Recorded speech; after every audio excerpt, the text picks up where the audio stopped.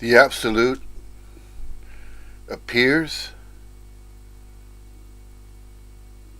as absolutely everything, apparently appearing for no reason, meaning, purpose, other than of its own apparent accord and volition.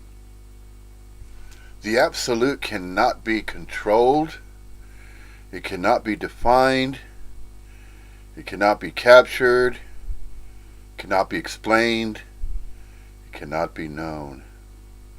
The Absolute is unknowable, it's unexplainable, it's unobservable, it's unreal, and yet the Absolute is beyond recognition, it's beyond comprehension, it's beyond imagination. And yet there are these apparent appearances of human, corporeal, local units of qualia, consciousness, energy forms that are expressing in one of innumerable ways. It apparently appears to be part of the Absolute. And it is stated that it is part of the Absolute simply because it's an apparent appearance of that which is considered to be manifestations of the Absolute.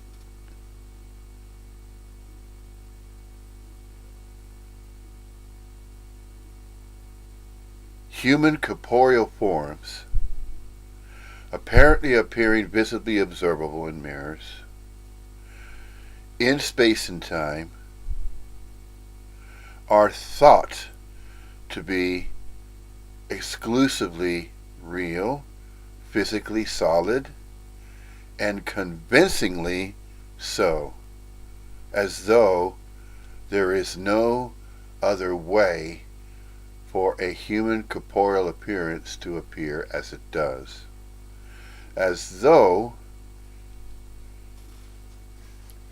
the sensations via what have been referred to as 5 gates, the senses of sight, hearing,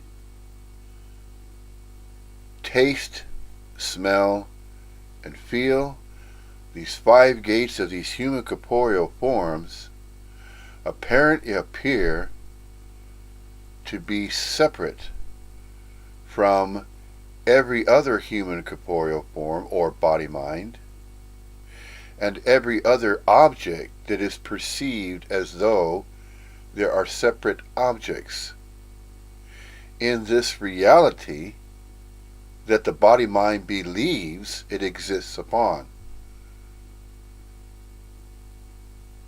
Somehow, the human corporeal expression developed and began to manifest as appearances in space and time as part of the Absolute, and these appearances as though they are separate human corporeal forms from other apparently appearing life forms, and these appearances of life forms apparently appear to be separate life forms of their own sentience. Now, the sentience apparently appears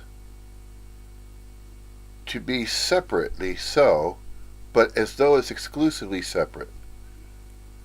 And this conjured idea seemingly developed via the minds of bodies. These bodies of human corporeal forms are seemingly expressing differently than other life forms that are apparently appearing in this reality. This reality has been deemed a dream, an illusion. It has been thought to be so simply because the human corporeal appearances can express in one of innumerable ways. And in one of those innumerable ways, the human corporeal form seemingly senses and feels an urge to express via a language. And it apparently appears that the expressions of a human corporeal form are just as innumerable as it has been expressed that the absolute is infinitudinal complexification. Infinitudinal complexification is a way of using a phrase via the English language, one of 55 distinct languages that have been used throughout the telling of the story of Earth. The story of Earth is associated with descriptions about a planetary abode. The human corporeal appearance is a body-mind that has been appearing in a particular way can be described in one of 56 languages, and one of the 56 main languages happens to be the English language. The other 55 languages were developed in different ways. The development of languages is neither important or unimportant. Somehow, a development as an expression of the absolute has seemingly turned out to be and manifest as a way that the absolute can express via these human corporeal body minds in such a way that it is as though the human corporeal form is assigned. It is as though it is assigned to be able to express this way simply because it is the absolute expressing through these human corporeal manifestations. Therefore, anything that is expressed is thought to be exclusively, subjectively important or unimportant. The importance of anything does not matter because the subjective thoughts and ideas are seemingly entertained via one of innumerable body minds, the mind of a body mind. These minds of body minds apparently appear separate, but they're not exclusively so. They're not exclusively separate.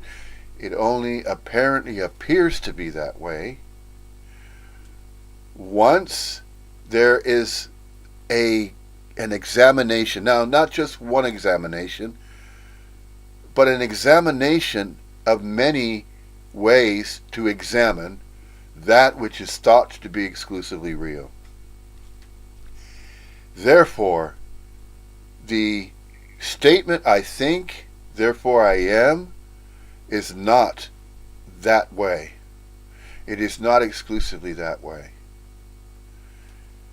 To think and to cognize is one of many different manners of expression or utilizing a language to express, as though there's a separate body mind expressing, utilizing a language to express via utterances of sounds. These utterances of sounds are thought to be separate frequencies of resonance as they're expressed, likened to a radio broadcast of a radio station on a particular frequency. And these frequencies, through the sciences, via the development of the sciences, has been expressed and explained in a particular manner that seemingly simulates what is thought to be exclusively so. That which is thought to be exclusively so, that is simulated, is a demonstration or an expression of a human corporeal manifestation that is thought to be a particular way and is expressed in particular ways, but not just one single way of expressing. There are innumerable ways to express, just as there are innumerable things or objects or even subjects to talk about, since the countenance is immeasurable. Since the countenance is immeasurable, therefore, it is thought to be considered infinitudinal complexification, that it cannot be calculated, it cannot be pinpointed how the Absolute began to manifest absolutely everything as it apparently appears to be. Although it has been expressed via various human corporeal forms, human corporeal minds that apparently appear to be separate in this type of reality frame that has been referred to as a dream, that these dreams are apparently appearing as though they're separate realities or separate dreams via the body-mind human corporeal appearance. It's as though each single human corporeal body-mind is manifesting in its own unique and particular way and form of expression via the appearance. The appearance appears differently with that which is considered to be something that's considered to be isolated. It is as though the isolated object that is being identified via a human corporeal form, via a body mind that is facilitating sight, and yet at that same time, in space and time, it is as though there is an energy field of some type that is considered to be tethered with the Absolute. Tethered with the Absolute in such a way that it is a spontaneous expression of that which is believed to be so, but not exclusively so, since it is eventually revealed, eventually recognized and discovered that there is no separation, that everything is absolutely complete, whole, and perfect simply because it is the expression of the Absolute. The expression of the Absolute is infinitudinal complexification that had no beginning and will have no end, and that is unknowable.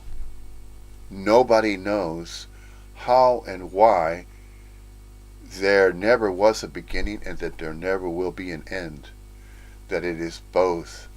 That the Absolute is so and not so, simultaneously at the same time. Nobody knows how and why that is so, and yet there are these appearances of infinitudinally complexified countenance of manifestations, as though in the infinitudinal complexification of things or objects that appear exclusively real and solid and separate, it was thought via the human corporeal manifestation or form to begin labeling, to begin defining, to begin associating, to begin the belief that there must be association between one thing and another, as though they are separate things, when in fact absolutely everything that appears is whole, complete and perfect and inseparable. The idea that was conjured that there is separation everywhere, that the facilitation of sight is seemingly casting a vision. The casting of vision is appearing as though it is a separate casting of vision, or that the apprehension of that which is witnessed or seen is thought to be seen by a separate living entity. A separate living entity that cognizes via cognition or via consciousness as though all there is consciousness, but that is not so. It is so and not so. Consciousness is not a separate, exclusively separate from the Absolute, an exclusively separate energy field or energetic movement, just as time is not a separate energetic movement. Space is not a separate energetic movement. Absolutely anything that has been identified via a body mind that is thought to be singled out and separate and of its own accord and volition, its own free will and choice, to claim that it is the thinker and it is the knower of the Absolute, when it is eventually recognized that it is part of the Absolute, but it does not know how and why it is part of the Absolute. It can never know that, simply because it is unknowable to that which believes it is separate from the Absolute, when it is not. It has never been that way. Therefore, the human corporeal manifestation that is expressing via any language on the planetary abode that has been referred to via the story of Earth, as Terra, as Gaia, as the Earth, as an identification, as a label or a name that is given. A name that is given is not given by anybody. It is only thought to be that way. It is only thought to be exclusively a particular way. And once the self-conjured conjured self has developed this idea of separation and self-identification as though it is singled out, it is separate and unique and separate from every other human corporeal manifestation or everybody else, because it believes there are elses. There's something else other than its own body mind. It takes ownership. It believes it is exclusively real simply because it cannot recognize unrealness. It cannot recognize that which is not so. It cannot recognize that which is unobservable, that which is unknowable. It does not accept that. It only accepts that which it believes. So that which it believes is via self-identification as though it is exclusively separate from everybody and everything else that is witnessed, that is observed, that is seen via the facilitation of sight, that is all that is apparently appearing to be occurring, as though it's an occurrence, some type of energetic movement that causes, as though it's a cause, when it is simply being. It is simply being tethered and coalesced and blended and meshed with the Absolute, because it is part of the Absolute. And yet, it cannot understand. It needs to know how and why that is that way. But it cannot.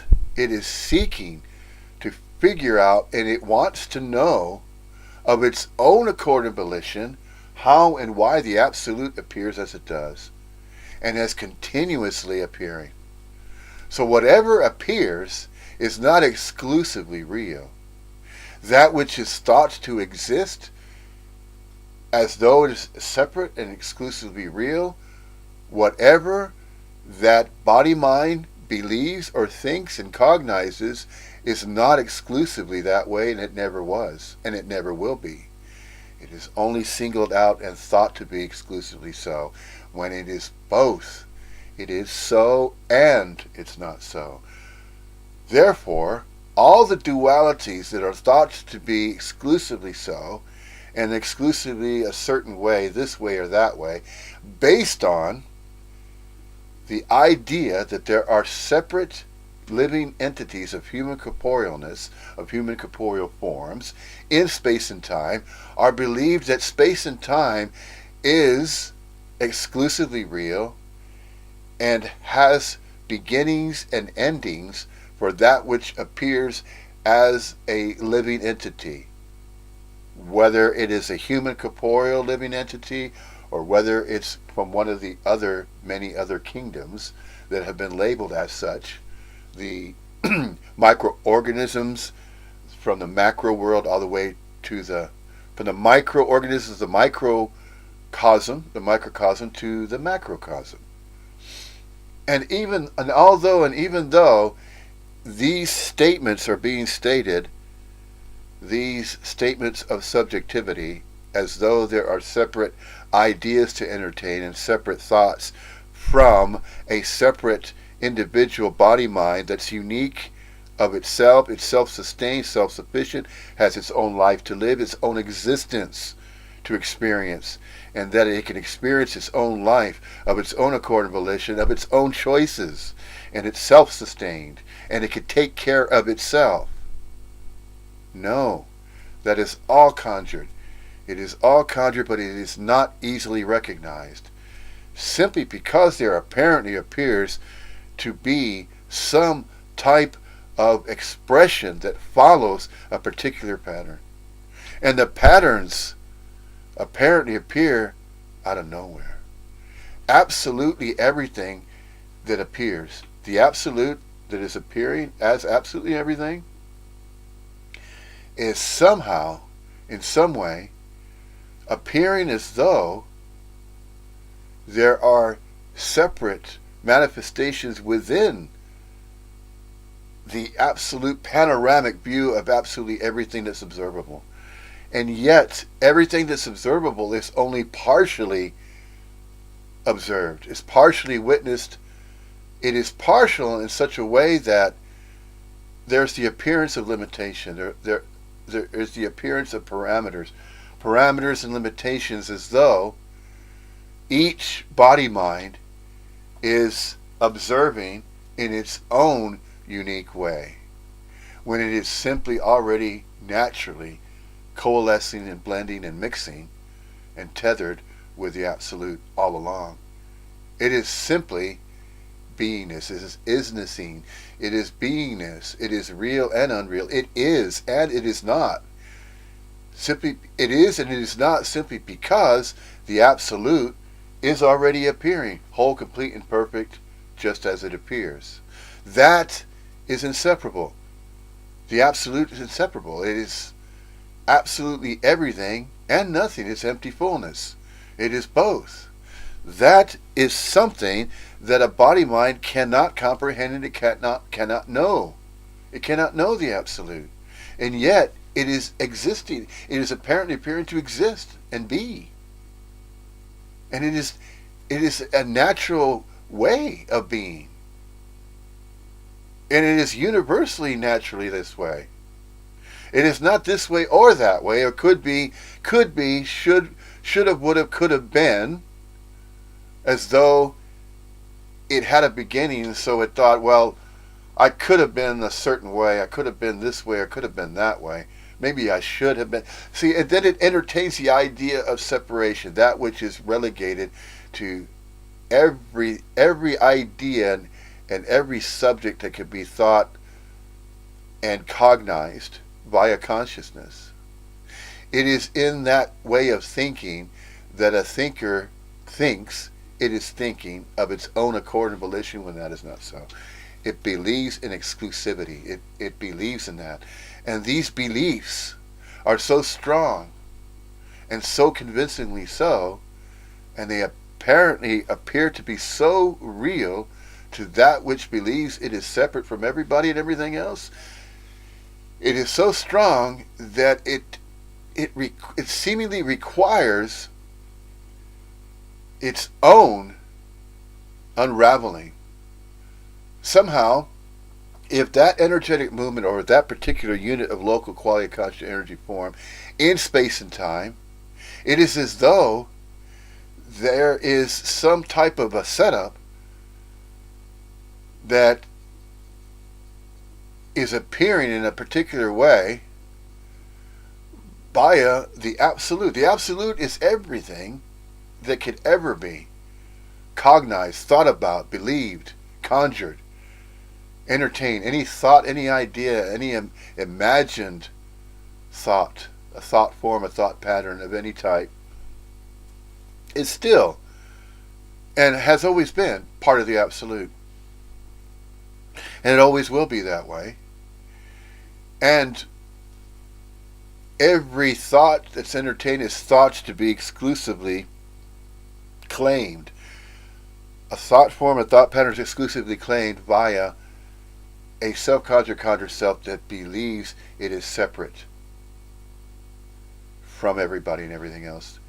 That it is gazing upon or is observing or witnessing a reality that is exclusively real, physically solid, and it believes that simply because it is thinking in that way, in that particular way of separation, of exclusivity, of individuality, that it is separate. And it has done this because it has been convinced. Now, in the innocence of what has been referred to as a child, in that innocence, it, as an energetic movement or as an energy form, as a unit of local quality consciousness energy form, there's appearing as though it is humanly corporeal. It is identified as that, but it is not exclusively that. Simply because it is spoken of in a particular language does not make it so. For in the silence of no speech, but just thought, it is not so in that way, without being expressed or without being spoken of, or without being pointed out, or expressed in this way using speech.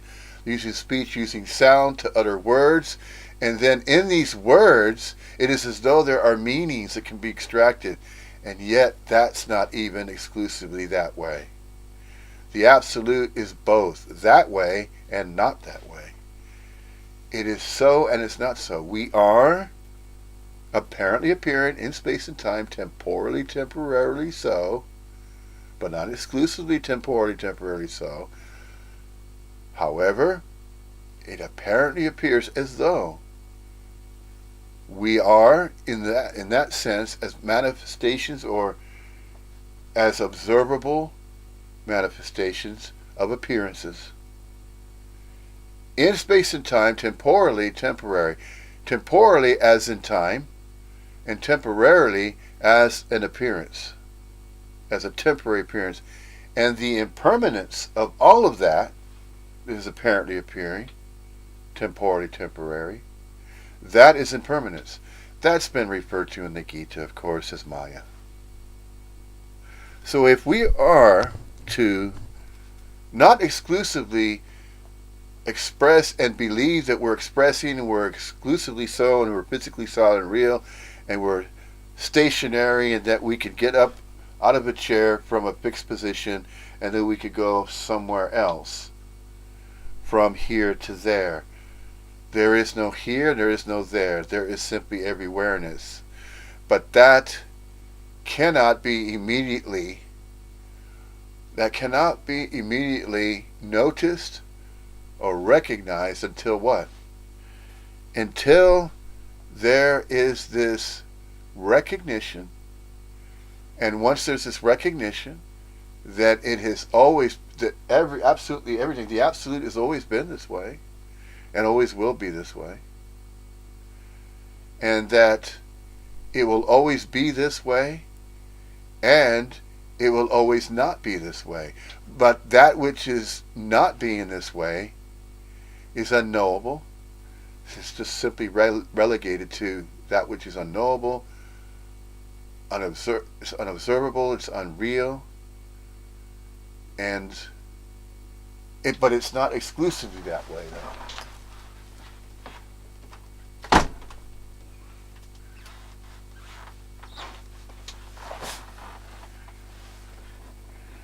It's summertime and there's bees buzzing around, and I have some coffee here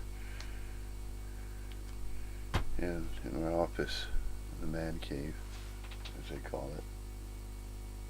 Didn't want that bee to get in here. Okay, yeah, there's a little joke there, isn't there? Bee was referring to beingness earlier, and then there's a bee buzzing out there, and the ha ha ha ha. Anyway, now there apparently appears to be this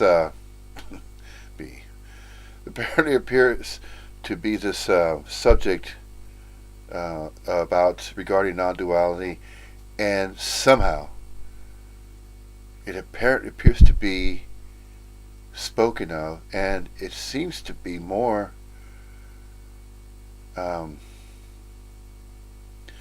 it seems to be there, some type of a force, some type of a push apparently appearing, as though there's some type of resurgence, and it's just not a coincidence. It's not a coincidence. It's not associated with some type of a noticeable push or force of some kind. Absolutely everything that appears is just an illusory appearance. It seemingly becomes. It's not really becoming anything. Nothing needs to become anything because everything's already whole, complete, and perfect. The absolute doesn't have to cause something else to become something else, or something to become, because the becoming of something is not necessary, because it's already complete, it's already whole. So nothing's becoming anything. Nothing becomes anything. Absolutely everything are simply appearances of what can be construed as something appearing. But it's temporally temporary. Just as smoke is released and then it's observed for a while and then dissipates and disappears and is no longer observable. Where did the smoke go? It's still, the smoke was of a particular appearance, then it simply disappeared. And smoke can reappear. But is it appearing in space? Is it appearing in space and time? It only apparently appears to be that way. And nobody knows how that is, because there is no single knower to claim that they know how that is. How is the absolute appearing as it does? Appearing as absolutely everything and anything that can be cognized, thought about, imagine, and even that which is unimaginable is still relegated as unimaginable, and yet the unimaginable cannot be imagined by anybody because there's nobody around to imagine anything. So you see, once it is recognized via a single unit of local quality consciousness energy and energy form as humanly corporeal, once it recognizes that it was never that which it had conjured, it had conjured utilizing a mental thought system, it went along with it. It went along with the idea of a societal structure. It went along with the idea that it had its own birth name and birthright, that it was isolated, it was an individual, it was alone in a world that is thought to be exclusively real, physically solid, when it's nowhere near as these conjurings. These conjurings are distortions. They're distortion fields that do not purposely become distortion fields in order to distort something. It's not distorting anything, it just appears as a distortion field. And it apparently appears as a distortion field simply because it is conjuring and believing that it is separate. And it's in that constrictive energy and that kind of feeling of isolation, aloneness, and as though it is separate from everybody and everything else, and it's helpless, that it cannot help itself, it doesn't know what to do. That energetic movement of hopelessness is self-conjured. It is needless, self-afflicted suffering. And in the Buddhic tradition, it is identified that as self-afflicted self-identification with the idea that it is separate. The idea of separation is suffering. Simply just the idea of entertaining the idea as though you're alone and you're a single individual entity, a living entity, and that that single living entity believes that in its hopelessness, in its aloneness, in that feeling of constriction, then it conjures the idea that it needs salvation, that it needs to seek. Why it feels as though it is constricted, why it feels so lonely, and it feels like it's isolated, and that nobody else cares. Caring is not necessary. It really, truly is not, because it's already being. It's already tethered and connected and coalescing and meshed and mingling and mixing constantly. Just as a drop in the ocean is not just a drop in the ocean, it is the ocean. And there are many metaphors, there are many ways to mention how it apparently appears to be so and not so, how we are and we are not. Not so much in how we are and we are not, but it is in the beingness that the expression of beingness is the solution. It is that unspoken yes. It doesn't even have to say, you don't even have to say yes. You don't have to confess. You don't have to confess anything. Nobody has to confess anything because nobody is separate to confess about anything. It's not doing anything. It is being. It doesn't have to think about anything because it's already being. So the distortion patterns that are created are based on this idea of separation, that something needs to be thought about and something needs to be done or taken action in order to substantiate this feeling of isolation, of individuality, and as though this is how the me is developed, or how it develops. The conditioning, the self-conjuring of a self-conjured conscious self. It's all self-inflicted. And this is why it is mentioned in Buddhic traditions and the Vedic regarding self-realization, self-inquiry. That's what that means. The self-inquiry is to recognize that there is no self, and although there is no self, that's simply another way of saying there is no conjured self, or there is no individual self. There is no isolated entity as an individual self anywhere to be found. It is that idea is only entertained. The idea of separation is simply entertained. And it is reinforced how? Naturally, it has been reinforced via that which defines anything that is thought to be separate, such as a separate birth certificate, that there's a separate baby that has been born. It appears that way, certainly, just as animals in the animal kingdom, insects in the insect kingdom, and you see that there are newborns, as though there's real small, living things of its same appearance, of its similar appearance, of all the billions of different species of insect, different species of plants, different species. But we're going to focus on referring to that which apparently appears to be a similar life form in the animal kingdom. So we can focus on the animal kingdom because of its appearance of form.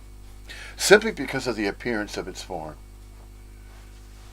That which is manifesting as the Absolute contains an infinitudinal complexified array of infinitudinal complexification that cannot be singled out, cannot be isolated.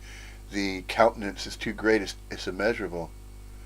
Therefore, that is how it could be cognized regarding in infinity, the difference between finiteness and infinity. That which is considered infinite is beyond comprehension, is beyond that which is thought to be finite. That which is finite is not exclusively finite. No. There's both that which appears temporarily as finite, and then there's of course that which is infinite. But it's both, see? In space and time, yes, temporary, yes, it's temporary. This is not going to be this way all the time, because it's not. That which is appearing, its essence is timelessness, because its essence is with the Absolute. Absolutely everything in its essence behind that which apparently appears to be as though they are isolated energy forms, it's all interconnected. Absolutely everything's interconnected. Absolutely everything is inseparable. That's truly the way it has always been. There is no separation. There is no separate self anywhere, existing of its own accord and volition. It's not living its own life. It's not perceiving things of its own mind. It doesn't have a mind of its own. It doesn't have a body of its own to claim. It only believes that. It only thinks that way. And once it no longer entertains all these ideas of separation, then it recognizes and realizes it's always been the way that it's always been. Other than all of these entertainments of thoughts, other than the way it truly is, as the Absolute is, and it is not. It is so very boring and bland and plain, and to the self-conjured self that cannot accept that it is not separate and unique and special anymore. It wants to be special. It wants to be unique. It does. So it seeks out that which reinforces individuality and specialness and uniqueness. And so it self-conjures that and supports that and finds. It locates and seeks others that are thinking in that same way. It's all in the thinking. It's all in the beliefs. which sustains this idea of separation. That is what sustains this idea of separation. It's just an idea. It's just a thought. It's being entertained, and then it's being believed, and then it's being reinforced as though there's a societal structure, and then all these self-conjured cells are agreeing. They're agreeing, oh yeah, it's this way, isn't it? Yeah, sure it is. Oh, you know what, I learned this and that in school. Oh, of course. Yeah, because we were all there. Yeah, we can go back and we could see the the senior book. We all graduated from high school together, and those are just a certain few that are groups of self-conjured cells that got together. They developed friendships. They apparently appeared to agree and say, okay, we went to school together. We grew up. We rode bicycles. We flew kites. We played games together. We went to the same schools. We lived in the same small town. And all just stories, of course. They're not stories to keep anybody isolated on purpose. But you see, the conjured self, the conjured self believes it has its own purpose. It believes that it needs to find meaning of its own idea of individuality. It doesn't really question it. It wonders sometimes. It goes, wow, I wonder why this or that happens. Nah, it probably doesn't really matter, so they don't look into it. And yes, the bottom line is that absolutely nothing matters. No, it literally doesn't matter. It doesn't exclusively matter. See, the matters of mattering and not mattering. What is matter? Matter in the sciences is considered substance, material, isn't it? Yes, of course. And then there's the chemical chart. And the chemical chart, if you put certain chemicals together, you're going to create a certain type of material. And these materials are exclusively a certain way, which keeps separate things that are thought to be separate intact. So what keeps a cup intact, or a container intact? What keeps an object that feels solidified? What is keeping that intact? It is not really intact. It feels that way, and it's thought to be that way because the energetic movement of thoughts are that convincingly strong, and they are that real. It's as though it's exclusively real. So rubbing fingers together like this, that sensation of rubbing, it's felt. Yes, it's definitely a sense. But then that's just fingers that are rubbing. And then when it's recognized that that's all that is, I think that's what it is. See, when you're thinking about it, you're thinking, okay, well, this feels like fingers rubbing together. But then when you get away from, how do you get away from this idea of ownership, of claiming, wait a minute, I'm rubbing my fingers? Yes, that's the conditioned self-conjuring of a conjured self.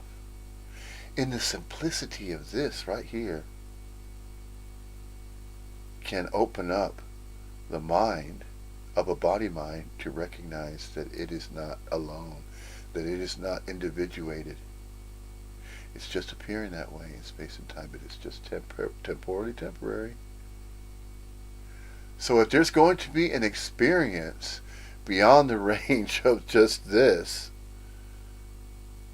these fingers rubbing together, and then once that unit of local quality conscious energy form gets past that, gets past this exclusive idea of separateness, when it gets past the myness, the ownership, the claiming, once it gets past that, then it recognizes.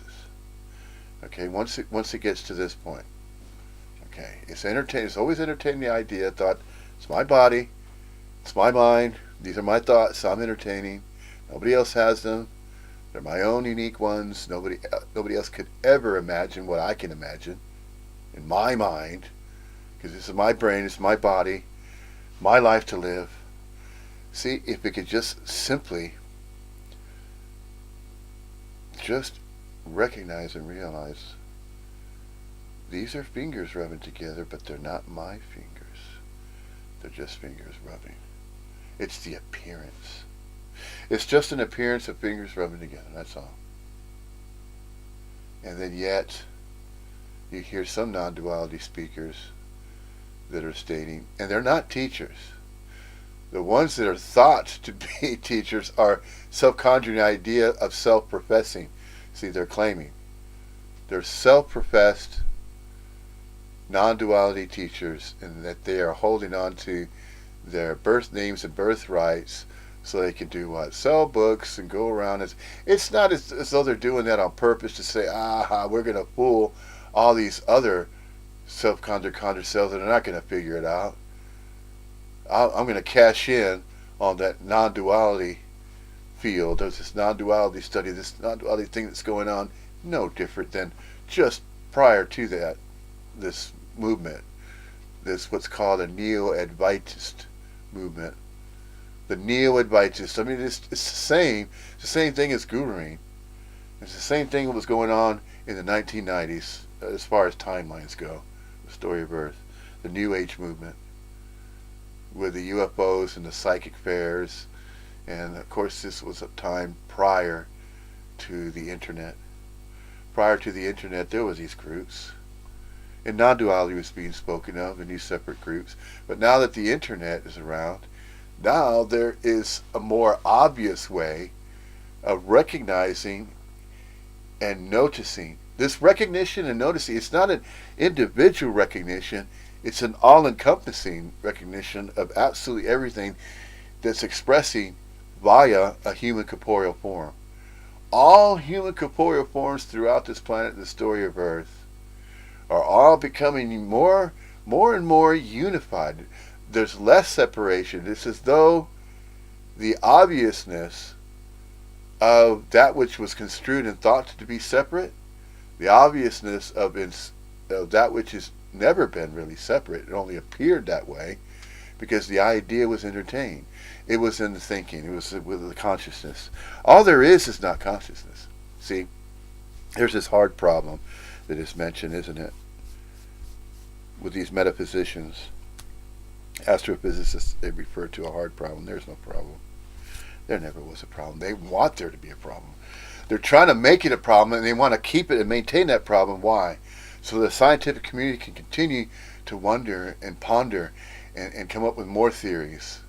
Consciousness researcher is no expert in consciousness. There is no such thing. There are no experts of anything. There are no experts required to have experts about to speak of anything. Nothing needs to be spoken of. In fact, it's not even worth mentioning. Nothing is worth mentioning about absolutely anything.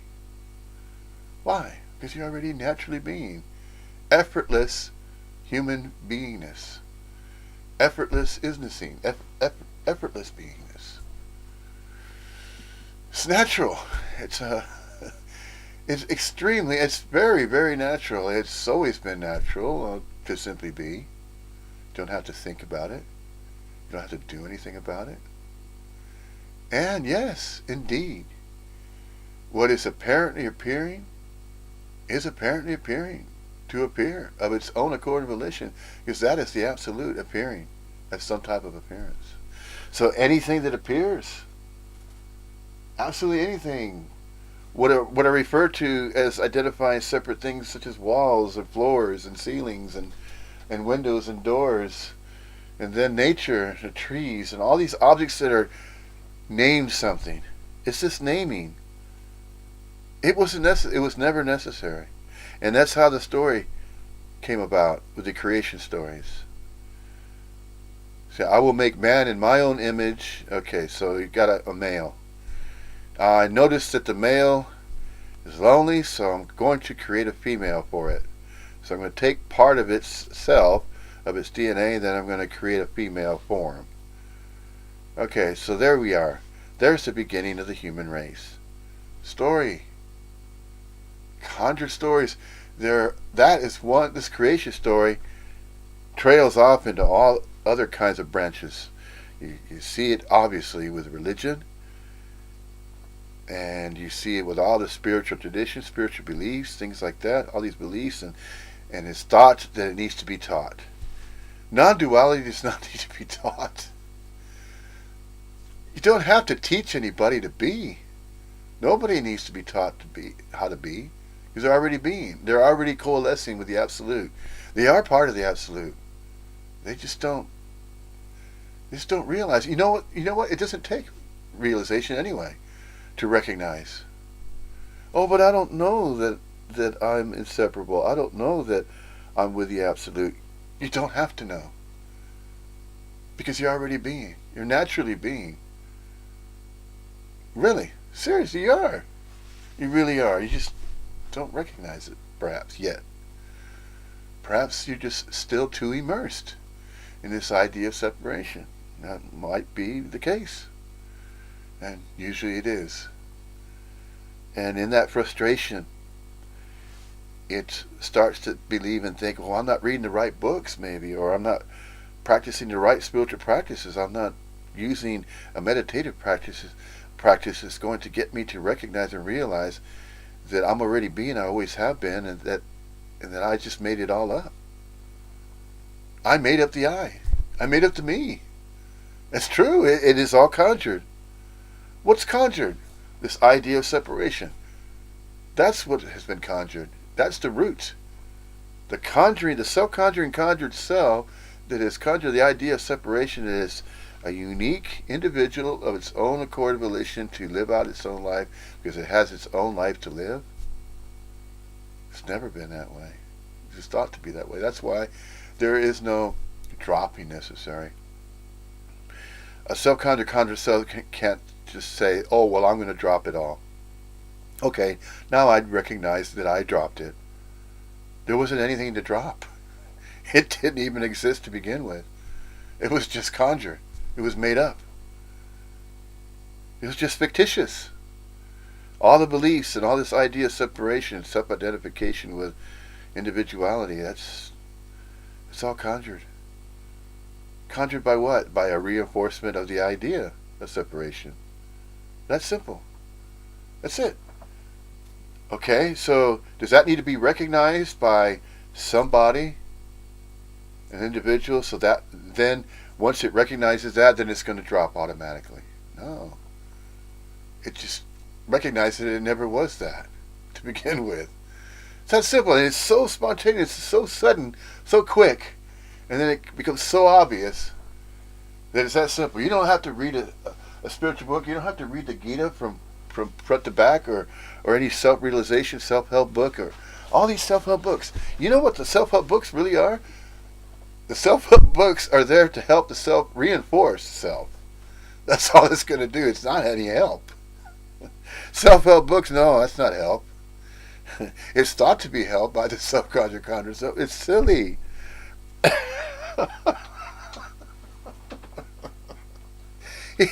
It's so silly, isn't it? When it's recognized, that's why there's a lot of laughter in non-duality. And that's why Paul Hederman, the birthday and birthright of Paul Hederman, that he has a unique way of expressing the message of non-duality as a fact, not to, but as that's why he's laughing a lot, because absurdity. Yes, CNN. Yes, it's no longer K. Rick. Yeah, my radio station. Yours was K. Paul. Yeah, Paul Hederman was K. Rich. Yeah. And yes, indeed, Comedy Central, big time. So that's how the dream is going to be. Well, we're dreaming out of this dream, and it is getting happier, but it's more comical as well. Not only is it happier, it's more and more humorous as it get closer and closer to the recognition that, oh man, all of that didn't matter. And they weren't wasted years either. You can't waste time. And you can't spend time either. Why? Well, obviously, time's an illusion, isn't it? Sure it is.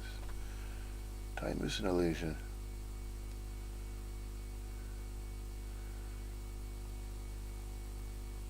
The absolute.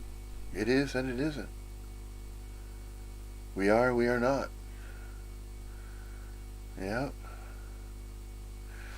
We are seemingly in space and time. Yeah, this is like a dream world, dream reality. A dream reality frame. It apparently appears to be some type of setup, but there's no setup. There's just absolutely everything. Simply this, just the way it is. And definitely, indeed, it is what's longed for. This is what has always been sought. This is what has always been sought, all along.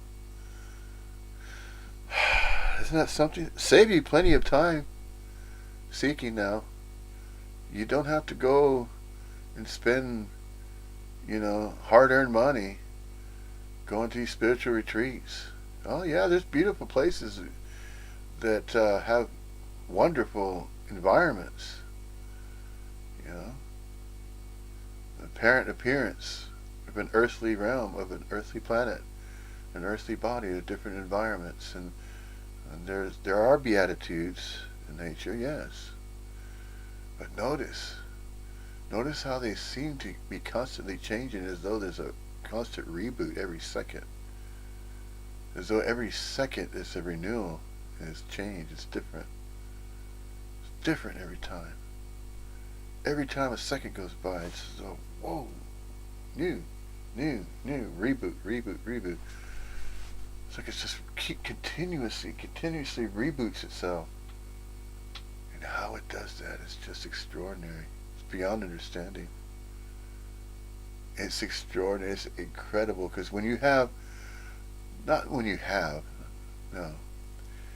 nobody has anything, but when it is recognized or is witnessed, and there is no witnesser. It's difficult to put into words. Once you get beyond this idea as a separate entity, as a separate subconjured sub, once you get beyond that, there's never any turning back. You can't reconstitute that self anymore, because it never really existed in the first place. So how can you reconstitute and imagine conjured self that was just a conjuring? It's just like an imaginary friend you can't see. You just thought you had an imaginary friend. It was in the way of thinking. You entertained the thought, the ideas. You had and the mind of any body mind is very powerful with convincing. And the manner by which it convinces, the mental thoughts, is very convincing. Look at magicians and look at those that are hypnotherapists, to hypnotize. And taking that mind of a body mind and influencing that body mind. The influence and the suggestiveness to suggest and supplant ideas into that body mind's mind, and then cause it to do whatever it wishes to do. And you see the stage magician that can do that. But it can only apparently appear to be able to do that to a certain percentage of the population. Some body minds are hypnotizable, and there are other body minds that are not hypnotizable. And so you wonder, well, what's the difference? Why is it that way? How one body mind can be hypnotized and another cannot? Imagine that's something interesting to kind of look into.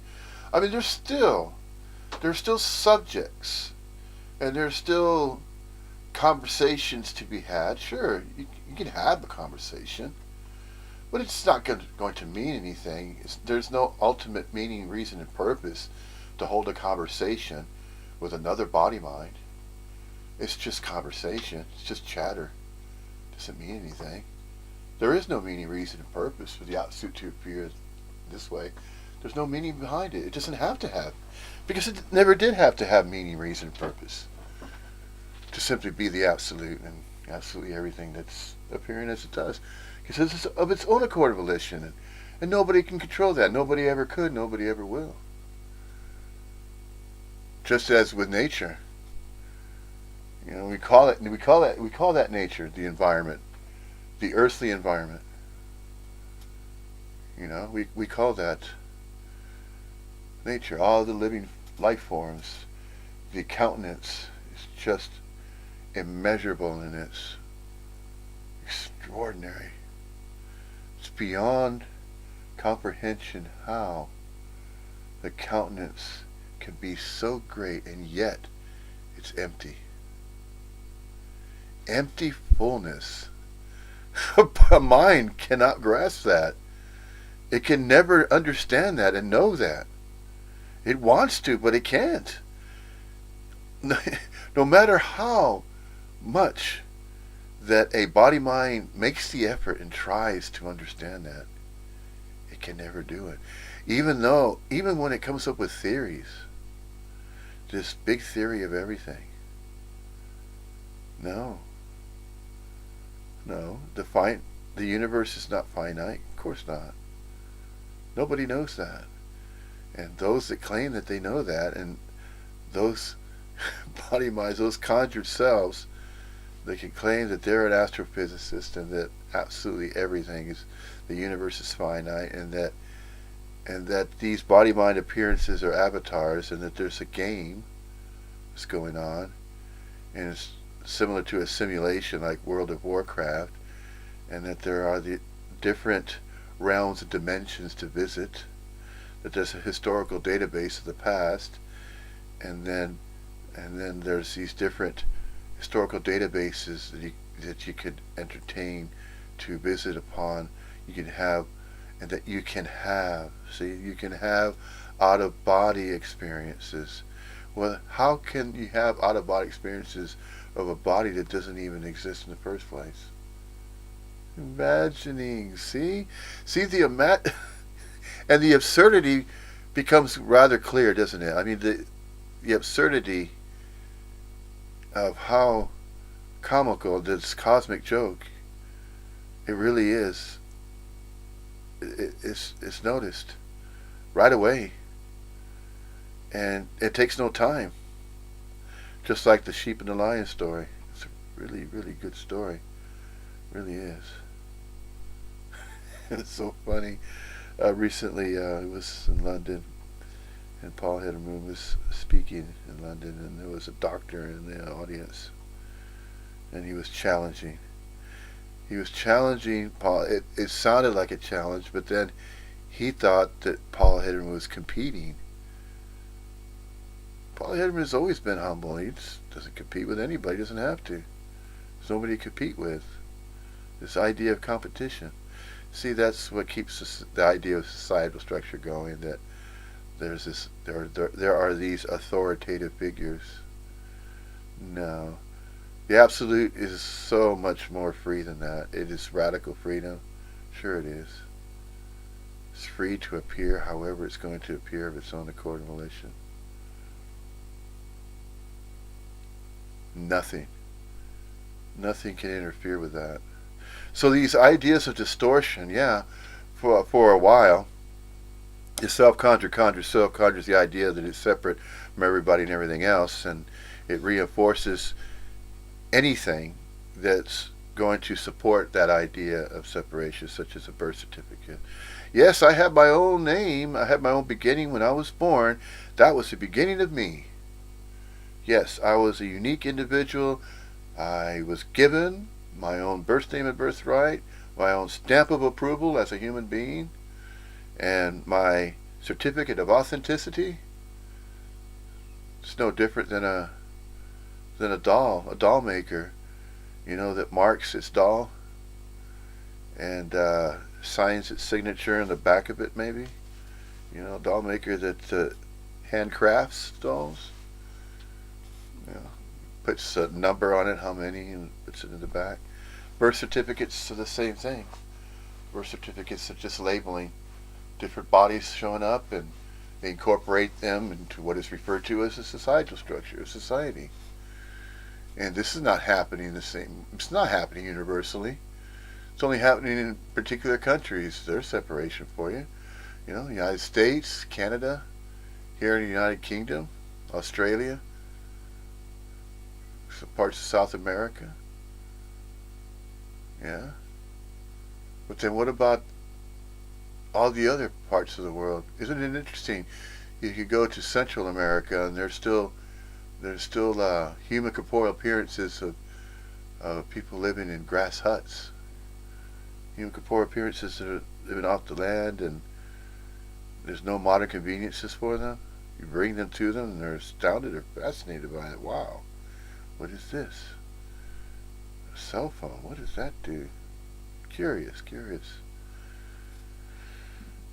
But does any of that matter? Does all of it matter? No, of course not. It's not mattering. It's not. It's not physical matter. It's not permanent physical matter. It's appearing. It's only appearing as though it is. So this sensation right here,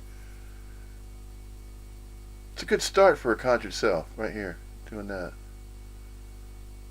You know, it's kind of similar to a meditative practice or a mantra. Just take these fingers, rub them together for a while, and say, you know what? These are not my fingers. It's not my hand. This is not my body. See, if all of these thoughts and ideas are dropped,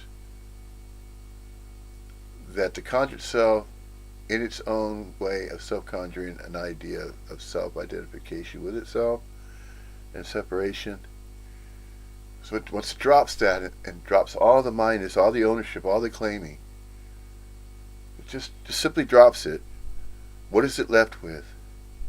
It's left with a recognition, and it's not scary, it's not something to fear and worry about and feel hopeless about. No. And this idea of nihilism, that's not the message that the Birth Name and Birthright of Jim Newman is saying and Tony Parsons. They're not nihilists. No, of course not. No. You can't. See, there's the labeling again. You can't put a label on anybody that's separate, because there are no separate. That's the story. It's another conjured self story, an idea of how they think it is. It's not in any of the thoughts.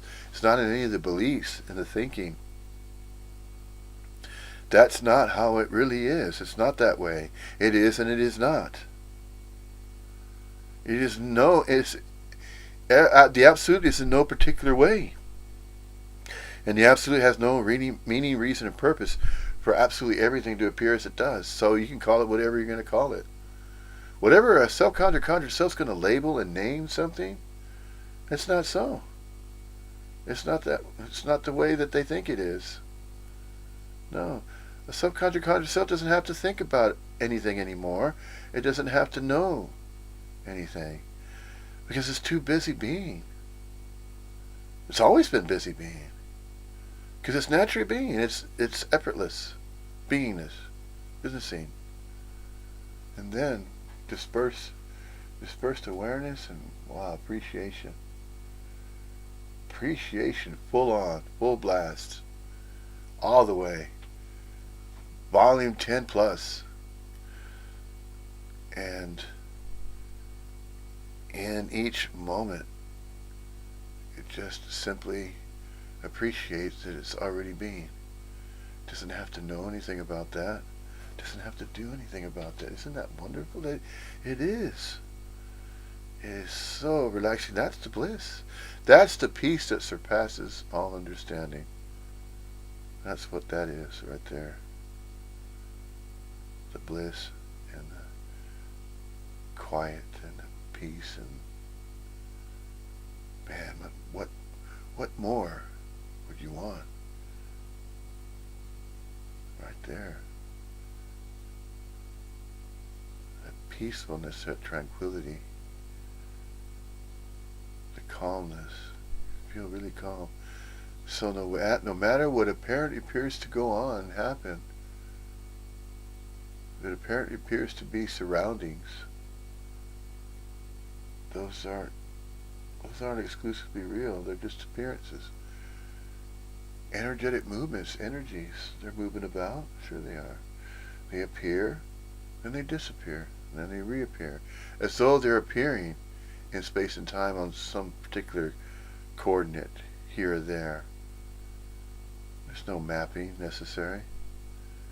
The mapping was once thought to be necessary so that one would not get lost. How do you get lost in a place that doesn't really exist? No. It's an imaginary place. And nobody can leave an imaginary place, because nobody had arrived to that imaginary place.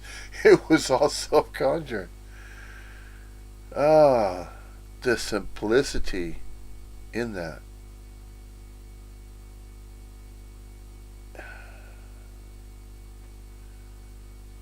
So it takes that same appearance of a body-mind that had once been used as though it was separate from everybody and everything else, and it thought it was living its own life.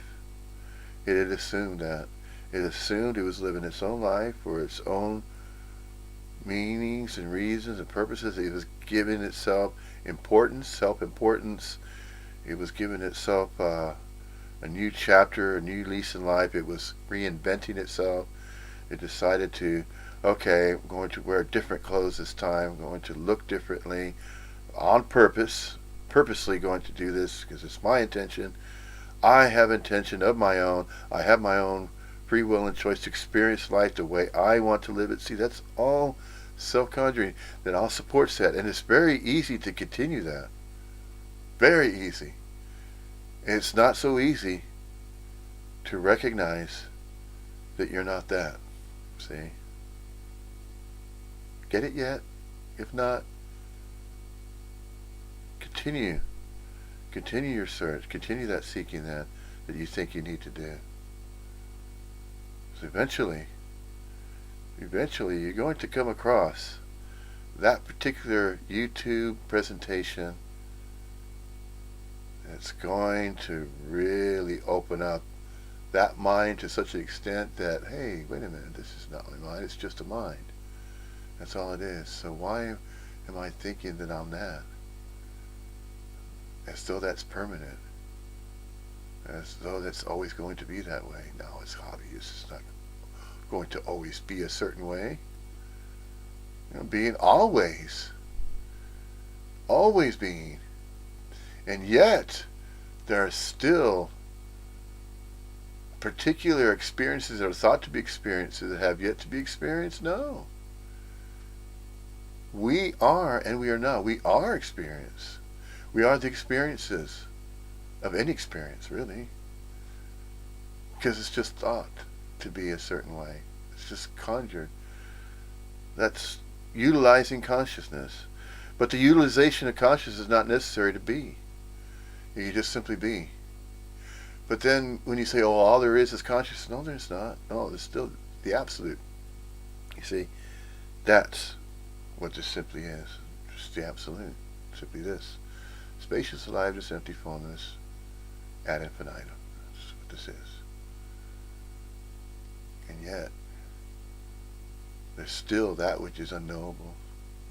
There's still that which is unobservable. There's still that which is unreal. But you see, it's both. It's real and unreal. Observable and unobservable, knowable and unknowable. For no meaning, reason, purpose, and for nobody. For no single particular individual. There's no knower, there's no thinker necessary, no knower. It's just in the beingness. And in that beingness, you're already naturally being, even without recognizing that there's beingness going on. It doesn't have to be recognized. It's just a natural tethering, a natural mixture, or mixing, coalescing, blending. And it's of the Absolute's own accord and volition, not any individual body-mind's decisions of experiencing life. It doesn't have to experience it. It's already being it. No experiences are necessary. No perceptions are necessary to be. Simply the personal and impersonal presence is both. We are not, in personal and impersonal presence. Ad infinitum. With the Absolute at all times. And then timelessly as well. At the same time. In space and time, and also timelessly. No boundaries, no parameters, no constrictions, no rules necessary to follow. Radical freedom. Sure.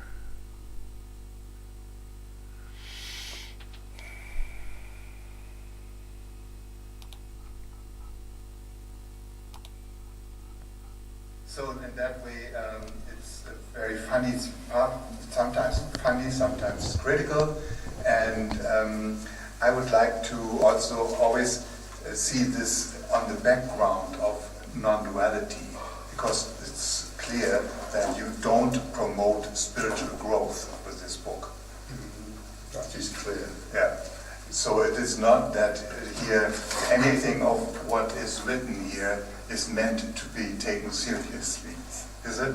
Seriously? Well, there's some quite critical things in there about certain philosophies and religions and so forth. Maybe we could take that seriously if we wanted to. Yeah. But no, it's not promoting it. Definitely not. No, you are not saying spiritual growth is the truth. In this book. No, On the contrary, there's always some kind of Richard also says that he himself is a skeptic. Skeptical. If you want to start skeptical, the point of view, yeah. I mean, that book covers a huge chunk of my life, at least 30 years, really, actually more. And if I was going to sum it up in a phrase, what my point of view, I would say, I hope I'm an open-minded skeptic. I'm definitely skeptical. I hope I'm open-minded. Yeah. And what was the first impulse that made you look for something deeper? Can you remember? Very, very easily. Unhappiness, as it is for many people who set out on a seeker's path, whatever that means. Yeah, unhappiness with life. And dissatisfaction. Was that in your teenage years or later? When did that really become clear? It didn't become, it didn't turn into something which could be described as a spiritual search until my late 20s.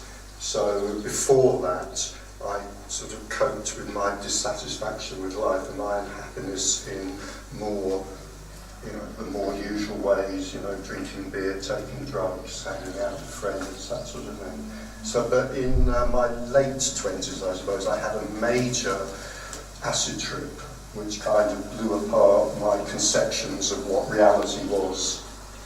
And that was probably, it's difficult to assign cause and effect, but that was probably the first step. And then I dabbled with some meditation techniques on my own after that, didn't get anywhere, and went off to do TM.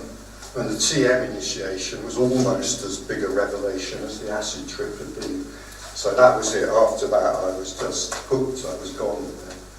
Forget about the next 30 years, really. I was surprised when you described the TM experience. I also was initiated, also with this mantra. Nothing happened for me. So, can you describe that a little bit more? What really happened there? Is that in some way comparable to the not being there? No, I would say not. Maybe some people would disagree. I would just say anyone who has experienced transcendence at all, it was just a profound and very deep transcendence, but then add to that the fact that this is the first experience of this. I can't remember how old I was by then, maybe 30, roughly, and this is the first experience of transcendence ever in my life.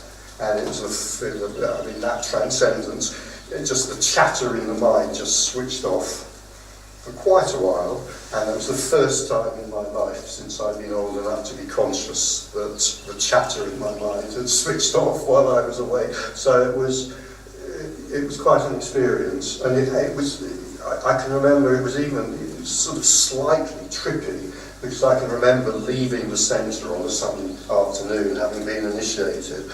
And it's like the buses, the red London buses going past, like, wow, the red of them is like, as if I had taken acid. So it was quite profound. And I mean, I'm no expert on this at all, but I believe this is relatively common with first experiences of TM, maybe other meditation techniques as well. But I don't think it's that uncommon. I mean, some people, it's like it does nothing for them. Other people can have this really profound experience straight away, which of course is then, it's a huge hook. It's like, wow, I want more of this. So I kept going, I became very passionate. Yeah, and would you say it has something to do with this mantra? I'd have to say that in the kind of normal world of cause and effect, because there I go in innocently to the centre, I've given them a huge sum of money, and I think a bag of fruit and a bunch of flowers. I'm feeling very sceptical. They give me this mantra, they whisper it in my ear, I start repeating it, thinking, God, this is going to be boring, and then straight down into this totally new state of down or up, I'm not sure which, or out, anyway, into this totally new state of transcendence, yeah. So it's not just that the mind stops or is quieter, there's something really totally different. There's a for me, new it's dimension. totally different, and that's, I would say that's what that was this huge hook, which then kept me going for the next 30 years, yeah. And also interesting is that is maybe just historically interesting that from there you went to this Indian Guru Raj. Guru Raj, your only memory. And obviously a lot of the TM people, especially those in the higher ranks, went also there. Yeah. And can you explain what happened? What is the connection there? Yes, this Guru Rajananda Yogi, who I followed passionately for about 3 years, he came out of nowhere and his organisation grew enormously very quickly. And what happened was that he had somehow attracted to him a woman who was very high up in the TM movement, and then through her, a man who was also very high up in the TM movement, so they became his followers. But this was at exactly the same time that Maharishi, who'd always decried cities, he'd always said, don't bother with cities, they're a waste of time, he started running city courses. And so, of course, we were very pure and very holy, and we thought, well, we don't want to learn cities. So a lot of people left TM at that time, including a lot of the teachers. They became, very dissatisfied. So this organisation, Guru Raj's, went from nothing to really quite large very quickly in several different countries. So suddenly, out of nowhere, he had an organisation in America, Australia, Britain, several other European countries as well. Yeah. So the guy must have had something to Oh, God, yes. some kind of energy or lovely, limpid eyes, dark eyes into which one could melt as if into pools of light. Oh, yes, extremely powerful meditation techniques, and a kind of wider appeal than TM, because he taught us, we learned 3 different individual meditation techniques. And then, of course, we had retreats and groups and so forth, and he had this weird chant that we did, which is completely unlike any chant I've ever come across anywhere else, which might just be my ignorance, I don't know. And we do this chant for maybe 20 minutes, half an hour, and then we meditate while somebody struck this enormous Tibetan gong. And it just took us to places that, you know, other beers could not reach. Yeah. So I mean, TM was powerful, but Raj's techniques were like supercharged. Yeah. That was lovely for about 3 years. Do you want to know what happened? Afterwards. Well, it all, as these things do sometimes, very rarely of course, it just fell apart in this huge explosion of scandal. Because of sex. Well, sex was the reason it became public. It turned out that he had taken as lovers 3 different women high up in his organisation. I'm not going to tell you the whole story because it's a wonderful story and obviously I want you to buy the book. But he'd basically taken 3 women as lovers, all high up in his organisation. None of them knew about the other 2. A little bit dodgy. Of course, obviously, eventually somebody gossiped or posted or something like that, and they each found out that they were not unique. And so there was a huge explosion of rage. But it then turned out, of course, that he'd also been up to all sorts of other things, as gurus quite often get up to. But the hierarchy had been keeping it all secret, you know, for the higher good, for the good of, you know, our spiritual growth and so forth. But when the sex scandal hit the headlines and these 3 women sort of went into a state of justified rage maybe, then all the other scandal came out as well. And by then I was a teacher for him. I've been teaching meditation for him for about 2 or 3 years. And all the teachers were summoned to a big meeting in London, and we sat there in shocked horror as all of these revelations were revealed to us, you know, about alcohol, money, sex, I mean, almost everything you could imagine. And how did you feel? I mean, it was not like... How did I feel? Horrified. It was terrible. It was awful. You know, I mean, you know, you have to think back to the time. This was in the late 70s. So you have to understand that this was not just a guru, this was the avatar of the New Age that we had here, you see. And I mean, obviously there were other groups who also had different, the one and only avatar of the New Age, but we knew that we had the real one, all the others were fake. And we're sitting there and all of this scandal is being revealed to us. It's just awful, it's just terrible. Really, it's very, very traumatic. Yeah, and a huge learning experience. Yeah. So never again after that. Well, not with a guru. No, I tried. I had hung around loosely. I mean, you could say. I mean, I haven't exactly been unfaithful to Guru Raj, but I had hung around slightly with Muktananda, Baba Muktananda, who was the guru of the Siddha Yoga movement. So I tried. I thought, I'll try now to see if I can fall in love with Muktananda in the way that I fell in love with Guru Raj, but no, nothing. I mean, I went to 3 Siddha Yoga ashrams actually. Just didn't feel anything. So that was it for gurus. It's over. Mm-hmm. Yeah. Although you had also something to do with the Buddhism in different ways. Oh God, yes, in different ways. There was this Tibetan Lama, Sogyal Rinpoche, that you met. Yeah, very early on when nobody knew about him. Yeah. He was a kind of little bit enjoying too much beer and women and... Well, I think it might have been martinis rather than beer, I'm not sure, and we didn't know about the women at that point. This was very early on when he was very young, he'd only just arrived here. And I did this course with him on Buddhist meditation with about 12 other people. And of course later on he became hugely famous. He wrote that book, The Tibetan Book of Living and Dying, set up a huge ashram, I think in France, set up this organisation, RIFA, which became very large, and then of course all the scandal began to come out about him as well. He was also in this famous film, Little Buddha, or Living Buddha, no, Little Buddha, by Bertolucci.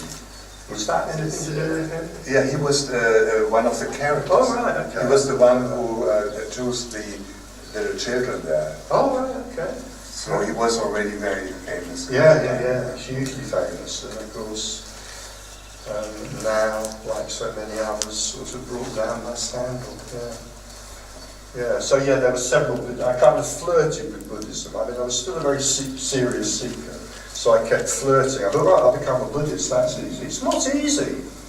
I don't know if any of you have tried to become a Buddhist. But, well, it wasn't easy for me. I mean, I tried quite hard. I was quite sincere. It would not take. I could not become a Buddhist. And I had a friend who was a Buddhist teacher who offered to take me to, this was Rigpa, Sonyo Rinpoche's organisation. She actually offered to drive me to Oxford so I could take refuge in the Sangha. And something in me just couldn't do it. I just couldn't become a Buddhist. I tried with about 5 different Buddhist groups. It just got worse and worse. Each Buddhist group I went to, it just got worse. But if you look at the teaching, that the essential teaching, it seems to me that if there's anything similar to what you would say is non-dualistic Absolutely. talk, there is, in Buddhism, it is said that there is no I. Absolutely. So in that way, there's a connection. Yeah, definitely. And the central teaching's great. I've got absolutely no problems with the central teaching. In fact, I have no problems with Buddhism whatsoever, except it turns out I can't be a Buddhist. I mean, I can't tell you why. I just can't. It's a bit like, I don't know, it's a bit like going to the latest film all your friends love and you don't like it. You can't help it. It's just, you know, your friends get very disappointed. I want to read a little quote, Okay. and want you to ask you what you can say about this. I found that quite. You said, you write here, up to this point I have lived by Socrates' dictum, the unexamined life is not worth living. Yeah. Now I'm beginning to wonder whether the too much examined life may not be worth living either. Yeah, and I stand by that. Yeah, I started wondering that probably about 30 years ago, and I still stand by it, yeah. Yeah, I think there is a kind of balance, you know. I think, I'm not sure, to be honest, I'm not sure whether Socrates is right that the unexamined life is not worth living, because I have not tried to live it. So the unexamined life might turn out to be wonderful, you know, if I'd spent my life, I don't know, drinking beer and going to football matches, that might have been great. So I'm not going to comment on that. But I do think, you know, yeah, there is a point, it's a bit like there comes a point maybe in therapy. You know, therapy can be great up to a point, and then maybe there can be too much therapy. And I think the same with seeking, you know, it can be great up to a point, you get a lot from it, a lot of entertainment apart from anything else, and then perhaps it can just become neurotic, maybe, for some people. Well, you certainly did the other side here quite a lot, huh? This examining of... I did examine. Yes, I cannot, whatever I can be accused of, I cannot be accused of living the unexamined life. I did examine my life a lot, and some people would say too much. Yeah. That can sometimes be the end of the seeking, if you really can't go on anymore, or... Yeah. Well, it was not like No, that. I kept going. You also have some philosophical parts in this book here, some serious questions. Absolutely. But yeah, I like to think that it's both a very humorous and an extremely serious book. Yeah. There's one which I find very interesting is the headline already, matter thinks. Does matter How think? can matter think? Yeah. What is consciousness? Yeah. That is certainly one of the main questions in not only philosophy, it's also scientists. Yeah. The brain, is the brain producing consciousness, or what is consciousness? Can you say something about that? Well, firstly, I would say there are several chapters in there which could be considered to be philosophical, but the two key philosophical questions that it addresses is really the nature of consciousness. Can consciousness be explained by physical reality? And the other is free will. And the reason I think that I've included those is because it seems to me that both those questions bear quite centrally on a lot of the other material in the book, on the material about seeking. So I felt like they were worth considering. And now, what was your question? Was it, could I just, if you can say something about the problem that is involved, or is part of this question. What is consciousness? The problem, which it seems to me a lot of physicists, psychologists and so forth acknowledge, and a lot of others don't. So there's a huge controversy over this. It is quite clear from the book that I'm very much on one side of this controversy and not the other. But the problem, which is actually called the hard problem by a lot of physicists, so even physicists think this is a very difficult problem, and a lot of physicists think it is a problem that will never be solved, and I agree with those, is that we have this material stuff. Okay, we understand this material stuff wonderfully now. I mean, we even understand it down to the atomic level, the subatomic level, and so forth, but it's still kind of material stuff. How does it produce consciousness? I mean, put it another way, we know that there is in the skull this thing, this object, called the brain, and that brain obviously is intimately connected with thinking. How does that happen? I mean, if you take a brain out of a skull and lay it on a lab and look at it, or even if you keep it somehow hooked up so it's still alive, there's absolutely nothing about its physical structure that suggests that it would somehow be able to create consciousness. So the basic idea is really that this is an imponderable question, that it can, whatever else can be explained, this will always remain. This is my contention and the contention of some other physicists, neuroscientists, psychologists, but not all, that no matter what exploration we do, the nature of consciousness and its connection to physical matter cannot be explained. Is it consciousness the same as subjectivity, or the subject as such? In a way, I don't want to go there too much, because the trouble is, once we start asking what consciousness is, this could eat up the rest of the evening, and it would be quite boring as well. So I prefer to keep it simple and say that what I mean by consciousness, and what I believe a lot of physicists, neuroscientists, psychologists believe by, mean also by consciousness, is simply experience. So we don't need to argue about it philosophically. We can just say that it lies in the realm of what I often call the bleeding obvious, that there is experience. There's nothing about physical matter that we know of that explains why there should be experience. That's it, to put it in a nutshell. And I know there's a lot of physicists and psychologists and philosophers out there who disagree with this. So it's like there's a little philosophical war going on at the moment between these two sides, and I'm very much on one side of that. I mean, if you want to investigate the other side, the obvious philosopher to go to is Daniel Dennett, whose contention of some other physicist, neuroscientists, psychologists, but not all, that no matter what exploration we do, the nature of consciousness and its connection to physical matter cannot be explained.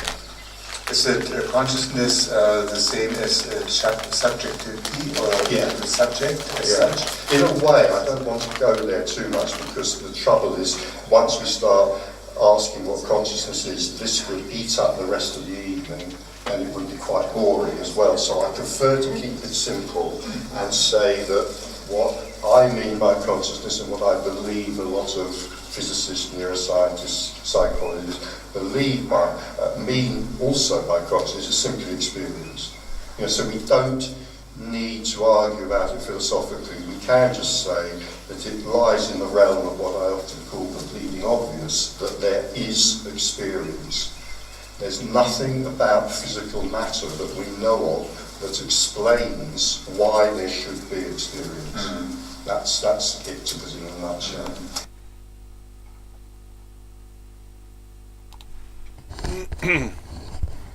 No, that is not so. It is not that way. It is neither this way or that way. It is not the way that the birthday and birthright of Richard Sylvester had just suggested. Consciousness is not experience. There is nobody that has to claim that there is experience because of consciousness. There is no cause and effect. The beingness of a human corporeal form that's apparently appearing, in space and time and not of space and time. In space and time as a human corporeal manifestation that's observably visible in mirrors for an impermanent, indeterminate duration in space and time is also not of space and time. We are and we are not. Constantly and consistently so and not so. Infinitudinal complexification that is infinitely so and not so is infinitudinal complexification ad infinitum.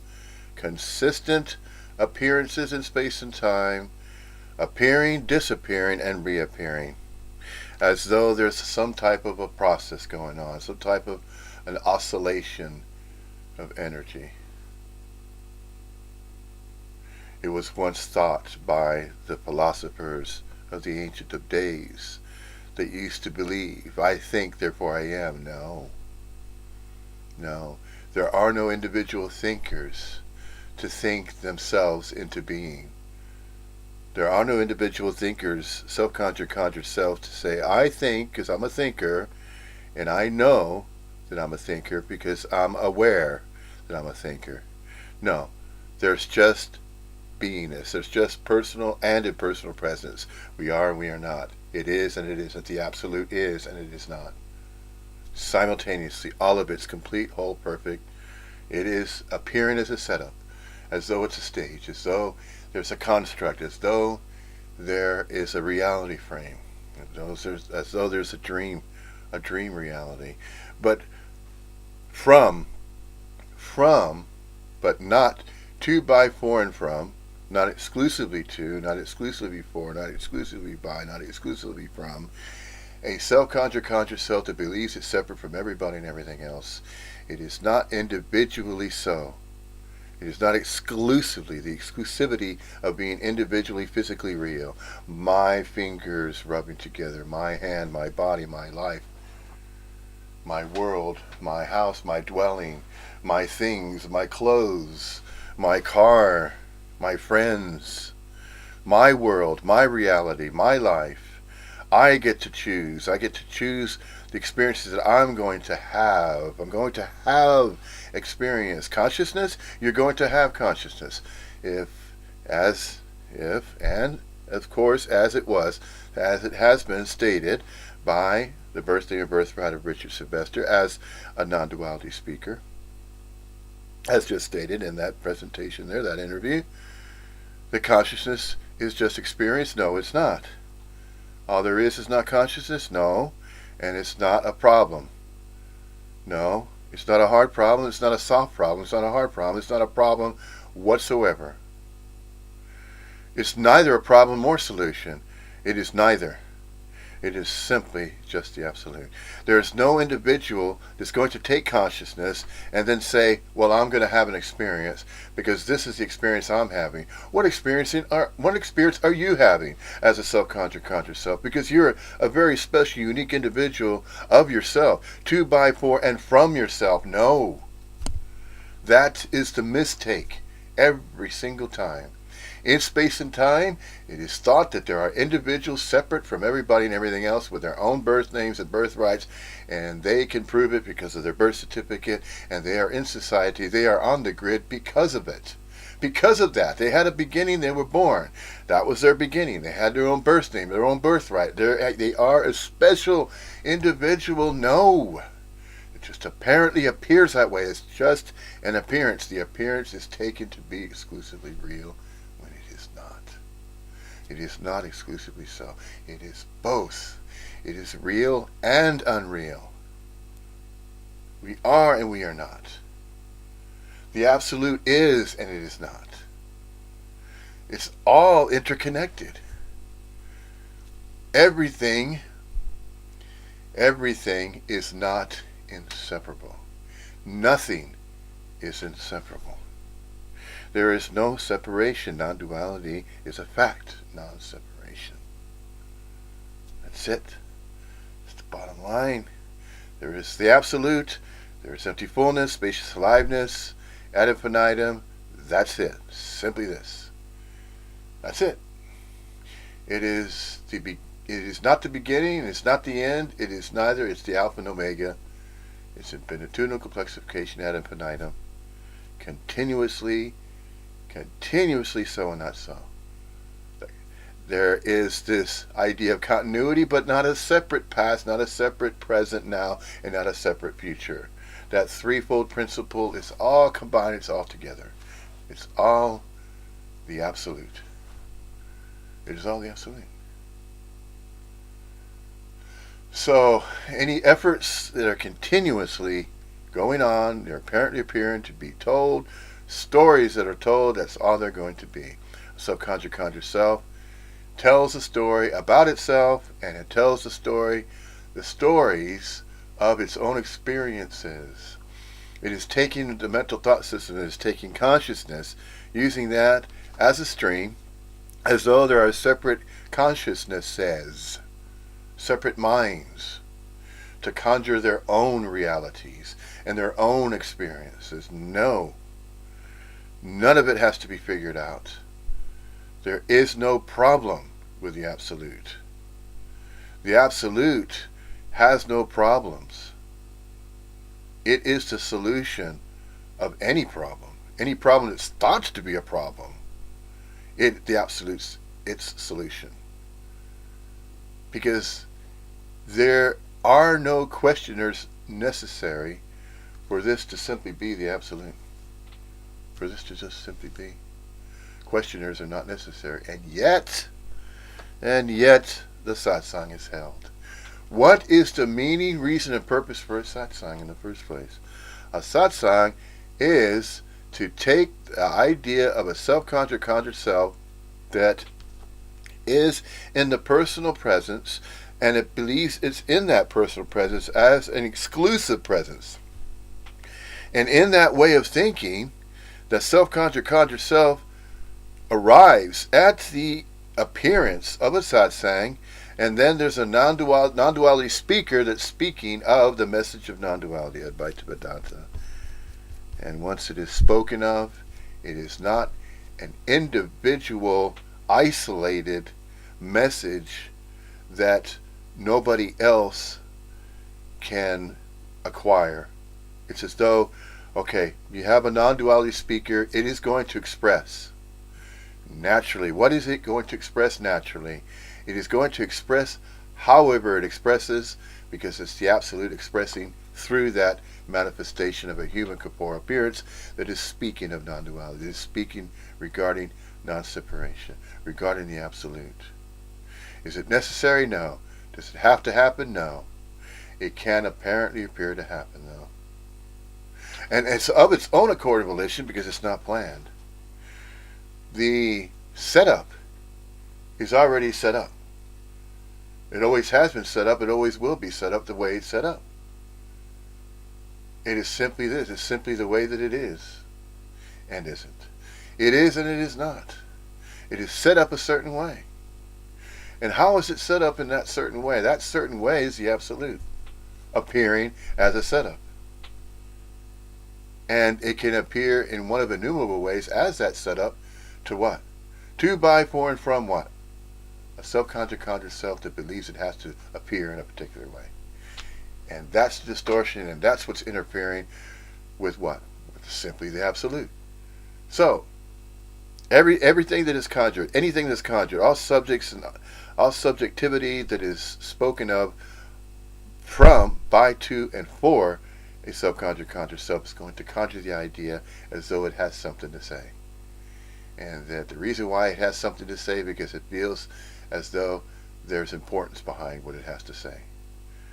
Because it needs to make a statement to justify that it is a separate individual that matters. Nobody matters. No, nothing matters. There's no subject to speak of any objects because there's no separate objects anywhere to be found. So the subjects that are conjured by a subconjured conjured self and groups of subconjured conjured selves that are getting together to do what? That are getting together to speak of that which is objectivity or objects, and then the subject about those objects are to be discussed. And so discussions are held and questions are asked. So in the satsang is set up, it's organized, it's scheduled. So subconjured conjured selves appear. They appear to be attending. They appear to be attending what? A satsang. Okay, what is a satsang? It's just a setup within a setup. It's a setup whereby the subconjured conjured self believes it is going to experience something it has never experienced before, and that all its life, its very existence, is all about experiences. No, it's not. It's not all about consciousness. It's not about the mental thought system. It's not about entertaining certain types of thoughts.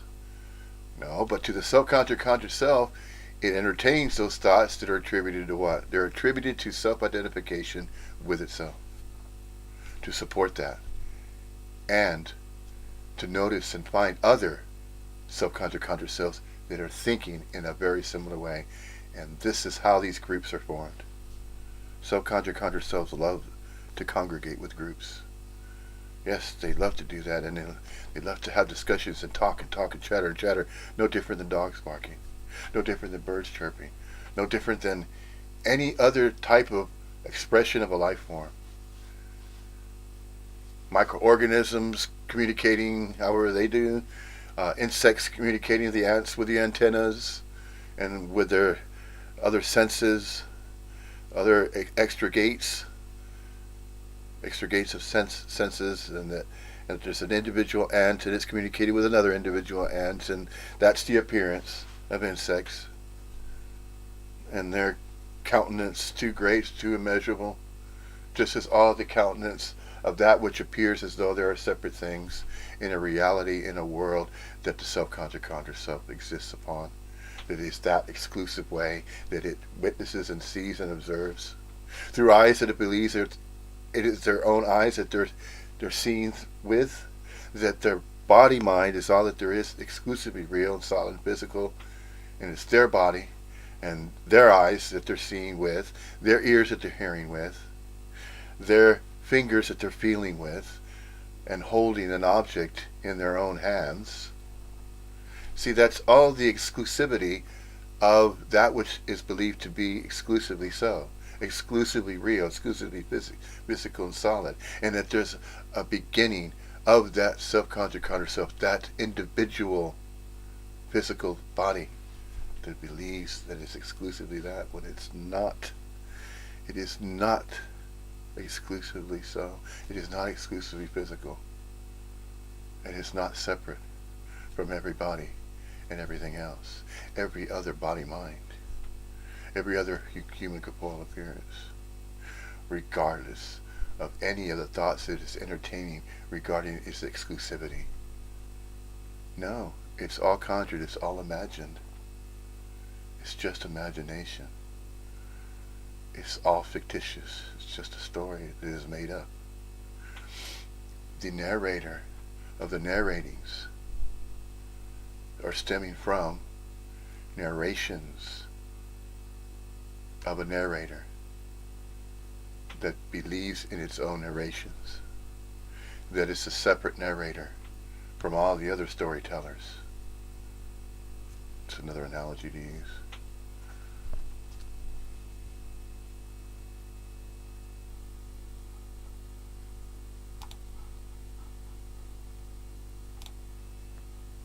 a lot of physicists and psychologists and philosophers out there who disagree with this. So it's like there's a little philosophical war going on at the moment between these two sides, and I'm very much on one side. That is a clear description of duality. There are no sides to choose.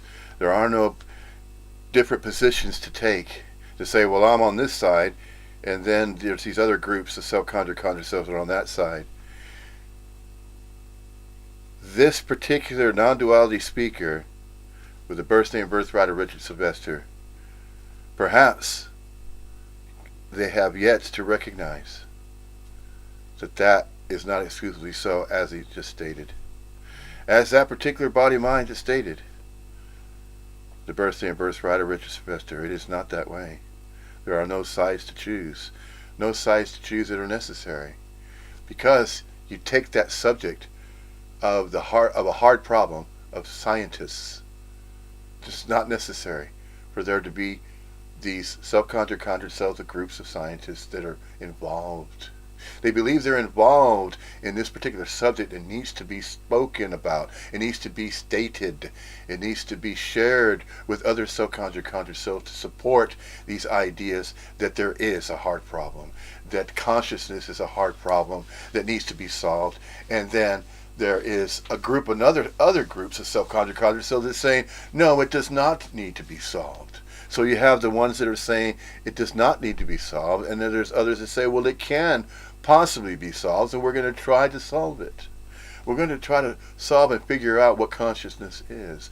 We're going to try to figure out what the absolute is, the big theory of everything. Consciousness researchers are going to get together and say, okay, we're going to form this group of consciousness researchers now. And yes, you can have your own big theory of everything, because you are a special single individual avatar that can choose other single avatars each lifetime you come back and reincarnate again, playing this game similar to World of Warcraft.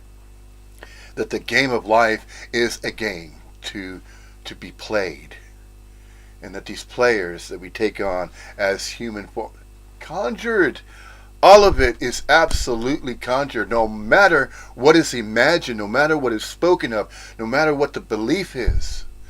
All of it's conjured. So the moment that a self-conjured conjured self buys into any of these conjured ideas from a self-conjured conjured self that believes it's to, by, for, and from its own very presence and existence, that is exclusively physically solid, it's individual, that it's focusing on exclusively personal presence, and then it's not counting that which is impersonal, that which is unreal, unobservable, unknowable. It's not going to include that because it's too busy doing what? It's too busy in the knowing and the doing and the seeking to justify its very own individuality. And then it justifies the fact that, well, I want to join that other group because they are expressing like I'm expressing, so we need to form this group so we can tell everybody else that it's this particular way. That the hard problem of consciousness is, well, we have these groups that are thinking in these certain terms and thinking in a certain way, in a certain fashion, and so however they're appearing and however they're thinking and whatever they're speaking of, that's the group that you need to join. You need to join that group. No, none of it's necessary. None of those conjurings are necessary to hold, to believe that it's that particular way and that group needs to be joined with, and in society it needs to separate itself from the rest of society that's out there. No, just all of it. Absolutely all of those conjurings, simply drop them because they're unreal. They're not exclusively real. They're all unreal. But they're thought to be exclusively real. See, it's in the thinking. There it is again. Consciousness, a mental thought system, is simply a consciousness mental thought system. That's all it is. And so anything that's thought about via the mind of a body mind is going to entertain thoughts, and then it's going to conjure the idea as though, well, wait a minute, I'm thinking this. I just thought of something. Yeah, I just thought of something. You know what? It is this way, it is that way. Of a subject that I'm going to share with you. You see, that's how it goes with the conjured self. The conjured self lives in that kind of reality, in those social circles, in a societal structure that it believes it is part of. It believes it is part of a societal structure, that it's on this grid, and that it has friends, and it's going to make new friends, perhaps. It has yet to find out if it's going to encounter somebody else new, some new person I can make a friend with. As though that's something necessary that has to be done, because that's what people do. What do people do? They do. They believe they're doing. And it's in the involvement in the activities of doing things, of doing certain actions, performing actions, and that I'm consciously aware of these realizations. I'm recognizing my own experiences that I'm having because I have my own degree of consciousness. I have my own mind, which is part of consciousness. So I'm part of these groups that think in these particular ways. Do you see? Notice how obvious that is. That's what's apparently appearing to be going on. Taking consciousness, taking it unto itself, and then saying, I'm the thinker of a thought. I'm the thinker of an idea, of a belief. I believe that everything is a certain way. I believe that there is a big theory of everything that can be apprehended and explained and put upon chalkboards as mathematical equations, and this is the way it is because this is the big theory. This is a theory. This is my big theory of everything, okay, that I'm coming up with. All right, I'm going to share it with all the rest of these other people that are in this reality, in this game called life. We're going to call it a game. We're going to call existence a game. And then we're going to give it labels. We're going to say that each individual appearance of a human corporeal form is an avatar that is on this game grid. And that each time it appears, it's a different appearance of a life. Just as in a game, in a virtual reality, you have these different avatars, and they have these different powers and abilities, and that you come back and you improve on these abilities, and you drop all the things that don't work, and you keep the things that do work, and these are the powers and abilities, and so on and so forth. Theories, see all the conjuring. See, the conjuring is so complex, and it's getting to the point where it's ridiculous now. Enough of that. That's not necessary. Never was. Drop all of that. All the conjurings, that it's this way, it's that way, this theory or that theory. The absolute never required a theory to explain. There's nobody that can explain the absolute and call that a theory about the absolute. The big theory of everything. The big theory of the absolute? No! Of course not. That's ridiculous. Nobody can do that, and yet they think in their own minds, as an astrophysicist, as a consciousness researcher, I can conjure this. This is the way I feel it is. I believe it is. Will you join me? Do you agree? Okay, maybe you do. Because why? You're entertaining these thoughts. You're entertaining these ideas, and you're saying that okay, the absolute is like this. This is the way it is. It's a finite universe, really. It's not infinite, because I know it's not infinite. You see. They say, oh, I know it's finite because I have the degrees. I have the master's degrees. I know what I'm talking about. I'm a conscious researcher. I've been involved with it for many, many years. I worked for NASA before, and so I know what I'm saying. I can justify what I'm talking about. See? All conjured, obviously. And I tell you, those other conjured cells that are agreeing with that, and they're going along with it, and and it's happening now. You could go into YouTube and put in there the conscious research with Tom Campbell, Dr. Thomas Campbell, yes, of course, ex-NASA researcher. Look into it.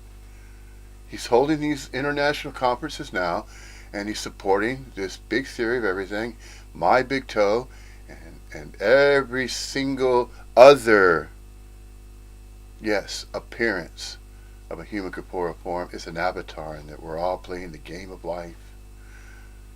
Just like World of Warcraft, that reality is a virtual reality. just more conjurings. Let them all go. They don't have to be seized. They don't have to be held. They don't have to be believed. They don't have to be referred to and talked about. No. No, you're already simply being. It doesn't have to be in a particular way for anybody, because it's not. There is no particular way that anybody is appearing. It's just a temporary appearance. That's it. End of. We are, we are not. We're appearing, humanly, corporeally, real, for an indeterminate duration in space and time, and at the same time, we're not of space and time. Both. We are and we are not. The absolute is and it is not. And that's the bottom line. It's the way it has always been. It's the way it will always be. That's it.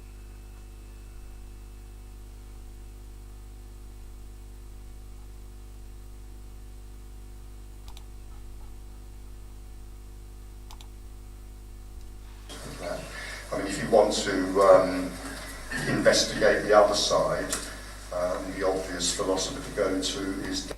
Investigate the other side. No. Of course not. If you want to. See, there it is again.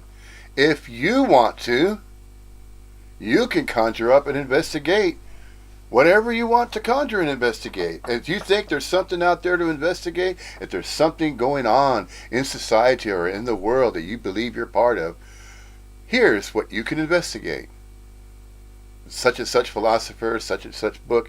This is the author of this particular book, of that particular book. Self-conjure selves with self-importance of self-published books. See? Obviously, that's what's apparently appearing to be happening. Right there.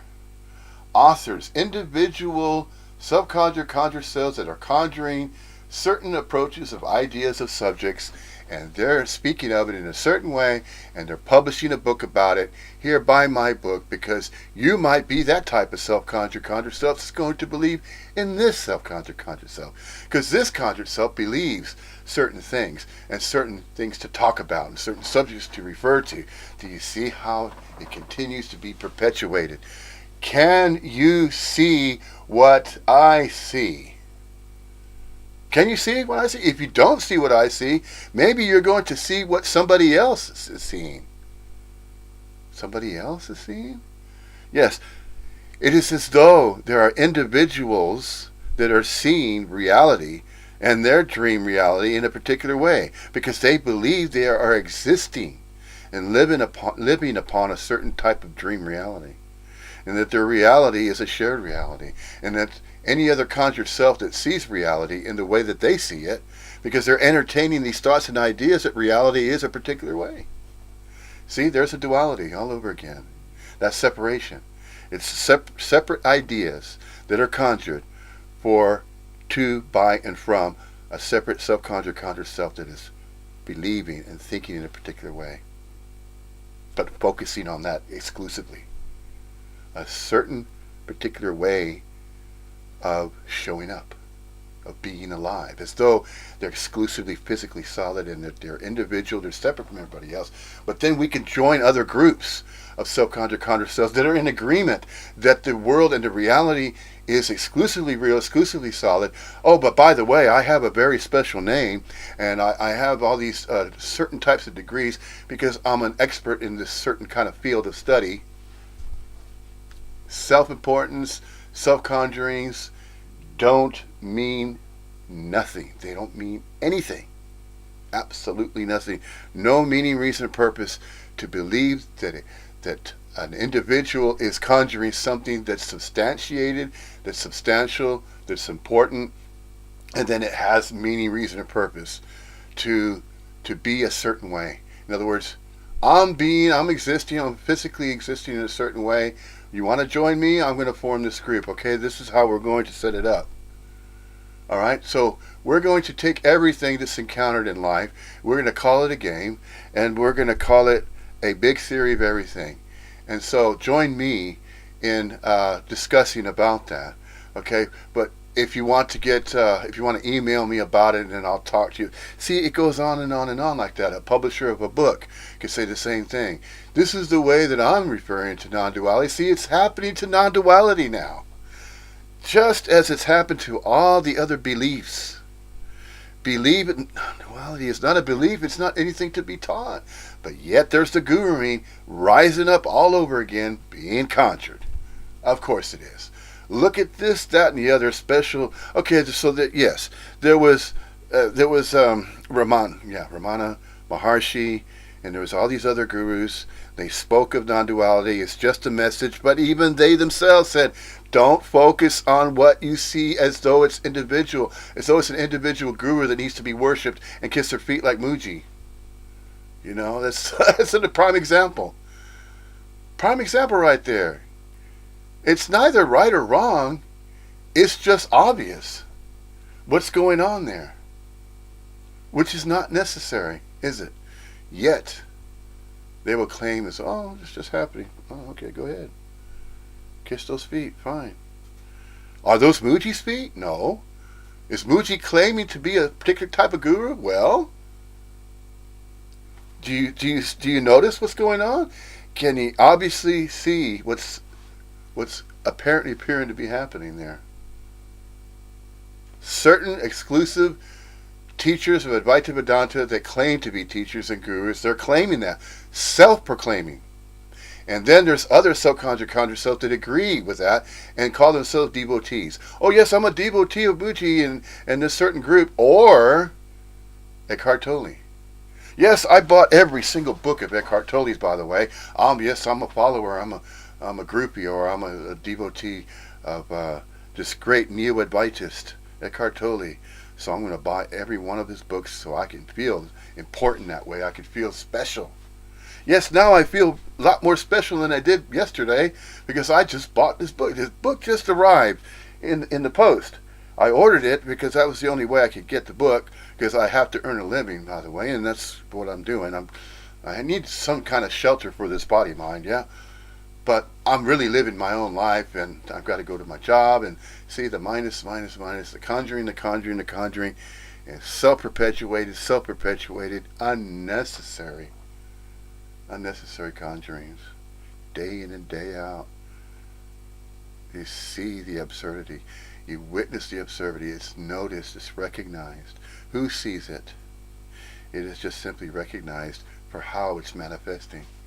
Is it manifested as distortion? Should it be gotten rid of? If it's going to seemingly occur and seemingly happen, that self-conjured self that was fictitious, it was made up, and it was believing in his own story and just conjured it all up. It's all fictitious and conjured. If it recognizes it, it might recognize it, or it may continue going on that way for as long as it's manifesting its human corporeal form. There's a human corporeal form manifesting. Is it separate and individual from everyone else? No, it's networked. It's meshed. It's integrated. It's tethered. It's tethered with the appearance of absolutely everything. It's all interconnected. It's inseparable. It's non-separation.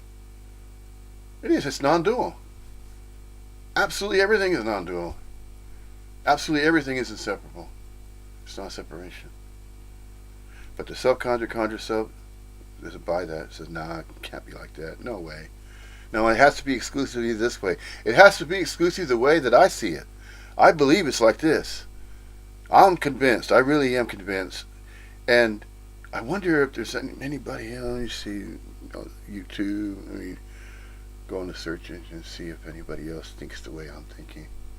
Because I have original thoughts I believe are my own. So let's see. Now, all these conjurings are necessary. All of it's unnecessary.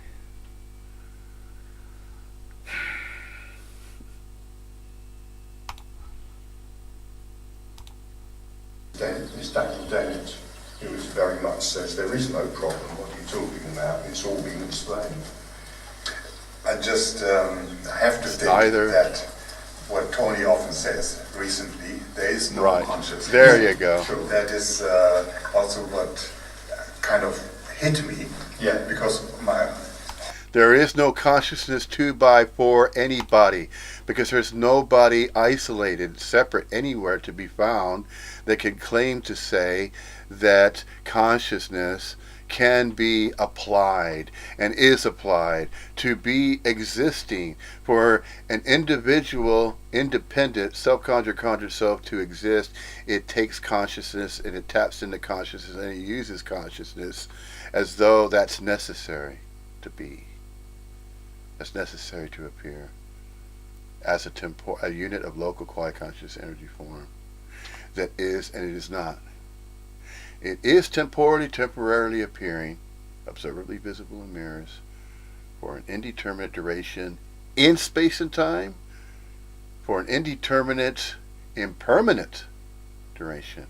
It's not a permanent state. This, in space and time, is not a permanent state to exist, to be. To appear, it's appearing, yes, to be appearing, but temporarily, impermanently. Not permanently, not as a permanent fixed life, fixed position that's always going to appear that same way. Notice it's not appearing the same way. Gee, I wonder why. You don't have to wonder why. It's because it's obvious. The obviousness of the temporariness of the impermanence is temporally temporary. It's just an appearance. And yet, it is and it is not. Out of nowhere, from nowhere. From nothing, out of nothing. Well, where's nothing? Everywhere. Everywhereness. There's nothing and everything. Both. It is and it isn't. Don't understand that. See, the self-conjured self doesn't I need to figure that out. I don't understand it. I need to know. No, you don't. You don't need to know anything. You don't have to know anything. Well, I need to seek. I need to look up a book. Maybe I'm not finding the right websites. I need to go online a bit more. I need to seek. Yeah, that's probably what it is. I need to seek some more, so I need to go to some more websites to see. No. None of that's necessary. All these conjurings. You don't have to do anything. You don't have to do anything. You're already being. You're already being. So let it all be. Because it's going to be that way anyway. However the absolute's going to appear, it's going to appear that way anyway. It's out of anybody's control, because nobody has control of the absolute. Not even groups that claim to think that they know that it's a theory. It's a big theory of everything. A big theory of the absolute. No. No such thing. It's again conjured. Hey, if you think you need to join these groups, yeah, go on ahead and do it. You see it. You see it apparently appearing to happen anyway. Fine. Does it matter? Of course not. None of it does. It's just appearing a certain way, yeah. And then there's self-conjured cells that are believing in certain subjects to talk about, and they believe that reality is a certain way. It's a virtual reality. It's either a hologram, a virtual reality. There's other levels and other dimensions to visit and exist upon and be, and the conjuring just keep on going. Self-perpetuated. They're self-perpetuated by groups of self-conjured cells that are in agreement that it's a particular way. It's some type of duality. It's some type of particular duality. They say, oh, I think it's like this. Let's hold groups together and let's join a club and let's start talking about this, that, and the other. Yeah. Because we have to. We need to. Because we're seeking. We're looking into it. We need to figure it out. We're going to know. We're going to know. No matter what it takes, we're going to know. We're going to figure it out. That's the life of the seeker. And the self-conjured self, that's one of the main activities that it believes it's doing. It's not even doing those activities. It thinks it is. It's self-conjuring all these ideas that it's actually doing this of its own accord and volition, its own choice. I have decided to seek. I decided to buy this particular book because I believe what is being stated in that book. Some of it I'm not quite sure, but maybe I can go and meet the author of this particular book and talk about it. Or I can go online on the internet and I can look it up on YouTube and I'll find it. I'll find the answer that way. No. You don't need to find anything. There aren't any answers to any questions that need to be questioned. there isn't any information that has to be substantiated anyway. The information about a certain subject that needs to be sought and then explained and known. Oh no, I need to do some more seeking so I can know this, that, or the other, so I can understand more. But no. Understanding, cognition, knowing, doing, seeking, all of that's unnecessary. And you don't even have to focus on the being, because you're already naturally being anyway. It's effortless. Doesn't take any knowing, no thinker or knower, because there aren't any thinkers and knowers to have to do anything. Why? Because the absolute, this empty fullness is already complete, whole, perfect, just as it is. Just as it simply is. Simply this. Notice. It doesn't even have to be cognized. You don't have to conjure thinking in a particular way. It's just spontaneous. It's even cognition, just to say, well, I recognize it. There is no recognizer recognizing anything. See? Is that not noticed? Well, there's no witness or observing anything, is there? No. There isn't anybody that can claim to say, well, I'm witnessing the absolute appearing as it does. No. It's not even that. Because that doesn't even have to be said. It doesn't have to be stated. It doesn't have to be uttered. It doesn't have to be spoken in any particular way to say, well, this is the absolute, this is simply this, it's a spacious, alive, it's empty fullness. I'm saying it because I'm a non-duality speaker, okay? This is why I'm saying it, so that you're aware of it now, okay? So this in case you didn't know, okay? In case you didn't know, in case you needed to know, I'm telling you now so that you can know. No. That's not why it's being spoken. That's not why the message of non-duality is shared. It's its own fact that absolutely everything is inseparable. Nothing is inseparable. Well, how can nothing be inseparable? Because it's already the absolute. It's already whole, perfect, complete as it is. There is no theory required. Consciousness research is wasting away time. If you think you could be doing something better than that, no. You don't even have to be involved in anything, really. No subject, no hobby, no topic, no anything. If anything is to be talked about and discussed and shared and believed to be thought and discussed and shared, is this message. This is the ultimate message of all messages. Regarding what? The absolute. It's just appearing as it does. And you're already being. Leave it there. Leave it alone. You don't have to seek anything else. You don't have to conjure anything else. No, I think I have to write a book. I'm going to have to write a non-duality book because I believe that more conjured selves need to hear about this. Look, they're going to either recognize it or not. And does it matter one way or the other? No. Because it's not mattering in the first place. See? All these conjures that are thought to be conjured, they're unreal. They're fictitious, they're made up, they're conjured. None of that matters. It never has and it never will. It never has and it never will. Oh man, just leave it alone. Isn't it enough to simply be? Just let it all be. Can you hear that? Silence. Is that an individual silence that is heard? Or is recognized? No. That's presence. But it's not exclusively personal presence.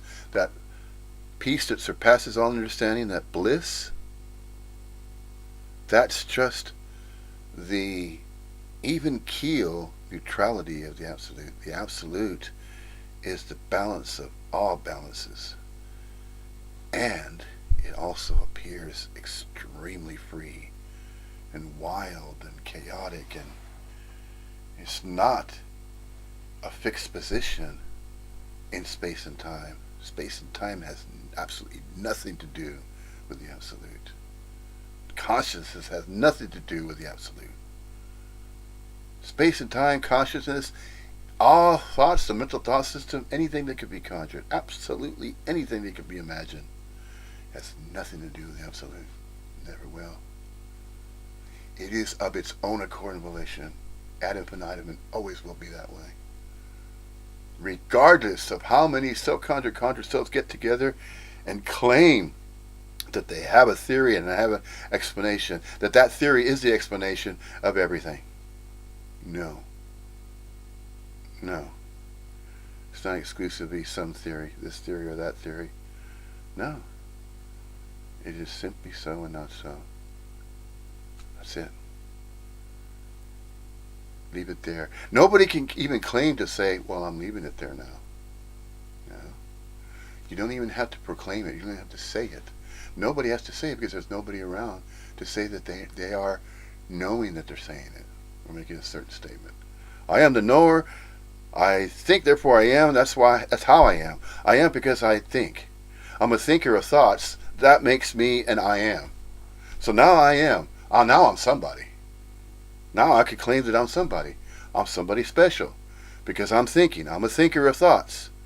So, therefore, since I am a thinker of thoughts, I am. I exist because of my thoughts. No. No.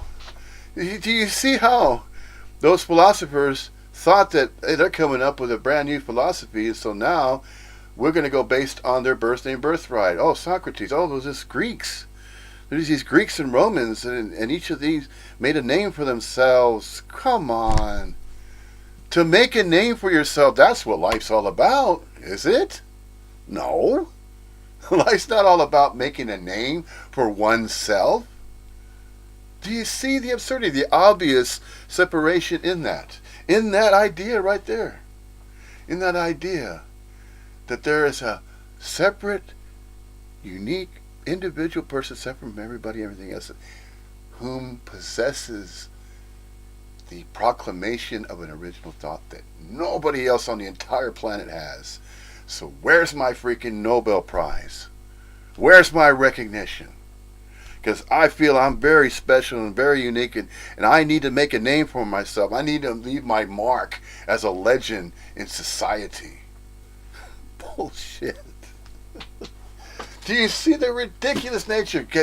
Can anybody else that could conjure, I mean, even just conjuring it, is that recognized? That's not even a conjuring, but it can be construed as one, couldn't it? This is not somebody that believes that I'm coming up with an original idea that nobody else on the planet has, so I'm going to create this YouTube channel just so that I can make these proclamations. Oh yeah, that's the reason and meaning and purpose of why there is this YouTube channel now. Yeah, okay. Yeah, it can actually be imagined that there are other subconjured selves that would think in that way. Oh, he's trying to make a name for himself. He's trying to win a quick buck and fool people, so that he's eventually going to write books, and then he's going to go around the world and he's going to be talking about his own way of presenting the message of non-duality, and so that's what's supposed to be done. Is that the way it works? Yeah? Really? That's the way it works. Is it? No. What's working a certain way? Nothing has to work a certain way. No books have to be published about non-duality. It's already a fact of its own.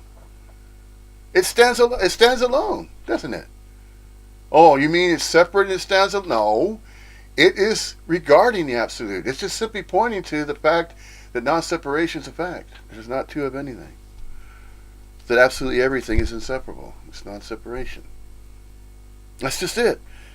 And yet, there's one of innumerable ways that the message of non-duality can be shared. That's all that's appearing to happen. You know, you have these birth names and birthrights, and they're not focusing on that. They don't even say it that way. But that's how it was once thought to be. See, in the thinking, there it is again. It was once thought via a self-conjured self that didn't even exist. It just conjured the idea that it was separate from everybody and everything else, and that had its own special, unique birth name and birthright, and that it lived in a particular, very special city or a town that it was born in some hospital somewhere, or maybe even in the back seat of a car, or wherever that subconscious self could say, oh yeah, I was born, that was my beginning, and I'm a new individual, I'm an extra person now, in reality, so I'm a new addition to the absolute. No, there are no new additions, and there are no extractions either. There are no additions of something new, and then something that was once relegated as new is taken out and removed.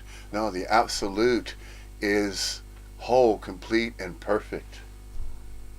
Absolutely any human corporeal appearance that has appeared is going to disappear and then reappear again, and in some other human corporeal form.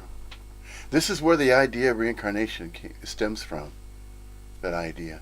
But just leave it there as an idea? Yeah, you could.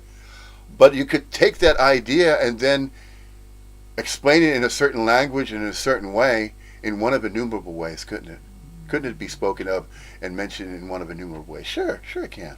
Just as the message of non-duality can obviously be stated and explained in various ways, in one of innumerable ways. And it is obvious when you go onto YouTube and you see all the different non-duality speakers, they're speaking of non-duality, and then you notice they're mixing other ideas and beliefs, and they're adding it into it.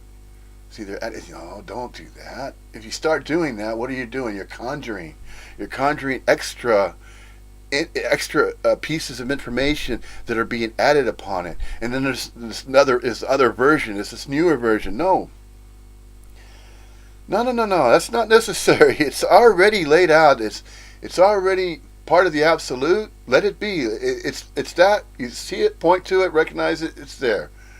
It appears to be there. Appears to be here or there. But no, it's not. It's everywhere. So the absolute is everywhereness, yeah?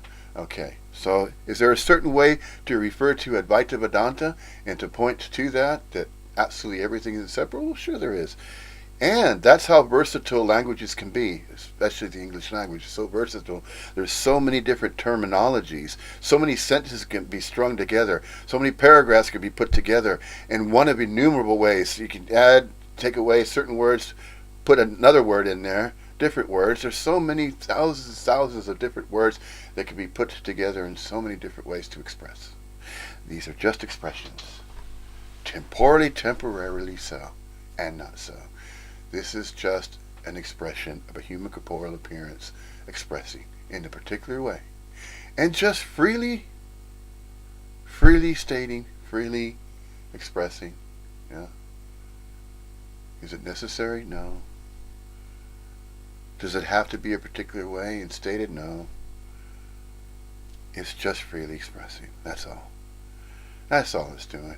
Just as a bird is chirping, it chirps a certain type of bird song because it's just simply being the way that it's appearing. Different species of birds have different types of chirps. You hear them. You hear the different types of chirps. A mockingbird makes a certain sound, and a raven creates a certain sound, expresses a certain sound, a certain type of chirp, and it does that. Just as all other life forms express in various ways. Does it mean anything? No. Does each language mean anything in that which is spoken of? No, they're just subjects that are spoken of. That's it. Do they have meanings, reasons, and purposes behind speaking about any particular subject? No, of course not. It's just forms of expression, various expressions. That's it. Is anybody exclusively right or exclusively wrong about anything? No. Of course not. There's only the appearance of what could be construed as right and wrong. See, that's when it starts to become separated. You start separating these ideas. You start entertaining ideas that are separate from one idea from another, and that is where we get beliefs that are conjured. Beliefs are conjured in a particular way, and they say, okay, well, and then they say, well, okay, this subject can be approached in this particular way, or let's say as an example of a meditative practice. Well, this is a certain way of doing a meditative practice. Let me show you what that's like, or what that can be, or how that can be expressed. So here's another meditative practice. Maybe somebody else came up with it, maybe they didn't. perhaps could be an original one, or perhaps it's not. Does all of that matter? No. All of it doesn't matter. And yet it is expressed anyway, despite the fact that nothing matters. Despite the fact that nothing matters. Absolutely nothing. And absolutely anything that's conjured doesn't matter. Any thought that's entertained, any particular thought or idea that's imagined, even that which has yet to be imagined, the unimaginable brought into the imagined, and then expressed. The absolute is that too. That which is unknowable suddenly becomes knowable. It's discovered by a separate human corporeal form. It can appear that way. That's how inventions have been claimed. With technology, inventions are conjured up, taking what appear to be solid materials, putting them together in a certain way, in a certain order, and then coming up with an invention and saying, okay, and then there's the inventor claiming its invention. Here's my invention. I came up with it. Where's my patent? Oh, that's right. I need to go and get my patent so that I can say that this was my idea of my own invention. See? Separation, individuality. Is it right or is it wrong? It's neither. It's just what apparently appears to be happening. Yes, that which is simply happening is the absolute happening. So, any action that appears to be taken by a body-mind, that's the absolute appearing that way. So absolutely everything that appears to be a certain way, and if it's going to be explained using a certain language, and the universal language, one of the most common languages spoken and shared and expressed, of course, is English. So, and that's perpetuated, isn't it? So conjure self say it's a law, you have to go to school, and if you're not going to school, then you need to prove that that child is being taught and they're being homeschooled. That's allowed as long as it's being monitored. As long as the academic system is going to monitor. Yes, they allow that here in the United Kingdom, homeschooling. But it is monitored. Because it's a law. You have to give that particular person the opportunity to learn. To be part of society. So it's not felt as though it's living alone. That it doesn't have any friends, that nobody cares for it or cares about it. That could easily be thought a certain way. A self-conjured can conjure idea that it is alone in a world, in a big bad world out there that that is very, very unsafe. Well, naturally, if you see the more densely populated largest cities, for example, New York. New York is the equivalent to United Kingdom's London. The largest city. London, of course, obviously, in the United Kingdom, and then New York, the largest city in the United States, in America. And if there is a conjured self, okay, there's a body-mind that is making an effort to exist, and is looking for shelter and food to sustain itself, just temporarily, trying to do what? It's making an effort to do what? Getting by. And what is getting by? Well, what's getting by is the appearance of a human corporeal form that is already naturally mingling. How is it mingling? In one of innumerable ways. That's how it's mingling. So the absolute apparently appears to contain absolutely anything that can appear anywhere at any time. And that's only what's appearing in space and time. There's also that which does not appear in space and time, and yet is still an energetic movement, it's still energy. But that's unobservable, it's unknowable, it's unreal. Why? What makes it unobservable? What makes it unknowable? What makes anything unknowable, unreal, and unobservable? Well, that which is not showing up and appearing in space and time, obviously. Right? Of course. Is there any other way to see it? Sure there is. There's one of innumerable ways to see anything, and refer and talk about and discuss any subject. To speak about any subject, there's one of innumerable ways to do that in every language. And this is just one language, referring to the English language, which happens to be one of the more universal ones. And then there's all these other languages, and there's all these other communications that are going on. It's likened to thousands and thousands of different radio stations, all broadcasting their own messages, as though it's appearing that way. Each human corporeal form, as though it's a radio station broadcasting certain content. It's programming, so to speak. Each human corporeal form is likened to a radio station that has certain daily programming and a certain way of expression or expressing or transmitting information. So it's going to transmit information in a particular unique way because it's upon what apparently appears to be a particular frequency. 99.5, 99.6 if we're looking at frequency modulation. Radio stations, we know they're real. Why? We have radio receivers, you turn on a device and it picks up what? It picks up the transmission.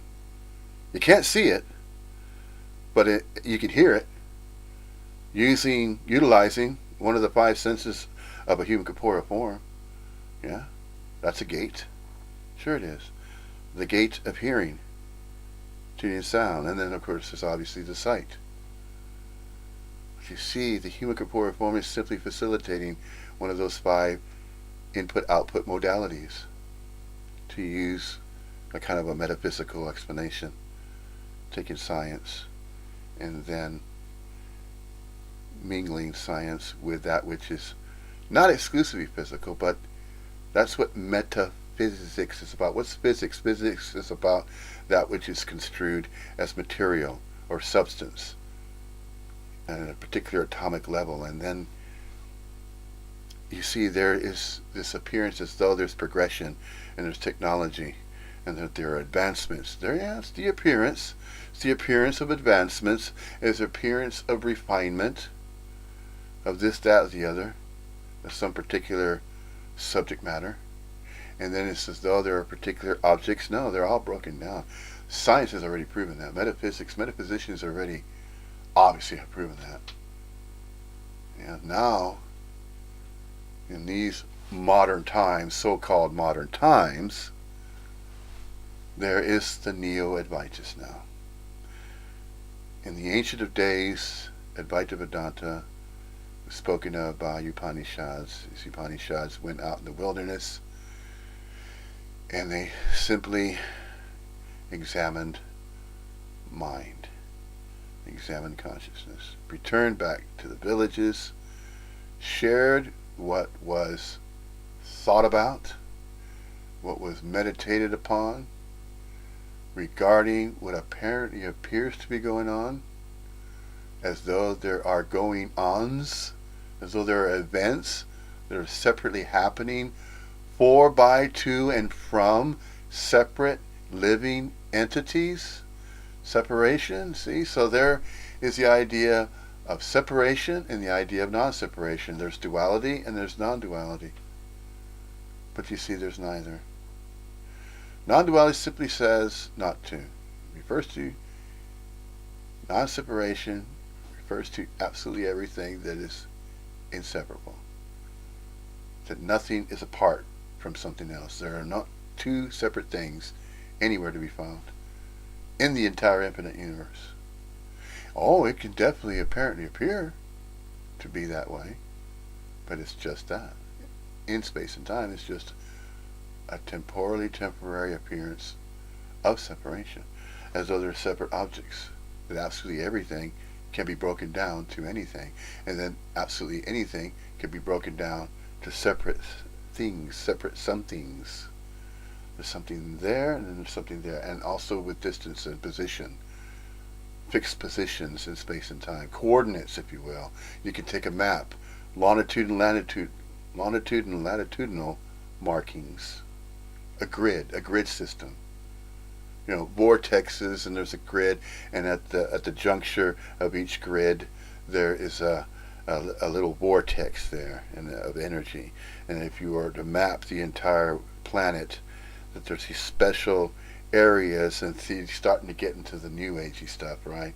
Regarding the Pyramid of Giza, the pyramids in Egypt that are aligning with a certain cosmological coordinate in space, that it apparently appears to be what is referred to as the Orion constellation. It is called that. And then it is as though the position of those three certain types of stars that are in this Pleiades, that's referred to as Pleiades and Orion, and then there's these Egyptian pyramids that are coincidentally aligning.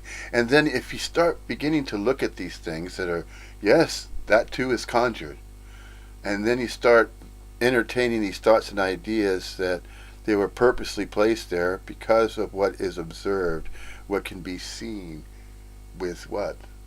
Vision. Vision can be visibly seen, and so the idea is conjured that it is some particular way, that it cannot be coincidence, that everything apparently appears to be in a certain fixed position for a reason, meaning, and purpose. See, when you start giving, when any subconscious self gives anything, meaning, reason, and purpose, that's when separation begins to apparently appear to occur. And then there is some individual right there that's thinking in a particular way and entertaining certain ideas in a particular way, and then wants to write a book about it, and there it goes off again. And it goes off in its own tangent, in what it believes to be an original thought, original idea, so it wants to publish a book about it. And then it is looked upon by other subconscious conscious selves as though that is a separate, unique thought that's being entertained, and a subject that's taken upon by a particular single human corporeal appearance, as though that's a separate individual right there with his own birth name and birthright, that's writing his own unique, special, published book. And what does it do? It gets it copyrighted, doesn't it? Sure it does. Just as a birth certificate is unique of itself, apparently appearing so, of course, so it is with books and publishers that are copyrighting the work. And then either they say, or they refer to the work that they came up with and say, yes, this is an original work, I need to copyright it, so I need to legally get this copyrighted so nobody else can copyright it and share it. So, no, none of that is that way. Information can be freely shared. There does not have to be a monetary price on anything, absolutely anything. So why is there value placed on single things? Ever asked? Has that question ever been asked? Sure, I'm sure it has. But to place a value, and then you have different types of values. You have different types of monetary systems. You have the United States currency, you have the US dollar, and obviously in America, and then here in the United Kingdom you have sterling. There's differences between two currencies there. And then the value of the currency is always fluctuating in the market. Depends on the value based on the economy. And you start getting to economics right there, see? So take your pick. There's plenty of subjects out that are apparently appearing to be subjects that can be discussed, and they're constantly being discussed day in and day out. Day in and day out by groups of subconscious cells. They're finding, and they're finding that what they believe is discovering and finding a group that they can join. They say, okay, what else is there to do in life? Well, I'm going to take up a hobby. Well, what's that hobby going to be? Well, your sports is a really big one. Yeah, I'm going to support my favorite sports team. Well, you're going to have to pick a sport now, aren't you? Rugby, football, soccer. Yeah, they call football was construed as soccer in America. They call it football here in the United Kingdom. It's footy, and so they, people just really enjoy. Apparently, you have groups of people that want to support their favorite team, and so they pick a city and they say, well, this is the city that I support, and there's a hobby right there. What's wrong with that? Absolutely nothing's wrong with it. There's nothing right or wrong about it. It's just something that apparently groups of conscious selves become involved in that, and then they immerse in it, and they find great importance in that. It's very important to them. And so the degree of importance is relegated to what? To that which is construed as though there's a separate individual person that has a hobby. Yes, this is my hobby. This is my favorite team. Oh, you happen to support the same team? Great. Let's go have a beer together at the local pub, and let's go enjoy the next, broadcast of some other rival team that's going to play, and that's the way that I want to choose to live my life. Okay, if you think you're choosing, and that's the choice that you're living your own life, well, you're going to do that anyway because that's all you know. See? The conscious self, that's all they know. They only know the world of what they believe is their own life that they're living and experiencing, and it's their reality. And sometimes they might be able to find somebody that also apparently appears to be living their own life in a very similar way as that particular person is. So they become friends with that other individual because it's something that they believe that is commonly shared in interest. If there's an interest in sports and a particular sport, and to talk about it, then you have groups. Conjured selves get together and they refer to a certain hobby of a great interest, and that's one of the most common ones. And it's as though if you're not referring to sports out in the world and you're going to your job, and then you overhear, and then a majority of other people are really into sports, and then they're looking at others as, what's wrong with you? How come you're not into sports like we are? Why don't you join us? How come you're not doing? There's something wrong with that person over there. He's not into footy. He's not into sports. So he's not really normal. There's something else. You don't have to worry about him. He's not part of our group anyway. And so they carry on like that. So you see, that kind of separation, that segregation, things like that are thought to be that way, they really aren't. So if they're believing that life is that way, then they're just believing in a fictitious. Is it wrong or right to think that way? If you're not referring to non-duality, and if you cannot realize and recognize that there is no separation, does that make you a bad person? Does that make you out of some kind of loop that you're not part of this non-duality club? There is no non-duality club. There never was. It could be thought that way. A conscious soul can still think in terms of groups to join and to be a particular way. And if you're not being a particular way in society, then you're not considered to be normal. See, normalcy, that is a really strong subject to talk about. It's a very, very common one. What is considered to be normal? Well, there's paranormal, isn't there? Paranormal, in some circles, is considered to be naturally normal. Paranormal is considered to be, well, if you were to define that term, paranormal, it means beyond normal. And what is beyond normal? Well, what's considered and construed as supernatural. And so, what is supernatural? See how the different types of beliefs are thought about, and then the clubs, different self-conscious selves get together and they form these clubs, and then they start referring to these subjects in a particular way, and so that seems to be going on as well. And so, yeah, all of that doesn't matter and never did. They're all conjurings. They're neither right or wrong. It apparently appears to be what's going on and what's happening. And so, see, the difference is, though, with the self-conscious self, it believes that it is in control of that which it believes in, that which it thinks about, and an activity that is being engaged upon, and that it knows that. That it knows that for, by, to, and from itself. That's how the self-conscious self believes that they are existing. They're existing separately from everybody and everything else in a certain unique way. And they are seeking others that think in a very similar way to them. And so these groups are formed, and that's what the self-conjured conscious self enjoys. A conscious self just loves to enjoy immersing itself with other similar conscious selves. And what is going on there?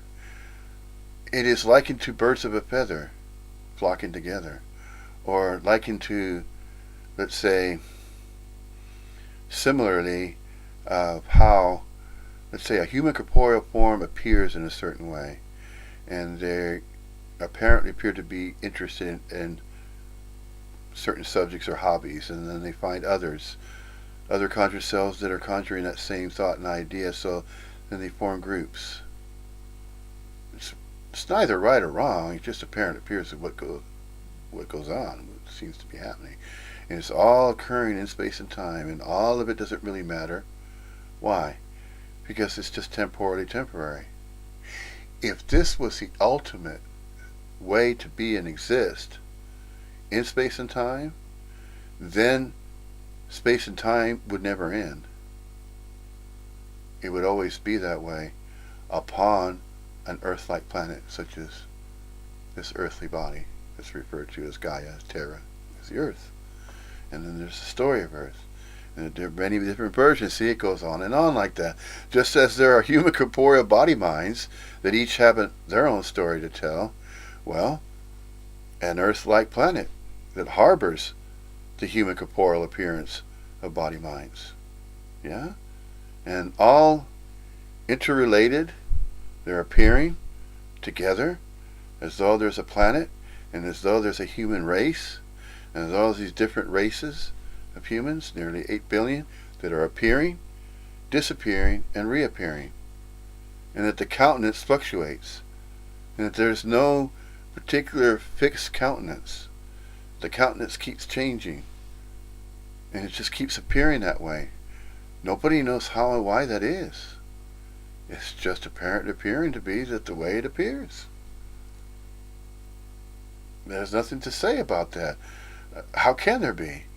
Well, if there is anything to be stated about that, then there's these theories that are conjured. Just as the big theory of everything's conjured. Is that wrong or right? No. But the moment that it's claimed that that's the way the theory really is, and that if you disagree with it, then you're out of some loop, and then if you're out of that loop, and if you're in disagreement with something that's being presented by somebody, some particular human corporeal form that's claiming that this is the way that everything is a big theory, and that if you don't entertain that theory, then you're not going to be part of the group that is playing the game of life. No. Nothing is excluded and nothing else new is added. It's just simply always been the way that everything appears as it does, of its own accord and volition, not of groups of conjured selves accord and volition, and not by an individual's accord and volition. It's via the absolute, and how absolutely everything appears as the absolute, however that may arise. And that includes absolutely everything. Absolutely everything and anything that can be thought about and conjured. So, it includes everything and nothing. It's both. It's no thing, no separate thing, everything, and it's everything, absolutely everything, no thinging ad infinitum. So it's all interconnected, it's all related. That which is and is not. We are and we are not. We, as in a sense of the human corporeal appearance, in that sense of looking at that particular idea, if we're simply to say that that's every single human corporeal appearance, it is included, it's not excluded, it's all interconnected as a we. You say we. If it's not a special, unique we, it includes all the other unknowable and unobservable other thousands of other Earth-like planets that are thought to be, throughout the infinite universe. That the idea to entertain is that this is not the only Earth-like planet throughout the infinite universe, but that all human corporeal forms that appear upon these various Earth-like planets is the same throughout the infinite universe. Another entertained thought, another entertained idea. Is it exclusively that way? No. It's all the other ways as well. It could be, because the thoughts are simply being entertained, but that's all they are. They're just ideas, thoughts, beliefs. That's all they are. They're just stories. Stories that are told, so we're all telling each other stories. What do you mean each other? Well, just apparently appears to be that there's a human race, and that there's different languages that are spoken, up to an average of, I think, somewhere around 55, 56, something like that. And one of the universal languages of all those 55 happens to be the English language, most commonly spoken universally speaking, insofar as the planetary abode itself. And is that singled out? No. Is the Earth-like planet the only Earth-like planet that's going to be singled out? It's separate from every other Earth-like planet throughout the infinite universe? No, of course not. The examples in nature already prove well over plenty of evidence to imply and demonstrate and express and show that throughout the infinite universe, nature as it is, this unchanged billions and billions of years, is also commonly so and not so throughout the infinite universe of other Earth-like planets similar to this one. But they appear differently, that's all. It's just a different appearance. Just as there's innumerable human corporeal forms that are manifesting differently, so it is the same with earthly bodies, planetary bodies throughout the infinite universe.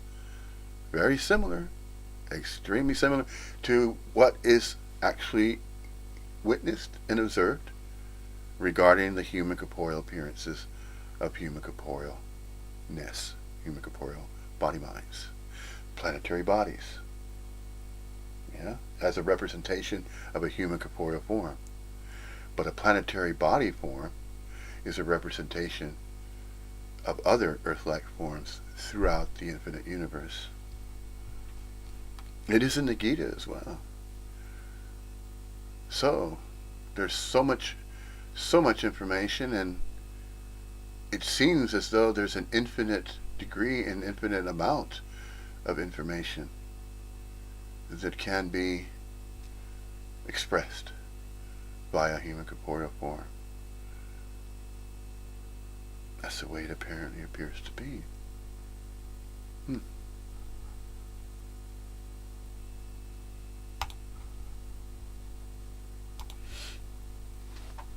About what is consciousness, the question, as a challenge philosophically, and then Tony comes along and says, well, it's bullshit. Absolutely, there's no consciousness. I use the word consciousness because I don't think it's possible to have this discussion about philosophy, neuroscience, psychology without using a word like that. But, of course, actually all we're talking about is the fact that there is experience. We don't have to add on to that, the idea of consciousness. But I'm just trying to deal with this subject in the way that it's normally sort of discussed and referred to by the philosophers and the neuroscientists. So maybe soon I will say, please read something that you would like to read. Okay. And then maybe everyone can ask questions to this about the book or about anything. And then we have a little break, Yeah. like maybe 10 minutes. And then, if that is okay with you, we just have an open evening, like as non-duality. Bearing in mind that usually we talk about non-duality. Is that okay for you, too?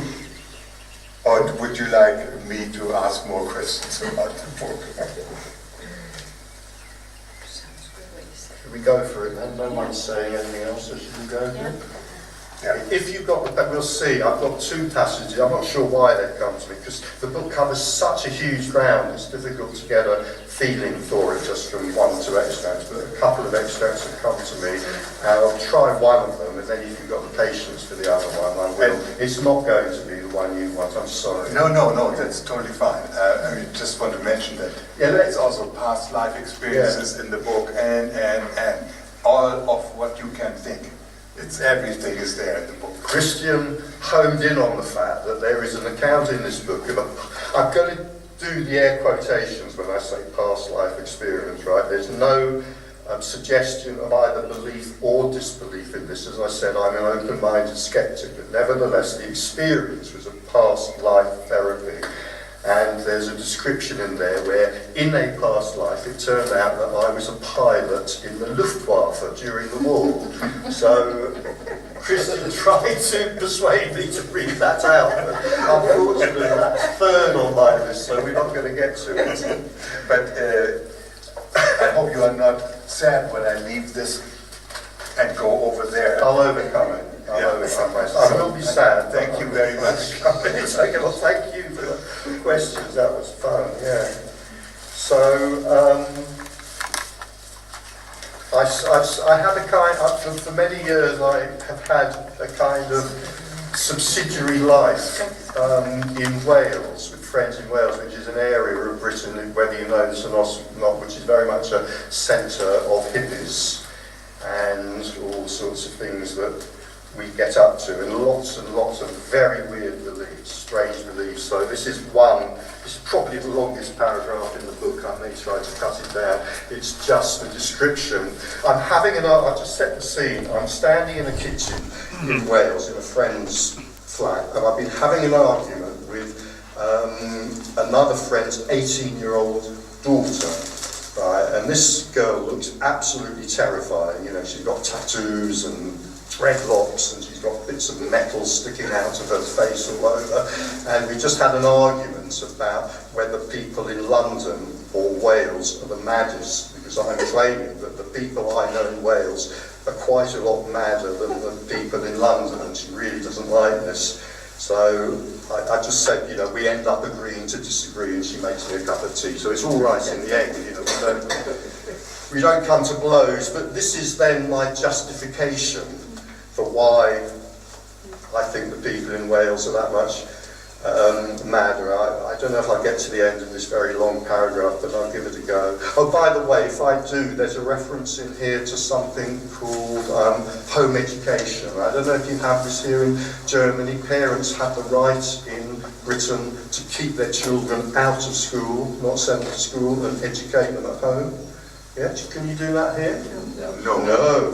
Oh, you'd probably be putting, no, well, we can do it in Britain, and it's called home education when a parent does that, so that's the reference if we ever get there. So she's just made me this cup of tea. The kitchen in which we are standing belongs to a friend who seriously believes that the world is ruled by David Icke's shape-shifting, 12-foot-high, bejeweled lizards. Perhaps you do too, but if that is the case, you really should not be reading this book. His ex-partner drives from her home to a nearby village every few days to collect water from a spring in a huge plastic container, having been convinced that drinking tap water will imperil her health and may shorten her life.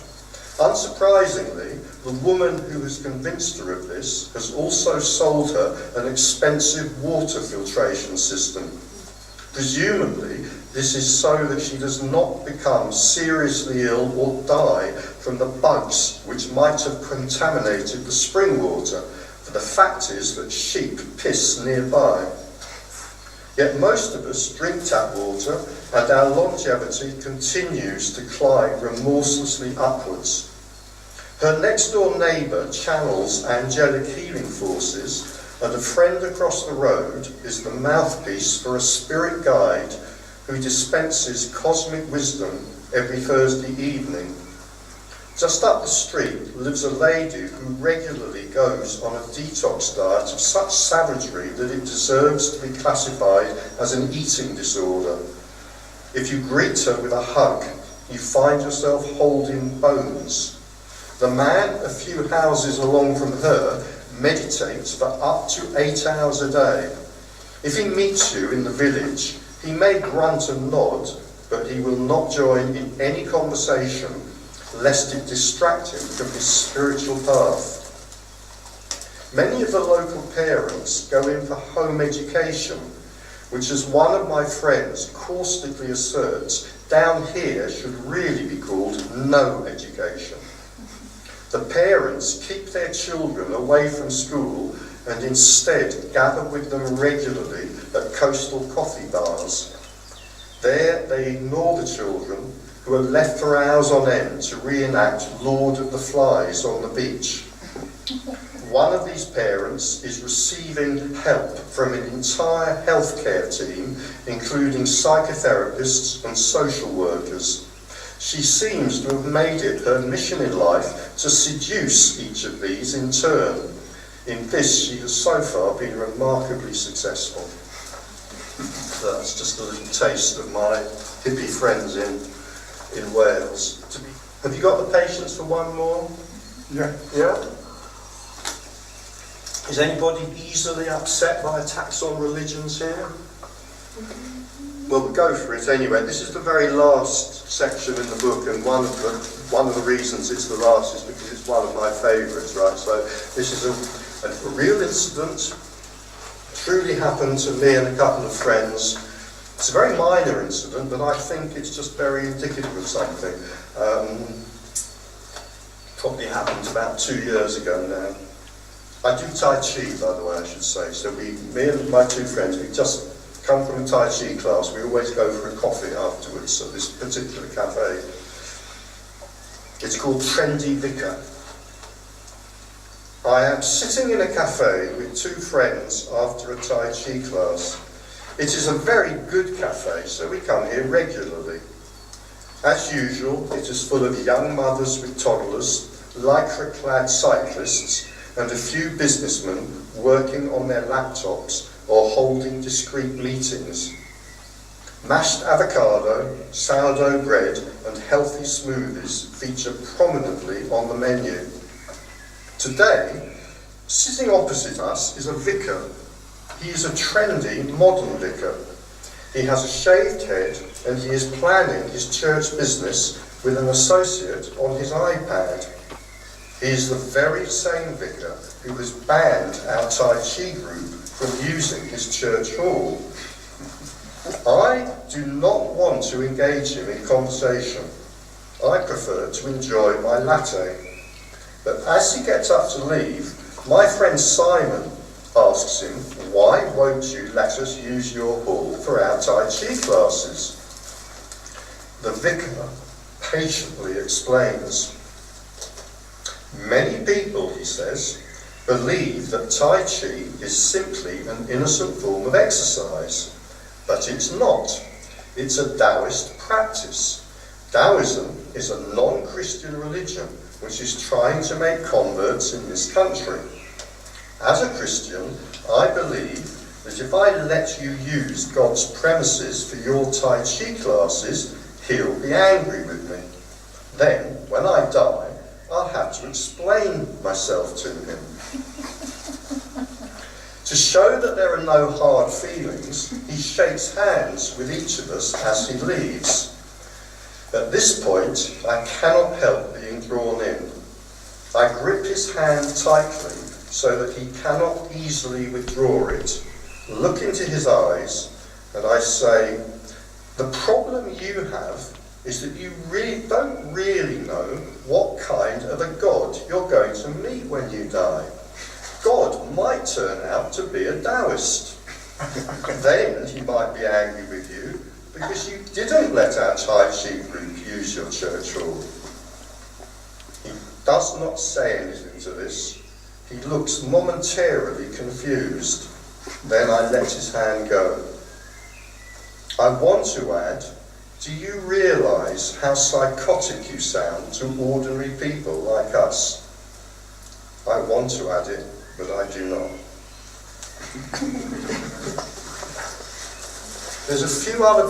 One of the things that strikes me, and one of the reasons I like that passage, and there are a few other passages in there. I mean, there is a lot about religion in the book, actually. And it's something to do with our conditioning, but because we're kind of so conditioned, quite often it's social situations like that, but also on radio interviews and on television and so forth, I hear people saying what, in a way, are the most outrageous things. But nobody notices because we're so conditioned. You know, that we just kind of accept it. It's like we've gone deaf to kind of have bizarre and how mad some of the things that are said in the name of religion are. And actually, as I'm saying that, have you got the pages? One very short other, because it's just another example of this, and it's from the same chapter. It's extremely short. It's just another example. I'm just listening to the radio very innocently one day, and I hear somebody say the most outrageous thing, and nobody, it's on a panel, and nobody says anything, nobody questions it, nobody objects, because it's just one of the kind of things we're so used to hearing. So this is called the resurrection of the flesh. It's about the fact that God is going to resurrect us at the end of days from our graves, which is a moment I hope you're all looking forward to as much as I am. But when you hear the justification for it, this dogma in this passage, you might change your minds about this. So this is called the resurrection of the flesh. During a discussion of faith on BBC Radio, a representative of one of the Abrahamic religions patiently explains why we must be physically resurrected from our graves. It is so that God can judge us, and, if we are not worthy of salvation, cast us into hell to be tortured for all eternity. It is necessary for us to have a physical body, as otherwise we could not experience this torment. Not one of the other panellists, who all sound like quite reasonable 21st century men and women, thinks it worth commenting on this poisonous belief, nor on the nature of such a monstrously evil deity. No one states that this opinion sounds psychopathic, or possibly psychotic. Everyone lets it pass, I suppose, in a spirit of interfaith tolerance, as if the religious scholar had said nothing more remarkable than the weather's looking good for tomorrow. There you go. End of extracts.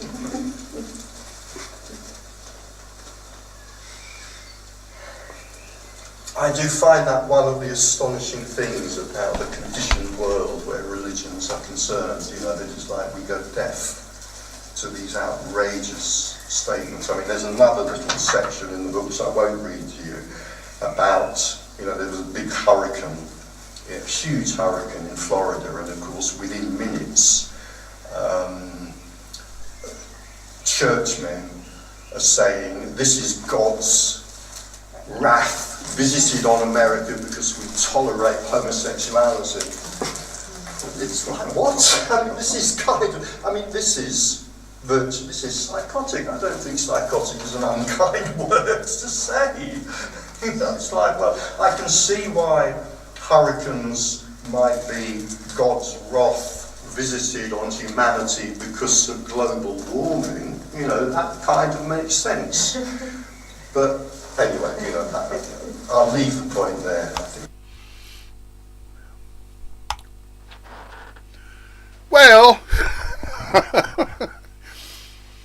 since Richard Sylvester, the birth name and birth writer Richard Sylvester, and I'm bringing up this non-duality speaker, of course, because it's analogous to the subject matter that this channel is about, of course, which is non-dualism research. Yeah.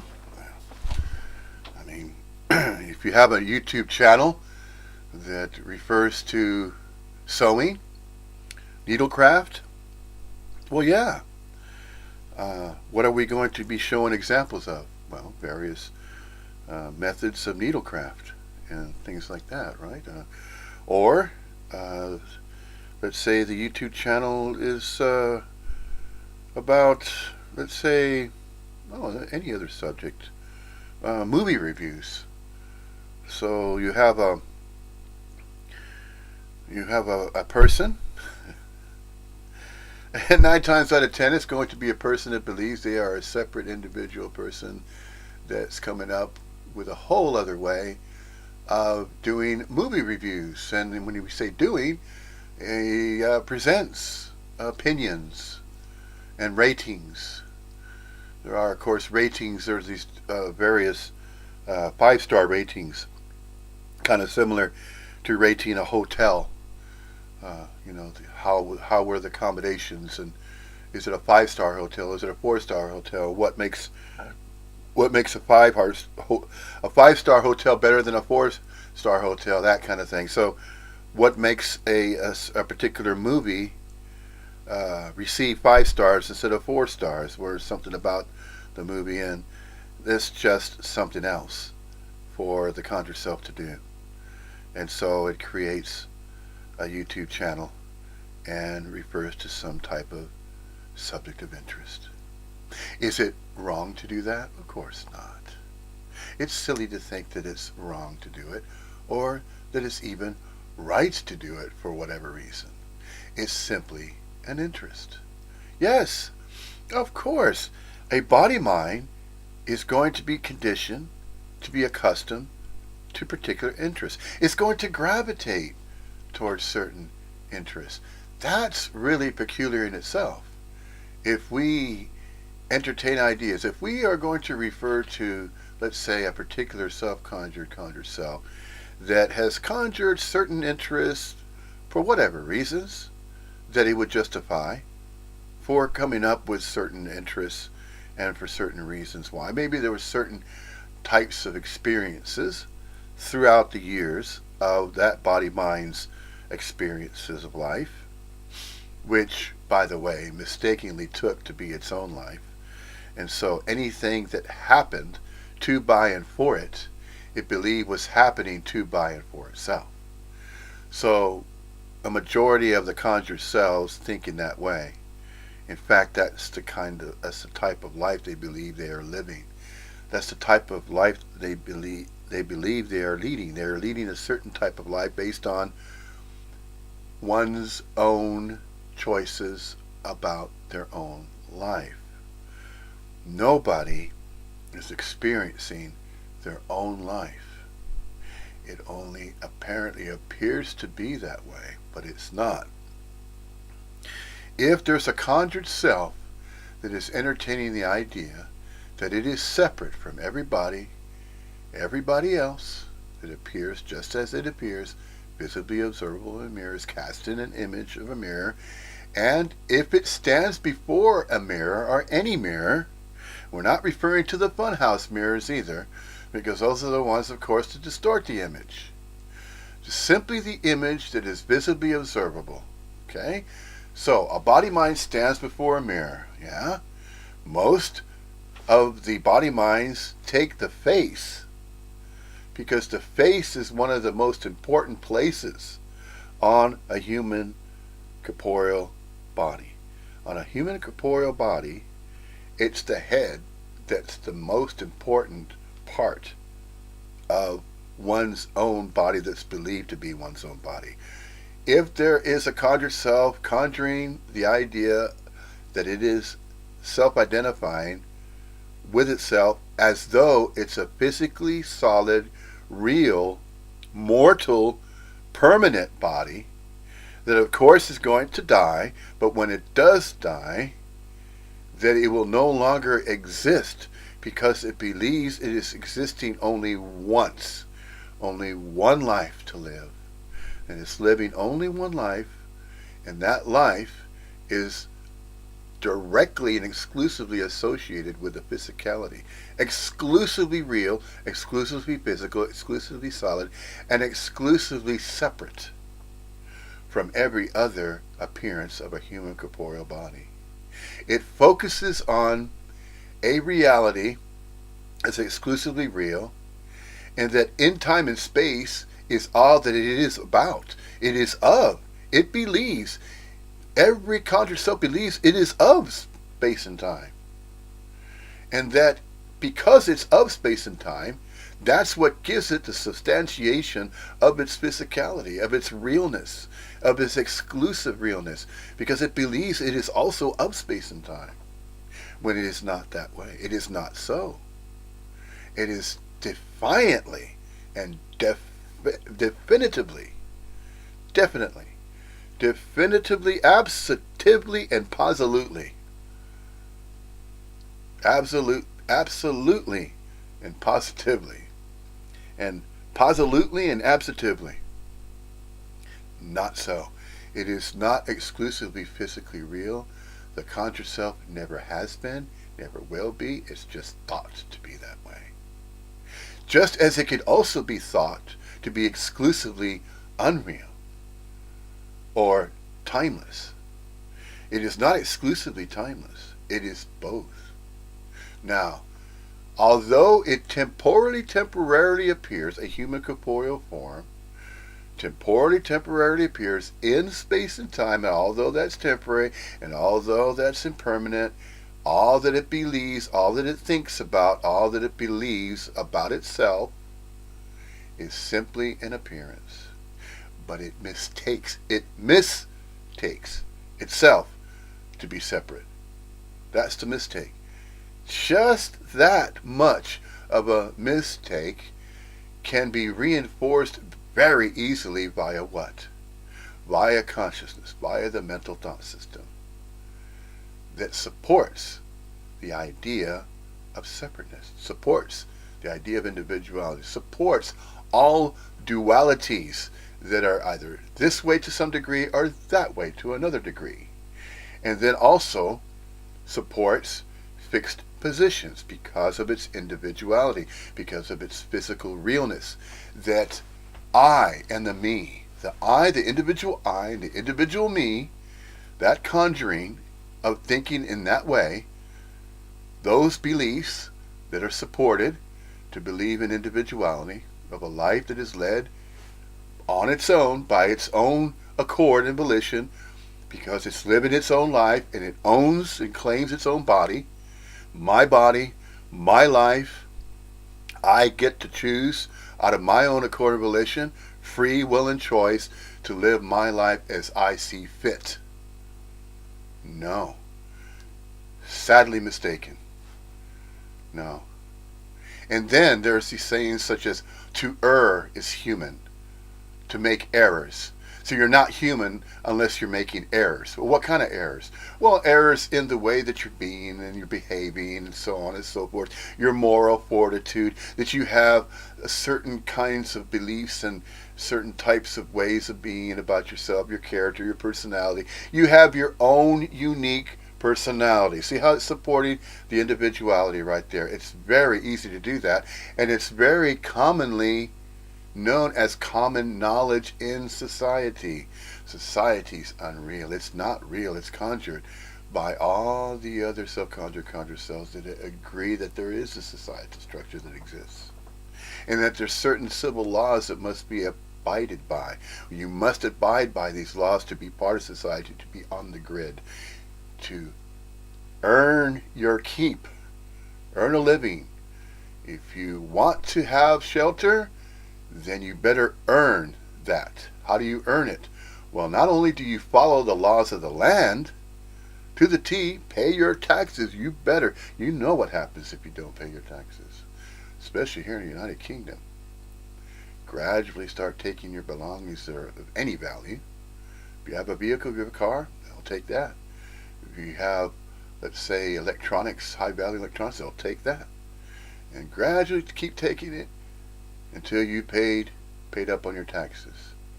And if you can't maintain paying up on your taxes, don't even bother to try to to have a home to live in, a dwelling.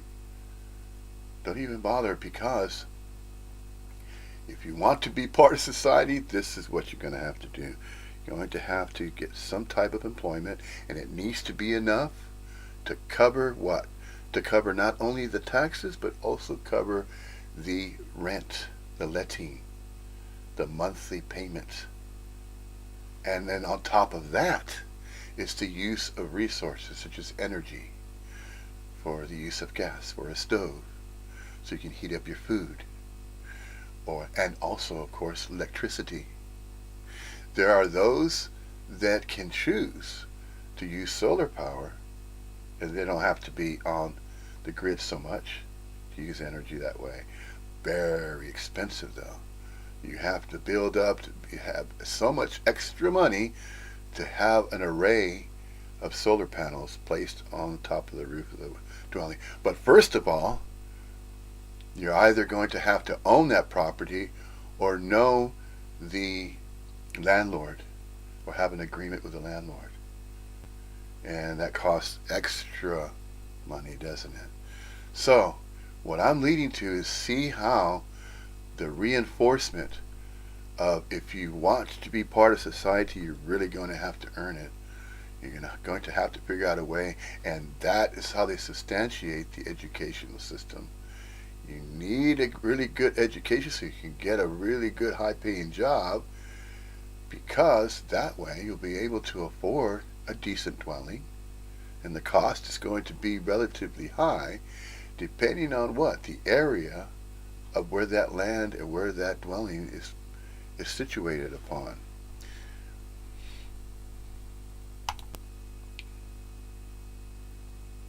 So that's usually the plan, isn't it? That's the usual course of direction that a body-mind leads a life. No, it's not leading its life that way.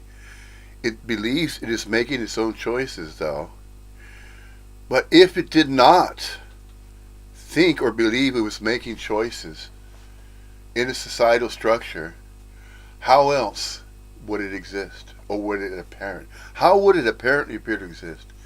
If it were to exist in a natural state, it would be coerced how? Depending upon what?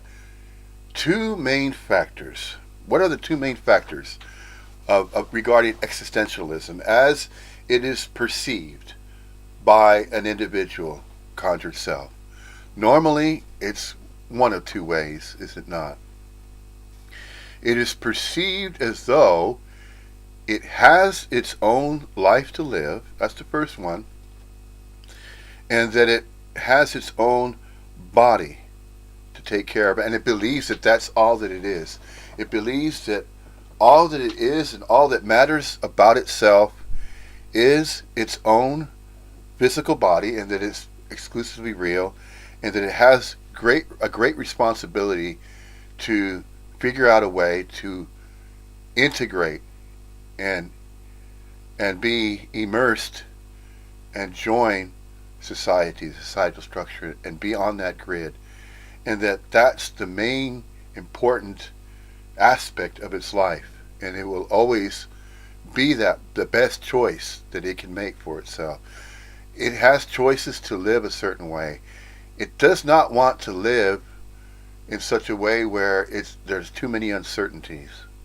And what would those uncertainties be? Well, the main apparent important aspects of what it appears to be a life of its own, going to require shelter, somewhere to exist upon, somewhere to position this body mind that it believes it is. It needs to position it somehow and somewhere and in some way. It needs to find some type of dwelling. Well, it needs also an ability to acquire a food source and also water. It needs to have relatively clean water to drink and food to eat, sustenance to maintain its body mind, and then also it needs shelter from the environment, because the environment can be harsh in various parts of the planet, of course, obviously. So, does it plan all this prior to its apparent appearance as a birth? No. It is going to go based on whatever it finds itself showing up. It's going to appear in a particular environment on a particular part of the planet, isn't it? And then it's going to have to reckon with it. Like it or not, it's not going to make any difference to itself because it did not choose. It did not make these choices. In other words, it was seemingly not of its own choice to have become born into a particular environment that it finds its body mind in. In other words, it believes that it was born in a particular place, and so there is this birth certificate as evidence, because that birth certificate is going to be necessary. And then also, if we're looking at America, that land where you have a birth certificate at birth, and then there is going to be a social security number assigned. All these numbers, it's all about numbers with society. And if it were not for numbers and keeping track, just as even time are numerical. What's numerical? Time is numerical, and that's one of the main constituents or components of life. Of life for what? For, by, to, and from, seemingly, for, by, to, and from a human corporeal appearance as a body mind. And how does it seemingly become introduced into the grid or into the societal structure that's already in place and has been in place for many generations? What was it like for the for, by, to, and from a body mind that lived in a certain time frame or a timeline of this planetary abode, this planetary body, in past timelines? When we say past timelines, there's evidence of past timelines, how the remnants or the remains of items that are dug up from the earth that were once the surface of the earth, but going back thousands of years in time, with archaeology, the study of archaeology is finding items and evidence of items from the past. Are those physically solid and real? They certainly appear to be. And they're found. And they're dated. There is carbon dating. That is a seemingly real past, or a real method to use. That seems like a substantiated, real, relatively real. I mean, how more real can you get? How do you explain that? If there was no past, if the past never happened, then what do you speak of? How do you speak of evidence of pottery and items from past civilizations in the past if the past is unreal and as though the past never happened? Well, there's evidence that some type of past really did happen. And then, of course, not going so far back that way as an example, a body mind, when it was an infant, it was a baby, referred to as a baby, and it was a new human corporeal presence, as though it's a brand new addition, but nobody knows if that's a brand new addition or it's that same unit of local quiet conscious energy that came out of nowhere from nothing, and the absolute already contains all human corporeal energy fields that will ever manifest a local unit of quality conscious energy form upon a planetary body that apparently appears to have space and time included, and consciousness as well. Those three main components of a planetary abode that harbors coexistence with these human corporeal forms that appear. That there's some type of systematic, unknowable or undetectable method or system or cycled some type of process, some type of apparent process, this may be the source of this idea of reincarnation that's mentioned in the Gita. This may be that way of describing the process by which there is the absolute, and that there are a certain number of countenance that's unknown of these energy fields that are human corporeal. From nowhere, out of nothing, and then manifesting upon a planetary body in the infinite universe, and it has been labeled and named, so called Terra, Gaia, the Earth. It's been given these various names, and that each planetary body that appears similar but not the same exact dimensions in its mass or its planetary abodeness, or what type of state does that particular planet appear when you get into astronomy, the study of planets. And we see some are in a gaseous state, some are kind of Earth-like. Mars is Earth-like. It was once construed and believed that there were human corporeal presences at one time in the ancient of days that were from that planetary abode. Some natural occurrence, some astronomical event occurred, and then those human corporeal appearances that were once there made a great migration from Mars to this particular planet that was not too far nearby. How that went about, how that happened, well, could anybody have been those human corporeal body minds that are apparently appearing in these timelines nowadays? Did they, or perhaps could they, have experienced, or when we say experience, they manifested a human corporeal appearance as a body mind upon that Earth-like planet that may have harbored the presence of human corporeal body minds, just as it apparently appears to be the case with what we refer to as Earth, as an Earth-like planet that provides oxygen for these body minds to appear upon, breathable air, oxygen, and then the appearance of biological, you could call them biological containers, if you will, because in a sense, these body-mind appearances contain what? They contain an energy form. They contain an energetic movement of energy within it that animates. Animates what? Animates the body-mind. So, what is it? What are we? We are energy. However, we're not singular energy forms. We just appear that way. This energy makes an appearance and manifests in a particular way. And which particular way is it manifesting? Just as the various kingdoms do. The insect life forms appear as they do in all their multitudinal array of appearances.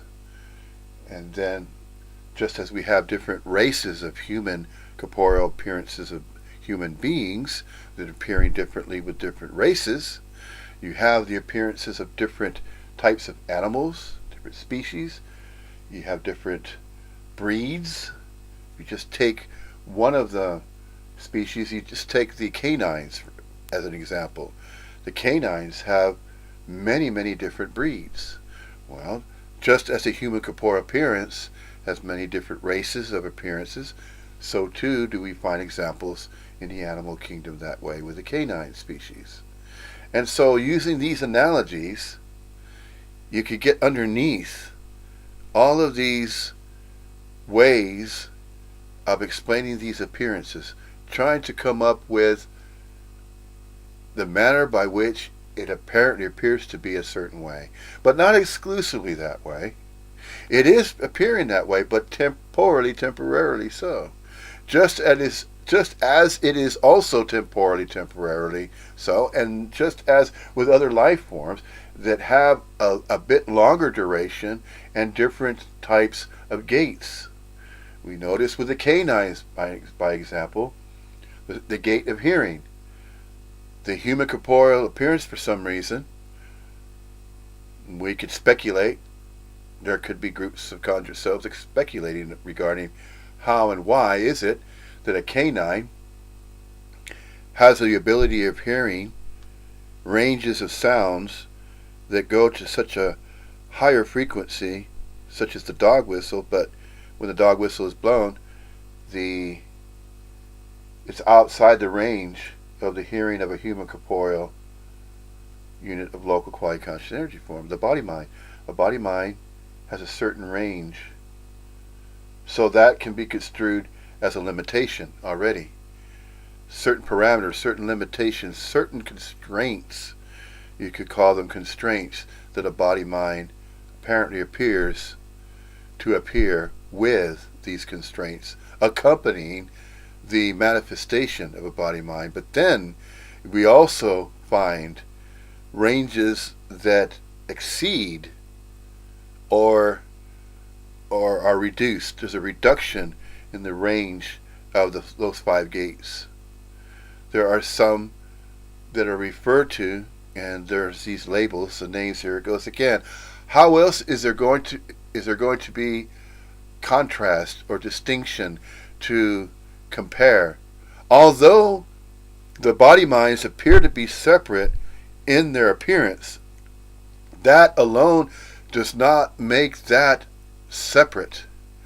Just because it appears separately does not make that exclusively separate, just because of its appearance that contrasts differently. If you were to take 2 human corporeal manifestations and forms, it appears as though they appear differently. But that does not define separateness. Separateness isn't defined by distinctions and differences of appearances. It's still energy. That's the interconnectivity that's mistaken as though they're 2 separate bodies. Place the appearance of 2 separate human corporeal bodies side by side, even twins. They appear very, very similar in their appearance, and yet there are distinctions, distinctive differences and contrasts. And yet, just because there are different appearances does not make that exclusively separate. These are just appearances alone, manifestations of energy. It's still energy, but it's manifesting differently. Now, all the differences of manifestations are all interconnected. They're still part of the absolute. It's all the absolute appearing as all these infinitudinally complexified difference of appearances. It's still the whole. It's still complete. It's still all of it. It's still all the absolute. It only appears as though it's separate. But that appearance of separateness was exclusively taken via the way of thinking of separation in that particular way, which has caused the conjuring to take consciousness in a mental thought system and to believe in separation and believe that exclusively that it's that way. With the dualities, to say that these permanent physical bodies that are thought to be permanently physically and exclusively permanent, that it's just so, and the not so part, no, we're not going to talk about that because it doesn't matter. What really matters, see, here's the meaning, reason, and purpose that is stamped upon the conjured self, the individuality, the idea of a separate person and individual. It's supported and reinforced by that way of thinking. It's how these beliefs came to be. That is how these beliefs were conjured. They were conjured by groups of self-conjured conjured selves that were in agreement about that particular type of separation, with Christianity, with Buddhism, with all the other isms, all the other ones that can be ever conjured and thought about, which also includes regarding Ashtar Command and extraterrestrials and each deity, and that there's thousands of different deities throughout the infinite universe. Just like an example of that, the Marvel series. You have Thor. You have all these different characters. Why? Why is it? It's no wonder why that's so popular in movies, in the movie industry. The Marvel characters. Why? Because it's supporting the idea of a unique, separate,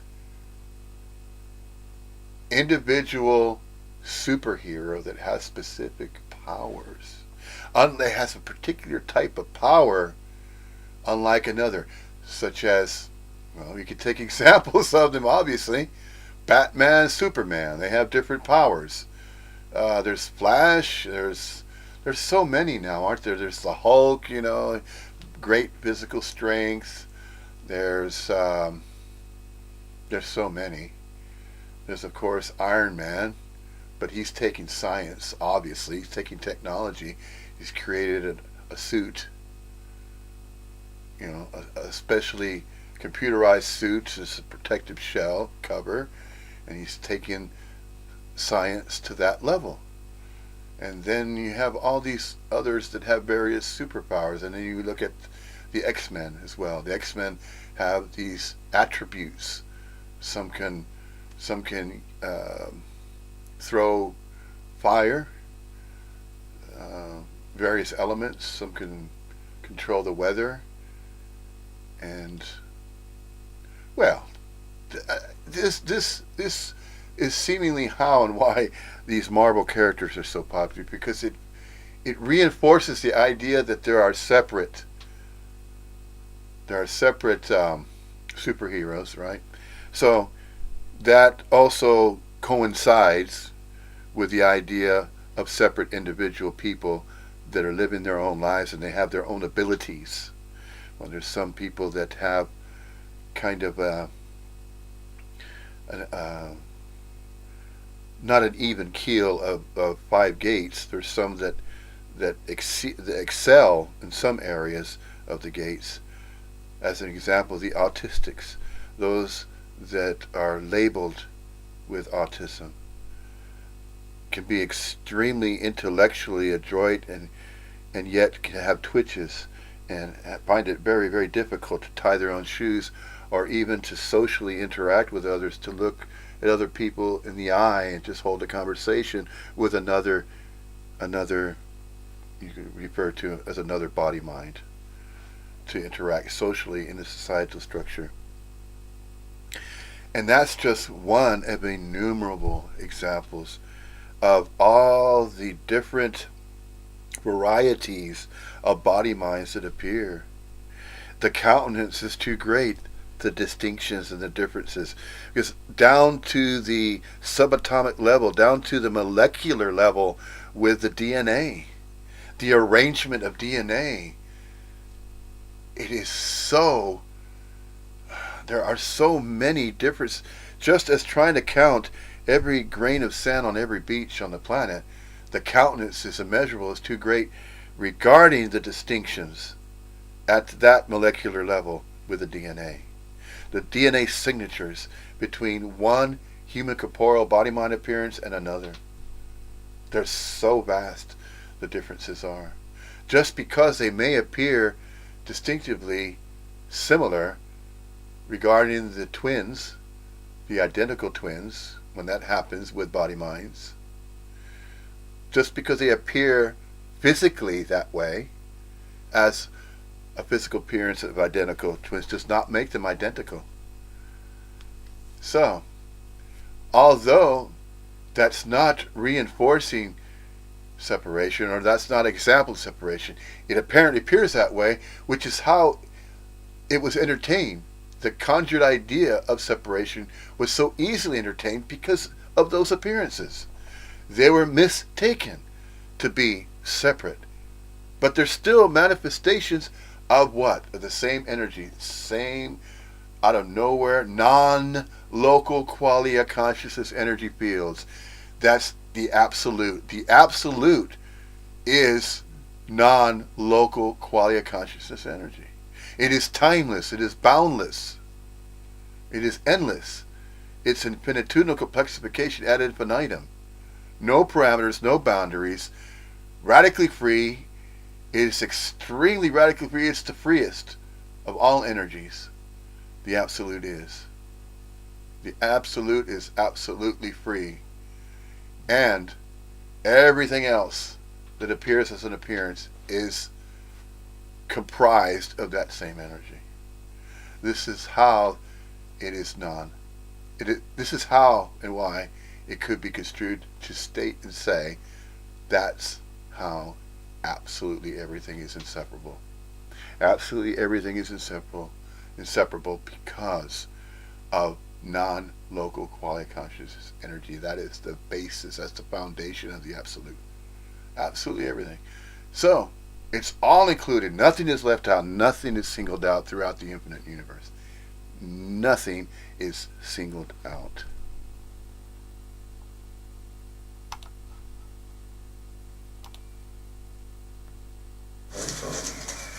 So, okay, what are we going to do next? Are we going to take a break?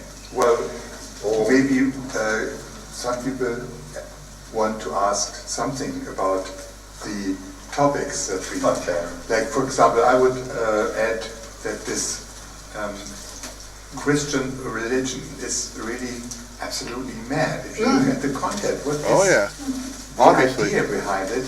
And yeah, we are so used over almost 2,000 years to believe in this or to think this is okay, that's the religion. But how there can be one Son of God and the rest is what? I mean, that's one thing. And then the whole thing with the resurrection.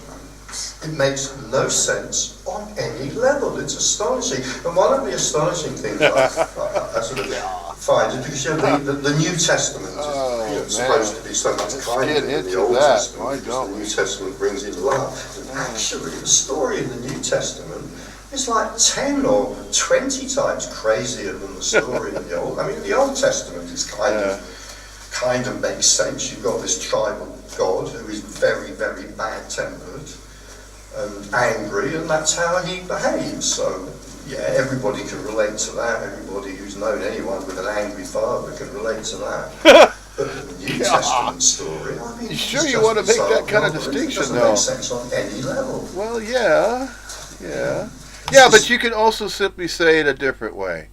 If we're going to get into that subject regarding Christianity, this body of mine is extremely familiar with that because the story that I can tell is most likely kind of similar to other body minds that found themselves in that type of environment and situation, which is referred to the so-called Bible Belt. The Bible Belt is comprised of a particular group of states, southern states, from Texas to Louisiana, across to Georgia, Alabama, northern parts of Florida, and going up into Kentucky and the Virginias, West Virginia, and the Carolinas, South and North Carolina. All those particular areas were referred to at one point as the Bible Belt. And even today, you can still hear on the AM band, old radio stations still, they have these preachers that are preaching the wrath, the hell and damnation, fire damnation. If you don't wash yourself with the blood of Jesus Christ and confess your sins, you're going to hell when you die. So you need to go to church, you need to be saved, you need to be baptized, and this is something that is expected from the Christian. You see, this is a type of environment that this body mind was exposed to and grew up in. And it can be construed as extraordinary how and why those beliefs are no longer entertained as they once were by this body mind. And those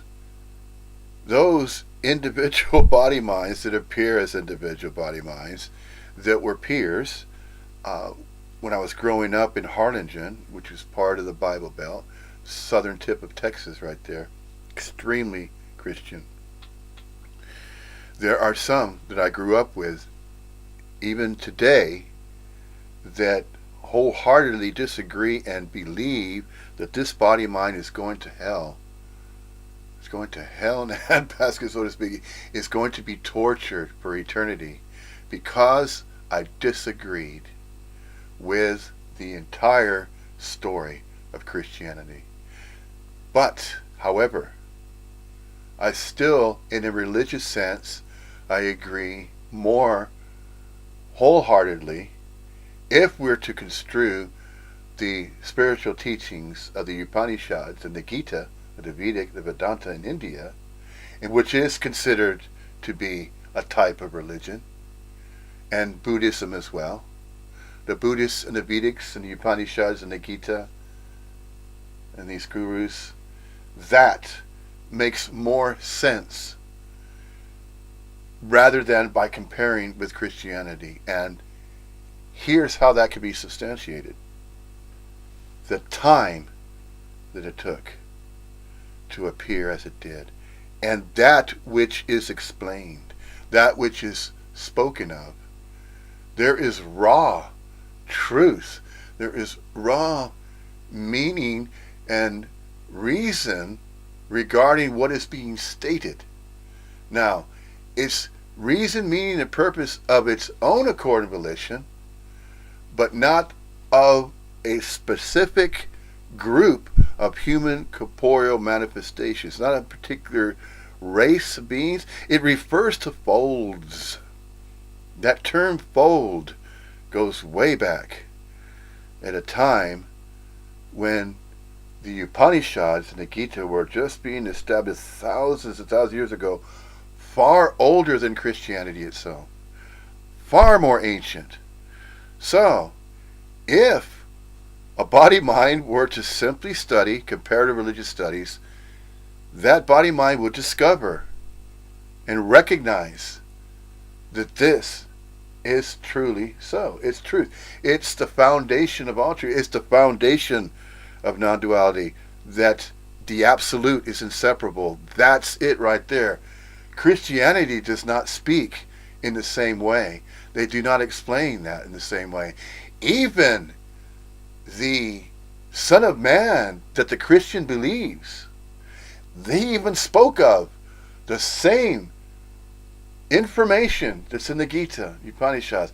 You're saying the same thing, but you see, this is where it gets interesting, is that the conjured self was still conjuring, and it has been conjuring for many, many ages, many thousands of years. At one point, the entire planet had thousands of different deities that were worshipped and followed and revered and believed to exist in some heavenly realm, some higher realm that the body-mind would join with once it is no longer appearing, or referring to as the death process, or dying, no longer manifesting and appearing.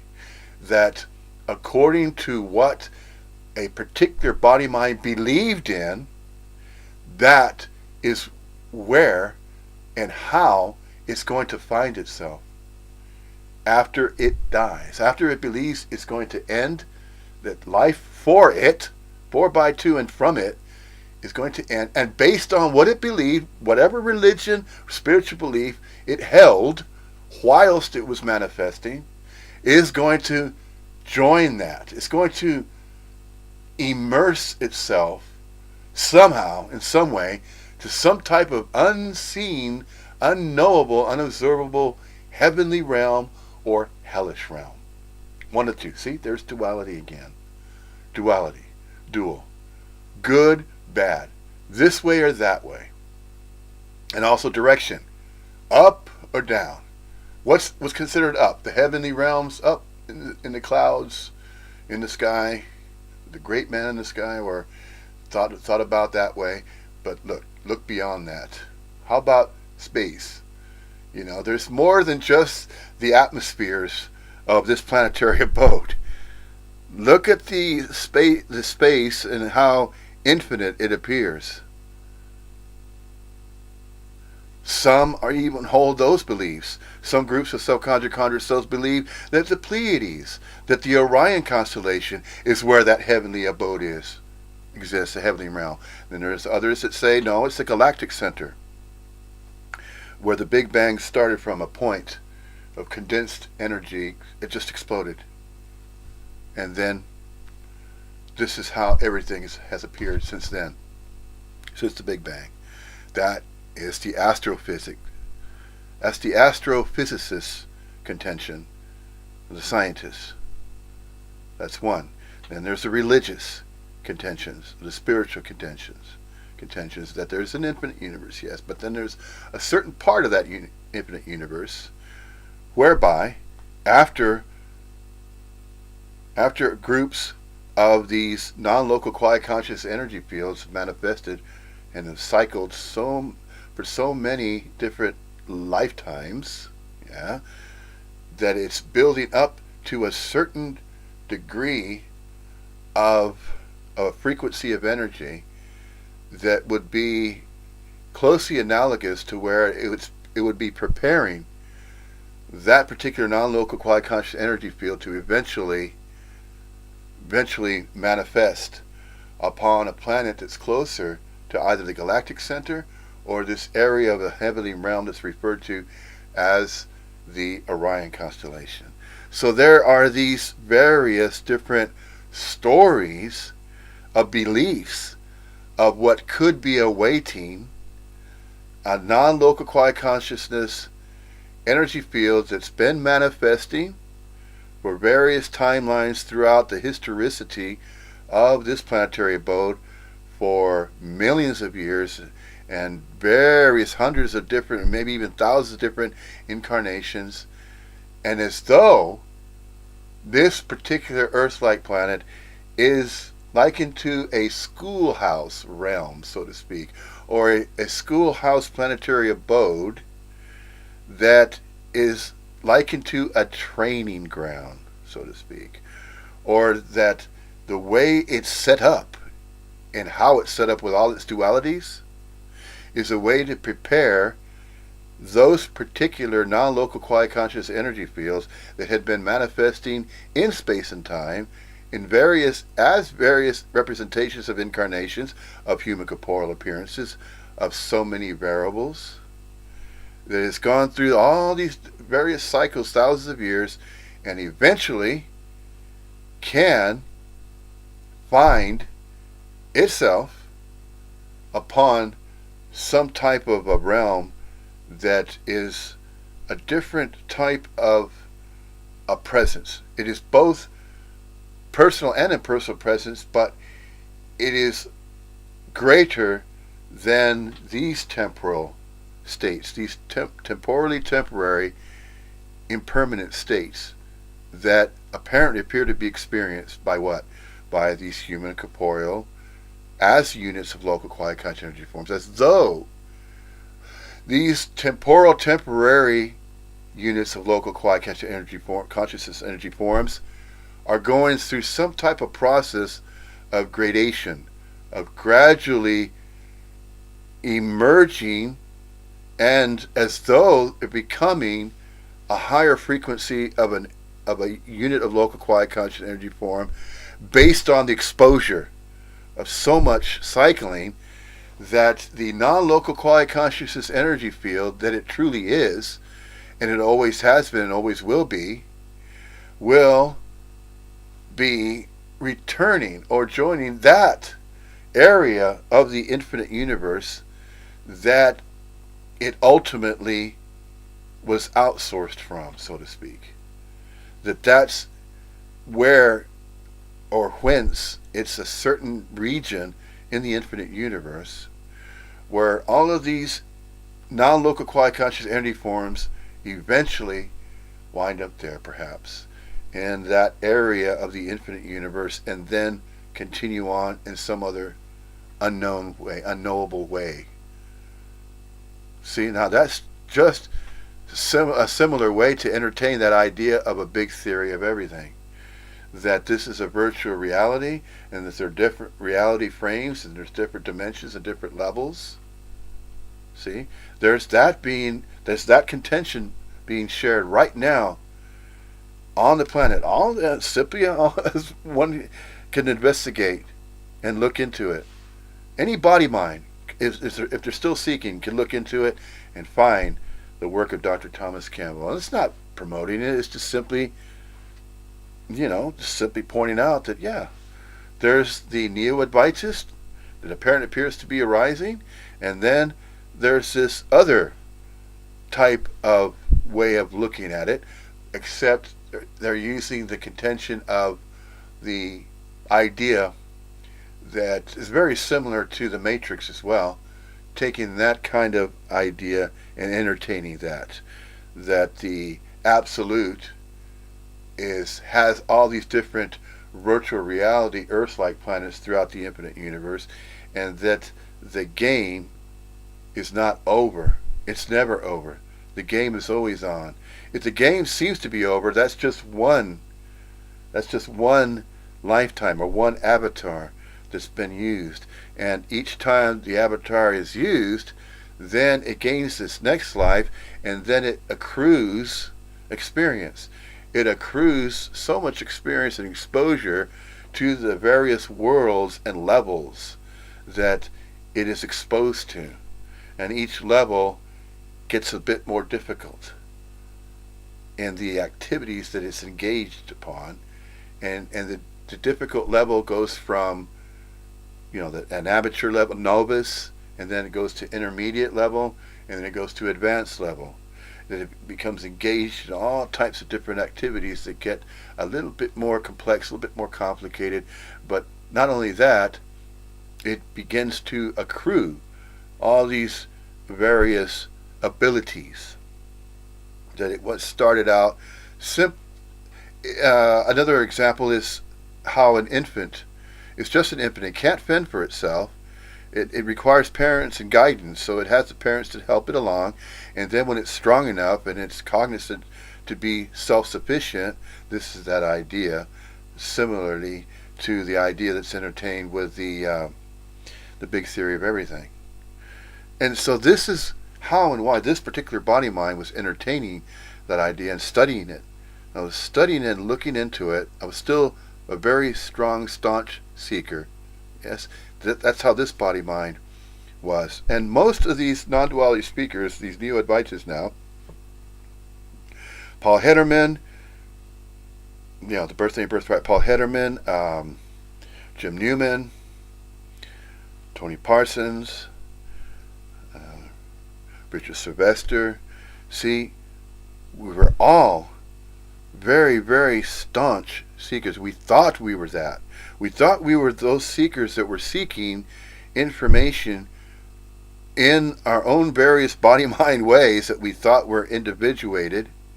We're all looking into all these various spiritual studies and practices, meditative TM, all these things have been described. Staunch seekers, Andreas Mueller as well, from Germany. And just check it out. I mean, just as this body mind was a very, very strong seeker, so was Paul Hederman, Jim Newman, Richard Sylvester, Andreas Mueller, and all these others that I haven't even mentioned. These similarities are noticed. They're noticeable similarities. That a majority of these that were self-professed staunch seekers of spirituality and regarding existentialism, personal and impersonal presence, cosmic awareness, the chakras, kundalini, all of these things that are also relegated to the new agey, practices and things like that with the there's all kinds of different types. There's the Wiccans as well. I even mentioned them. The Wiccans, the Druids, the free thinkers, there's the agnostics, there's all these different branches of seekers that were seeking knowledge bases.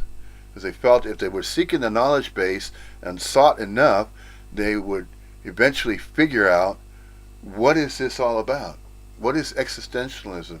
What is this feeling of being present in the moment, or the aliveness of feeling alive, to being alive, awareness, the awareness of being aware, to being aware, and the beingness, and all of these type of ways of expression. And yes, they're all various different types of forms of expression. Granted that apparently appears to be the case. And so, in seeking upon that, and then this big theory of everything, and that's when it all fell and dropped. All of it that was conjured prior, that's what happened, apparently. Apparently appeared to have happened. This collapse of a me that was professed before by Tony Parsons and the likes of Tony Parsons, Jim Newman, but in their own ways of describing it. The reason why they appear to be separate, different ways to describe it is because the appearance of different body minds. The appearance that's temporally temporary. See, that's the unreal part of it. It's that temporal temporariness. Although it appears temporally temporary, it's not exclusively that appearance alone. What's the manifestation of a human corporeal appearance is being projected, in a sense, so to speak, via the non-local quality conscious energy field. It's projecting, just like a projector, a movie projector, projects images on a screen. This has been described this way regarding the presence or the appearance of a human corporeal local unit of quality consciousness energy form. It's been described this way. And that's simply an analogy. Pointing to the absolute, and then pointing to the human corporeal appearances of human corporeal forms, local units of quality conscious energy, as though they're appearing in space and time, but that, of course, time is an illusion. So it is both. It is a temporal, temporary appearance, and the non-appearance. Is and it is not. The absolute is and it is not. We, as a human corporeal appearance of all human corporeal appearances throughout the infinite universe, which of course includes this particular Earth-like planet, is referred to as Terra, Earth, Gaia, so named, of course. Why? Because naturally it appears these particular human corporeal appearances that are appearing upon this particular setup within this part of the infinite universe, this Earth-like planet, appears to be set up in this way. How else is that described? How else, although it appears temporarily so, and just as an appearance, it's not exclusively that way. It is also unobservable, unknowable, unreal, at the same time, whilst space and time is apparently appearing to be space and time, and then the appearance of human corporeal forms and all the other life forms that apparently appear to be that. It's empty fullness. It's all of it. It's all of it. But the manner by which that is recognized apparently appears to be gradual, or just suddenly it is recognized all of a sudden after that which has been conjured. Therefore, it could be entertained with the idea that if this is a training ground for souls or for non-local quality conscious energy fields, and this is a training ground preparing these energy fields to be part, also to be included with some other part of this infinite universe, it could be that way or it could not be that way. It is neither knowable as a fact, and it's not unknowable either. I mean, although it's unknown or unknowable, the idea nonetheless is entertained. The thought's entertained, just as the big theory of everything with the consciousness research, so named, the birthday and birthright of Dr. Thomas Campbell. That's just the way that is expressing and kind of sees that and through the eyes of that particular body mind there, and whatever And however these ideas were entertained, it's just appearing to be perhaps just another example of what could possibly be. And it refers to probability distributions.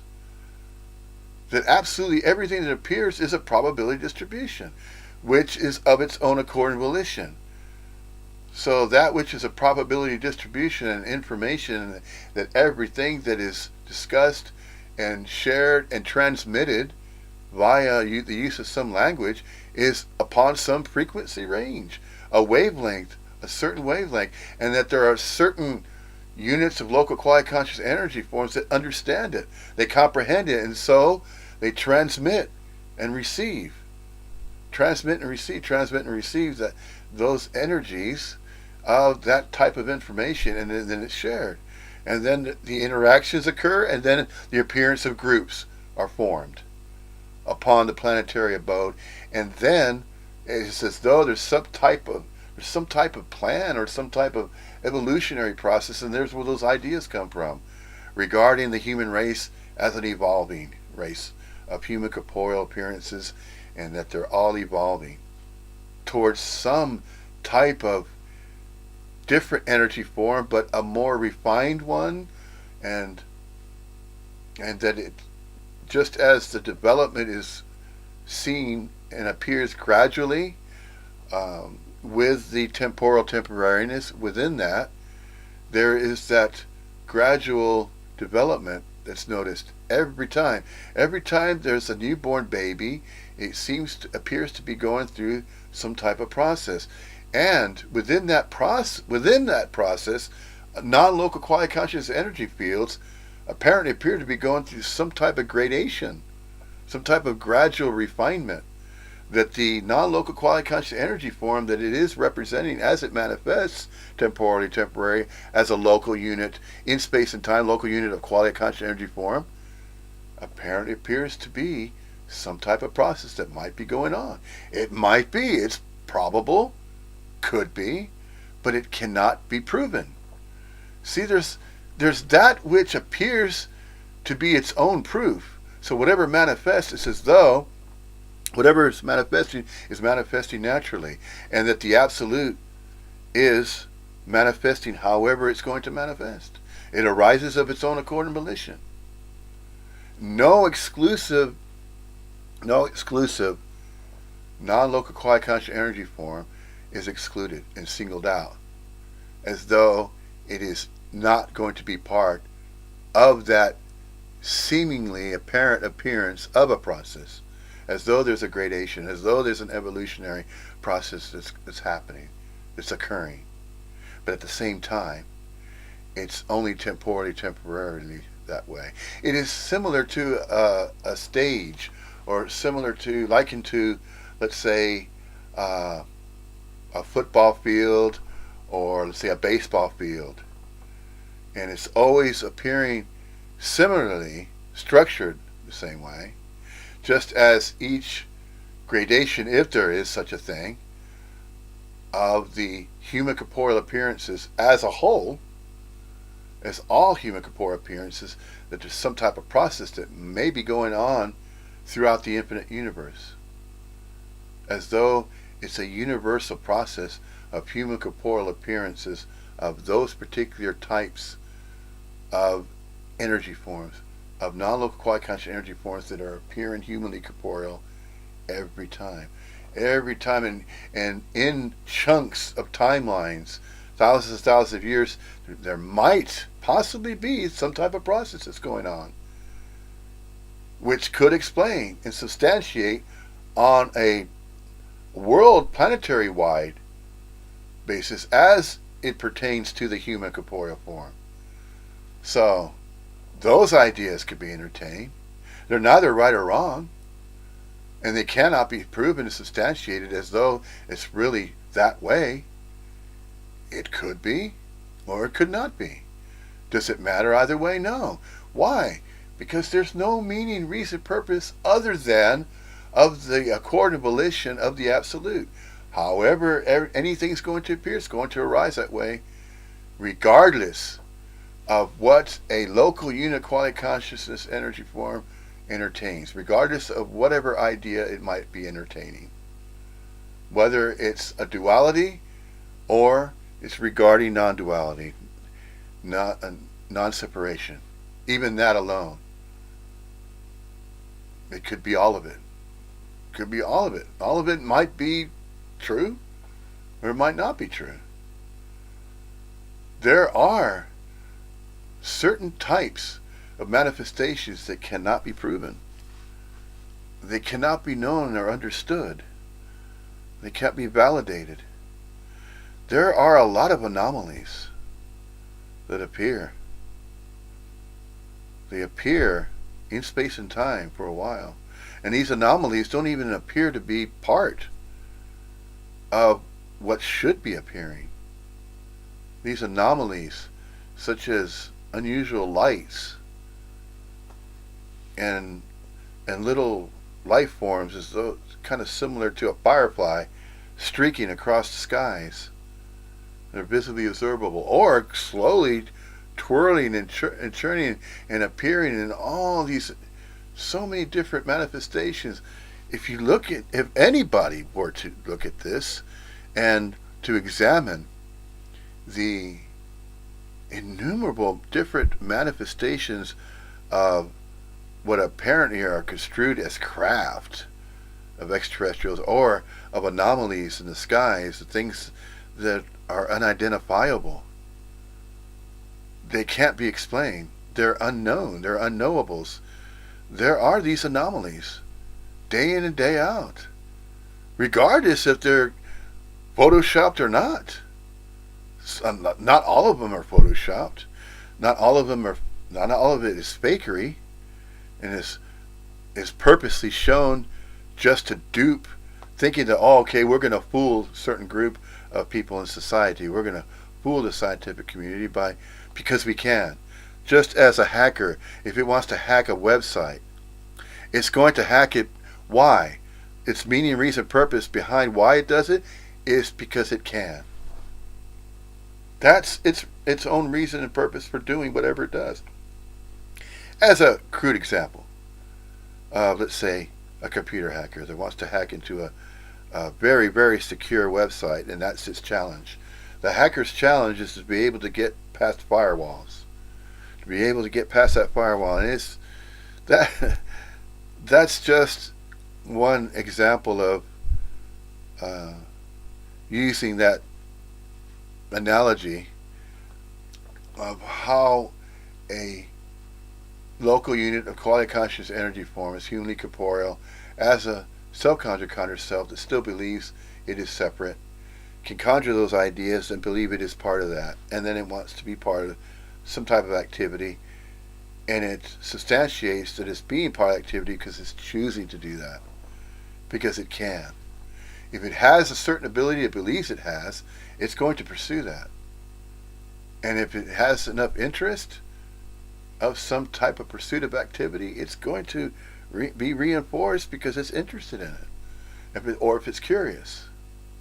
Just as this body mind, if they're curious about the whole entire thing, about the absolute, and why certain beliefs were the way they were. And so this is why most non-duality speakers, most neo-Advaitans, that's why they started out as staunch seekers, because they were curious.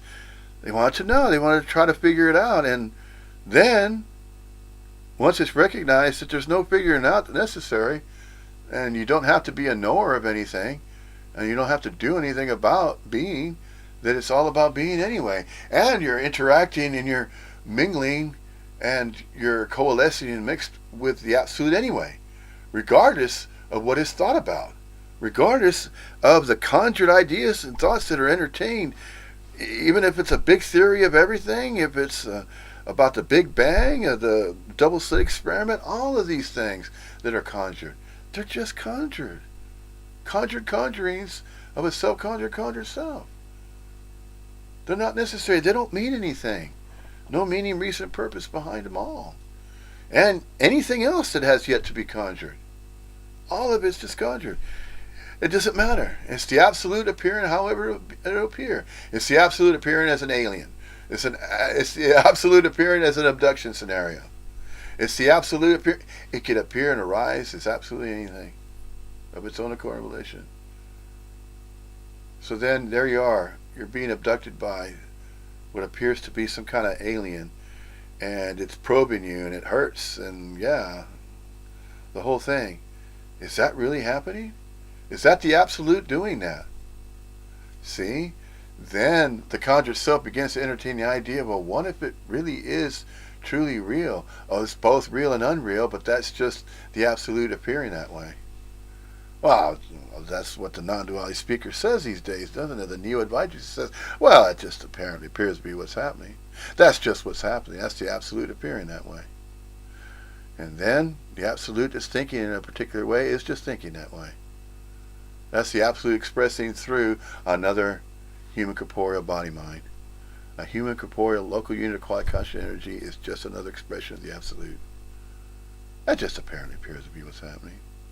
Well, you could also say just apparent and non-apparent. It's both. Because if it is and it isn't, the absolute is and it isn't, and we are and we are not, then it is apparent and non-apparent then. You can't just say, oh, it apparently appears to be what's happening. Well, it apparently appears and non-apparently appears to be what's happening. There, you got to include that too. You got to include the non-apparent. You can't just say exclusively it's apparent. No, it's both. It's not apparent. It's apparent and non-apparent, both. We are and we are not. It is and it isn't, the absolute. See? It must be included. Of course, because it's part of the absolute. It's part of everything. Which came first, the chicken or the egg? Both were around, chicken and the egg. They manifested together. There. That's the answer to that one. No. Silliness.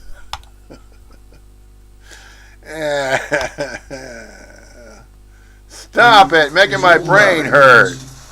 And all-powerful and all. But you have no brain to hurt. Will then torture us for all eternity if we fail this one very, very bizarre test that he sets for us.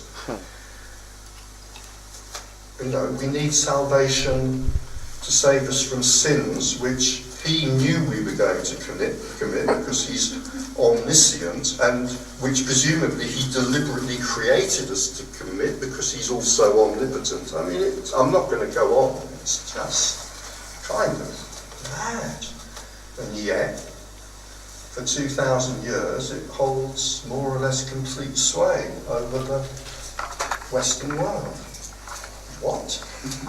Is that kind of what you're getting at? And also, I mean, what we as seekers, when we follow the guru, for example, for me it was Osho, the church would point out and say, look at these stupid idiots, they have a guru and adore the guru, and what is Jesus? I mean, that's even more weird. The guy is not even there, and it is considered to be the only one. But you see, also, that's not necessary as well. For the Christian to say the only way, the truth and light and the way of existentialism is through Jesus Christ. So you have to follow all of the biblical word for word commandments and everything that was, by the way, that was already misinterpreted anyway. Why? English language is a very new language that's spoken, and it has its own meanings within the definitions of the English language, which is far-fetched from what? The Aramaic. See? It could be debated with any Christian. Just to simply say that, look, if you really believe he was the Son of Man, and this was Jesus Christ, and the Hebrews call him Yahashua, the Master of Justice, Teacher of Righteousness, he spoke in the tongues of the Aramaic, which is similar to the Sanskrit in India.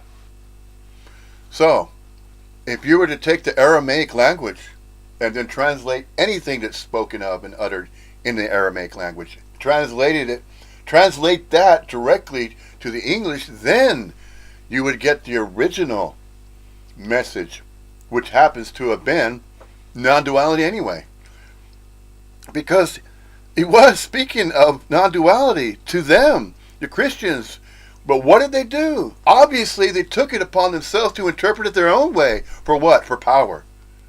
Look at the Vatican City. That's the example right there. Catholicism and the Vatican City, it's a city of its own laws. It follows its own laws.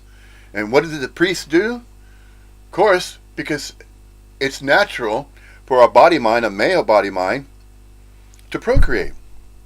And if you interfere with a natural system that has been going on for thousands of years, then what's readily available to these popes? The first pope that's put into power, he had all this power, and he had his own. He still does. Their own Vatican City, their own laws, their own piece of land that used to be the central point of all people around the world. That's no longer the case. They're very quiet about that, aren't they? And they won't admit it. See?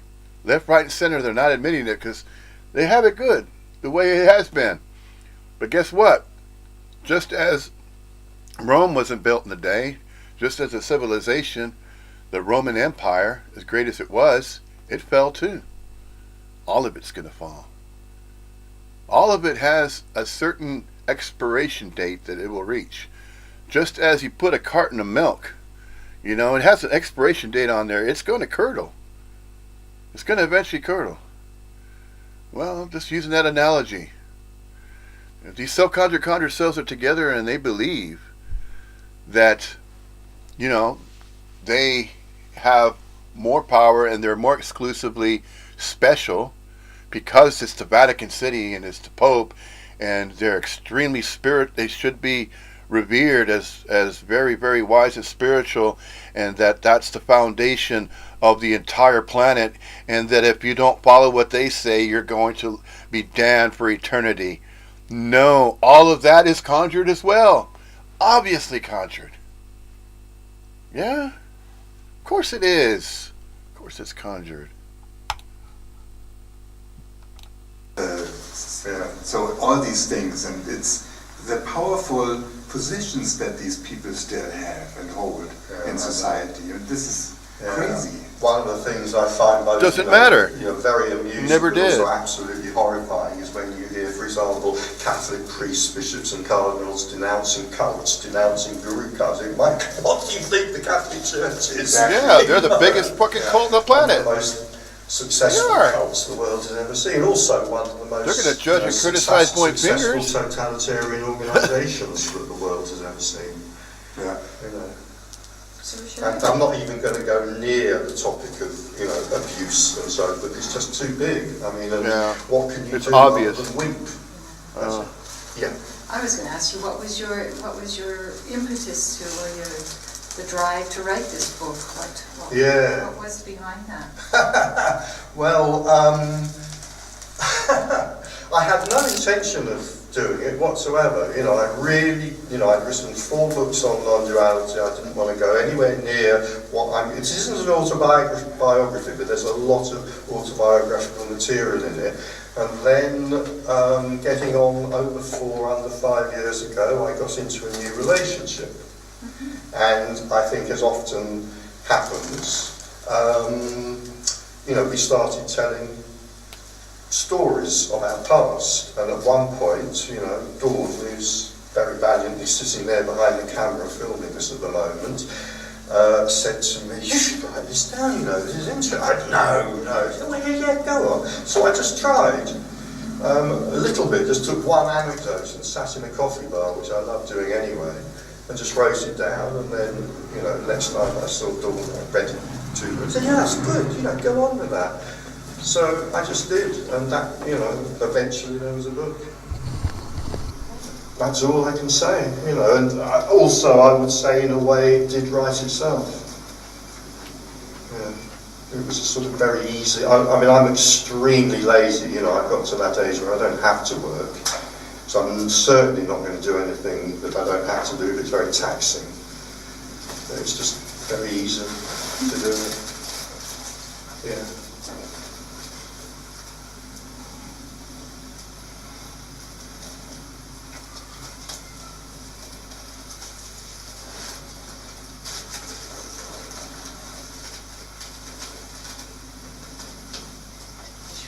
So anything else on this before we I just move on? want to make a remark. I've read this book 2 times and I enjoyed it very much. There you go. I'm going to hold it up to the camera on that one. Okay, there's the little advertisement. Available on Amazon. And also, if you want an autograph copy, available in the hall back there as well. Yeah, thank you for that. Yeah. I was just wondering if you have any spiritual experiences now, recent times? Yeah, I'm always a bit cautious with that phrase, spiritual experience, possibly for fairly obvious reasons, and maybe like a lot of people who've been trained psychologically and psychotherapeutically, I prefer, you might think I'm nitpicking, but I prefer the word transpersonal. And the reason that you tend to read about transpersonal psychology rather than spiritual psychology, because it sounds more respectable. They actually mean exactly the same thing, transpersonal and spiritual, but anyway. So having cleared that up, I would say, I mean, I've obviously had quite a lot of transpersonal experiences that have gone into the book, and more recently I've had I have had and still ongoing sort of what would normally be considered Kundalini experiences and so forth. Yeah, to which I would be reluctant to assign any significance whatsoever. Yeah, I would just say, okay, yeah, these are experiences. This may be why I resist the word spiritual, because I think as soon as we use the word spiritual, it's like there's such a weight. That word is carrying such a weight that it's something incredibly special. And I think, so I resist that word. You know, I would say transpersonal experiences are just experiences on a certain kind of level, just like, you know, there are physical experiences, emotional experiences, psychological experiences, transpersonal experiences. So I wouldn't necessarily assign any great significance to that. But yeah, just to some extent that's ongoing, yeah. You say, or you write something like, it seems that gurus fear psychotherapists. Yeah, Why? not quite that. Yeah, I don't think it's that they fear them, it's just they don't want their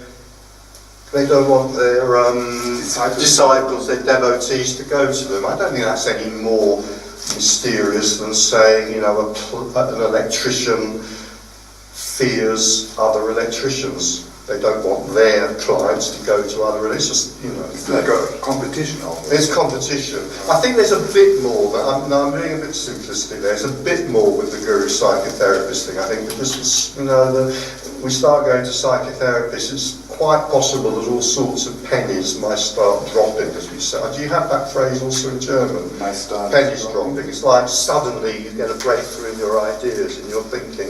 And I think maybe that's it, you know, I mean that famous thing, isn't it, Osho, you know, leave your shoes and your mind at the door. Yeah, now I can see very good reasons for leaving your mind at the door. I'm not cynical necessarily about that instruction, but nevertheless we could be cynical or sceptical about it. But the guru in a way does gain an advantage if we don't think too clearly, particularly about the unending queue of attractive young women who are going through his sleeping quarters. And I think, you know, one of the problems of people going to psychotherapists is that, you know, we can wake up to seeing the world in all sorts of new ways. And that can be a threat to everything that we've been doing up to then. So if we've been a devotee of the guru up to that point, going to a psychotherapist could be a threat to that, in the same way that it might be a threat to our marital relationships. Does that kind of make sense? Mm. So I think it's a little bit more than just not wanting a rival. Mm. Yeah.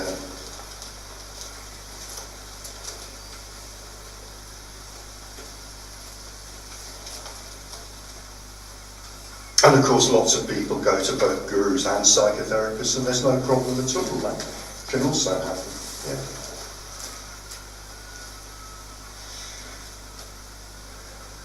And psychotherapists could become a guru. Yeah, sometimes do. Is Lacan a psychotherapist or a guru or both? Same for Jung, Freud, R.D. Lang. They all have kind of something of the guru about them. Yeah. Yeah. So, Richard, where does sort of the book, the stories, sort of fit in with the talks you give and the content and whatever's coming through? Is the book and the stories in there and the experiences or whatever just part of what is? That's how you would say Absolutely. that, and whether you played with music and you would sit there and play a violin for us, you read from your book and tell us these stories and you're... Okay. It's just what's happening from that point of view. I mean, I've deliberately not gone there not really at all. I mean, I do mention the fact that I give talks on non-duality there partly. There is a bit of a section about all the audience members I most remember for having attacked me over the years, so I put that in, but really I kind of kept it out, partly because I've written 4 books about non-duality. If anybody wants to know about those, please buy them and read them, of course, but partly because this is deliberately some of it is philosophical and you could tie it up. The stuff about free will you can tie up beautifully with non-duality, of course, but most of this is quite, the normal way of looking at it would be, well, most of this is clearly biographical. So my way of looking at it would be, well, it's story. Yeah. It's a collection of stories which apparently happened to an apparent person in an apparent past. Yeah. Yeah. Where you also reflect on memory. From in the beginning already you say, well, I don't know what really memory means here. We are more creating this, what we call memory. It's almost like a creation in the moment. I have to say, when I wrote that, I think that's a very important point, but when I wrote it, I wasn't in any way particularly thinking about that from what could be called the non-dual perspective. I was just making what I think is a perfectly obvious point from the psychological point of view as to how memory works. And probably the easiest way to sum up how memory works for the layman is it doesn't work very well. Basically. So it's worth making that point because this claims to be a book of memories, and it has to be understood that my memory is as faulty as anybody else's. If nobody is supposed to recognise themselves in this book, but if they do and they object to what I've written, I'm hoping that this is my get out of jail free card, that memory is very faulty. However, I have to confess this has already happened once. I have had an extremely angry Buddhist on my case who should never have, I don't even know how, I'm going to use the plural pronoun to conceal their gender. I don't know how they knew about it. There's not, they shouldn't have known about it. I mean, I'm talking about somebody I knew many, many years ago. I don't know whether they've been secretly following my career, but they did find out about it, specifically the bit about themselves, and they are very, very angry with me about it. Yeah, and there's a few other characters in that book I hope never find out about it. But what can you, this is the danger if you start writing about reality. This is the danger. What do? When push comes to shove, you either kind of wimp out and you leave it out, or you put it in there and risk offending someone. But, I think this is a case of art trumps life.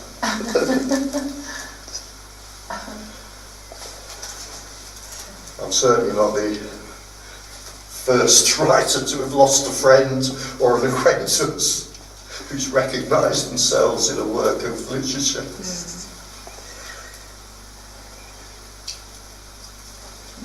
Sorry, not that I'm claiming this is a work of literature, that would be a bit pompous of me.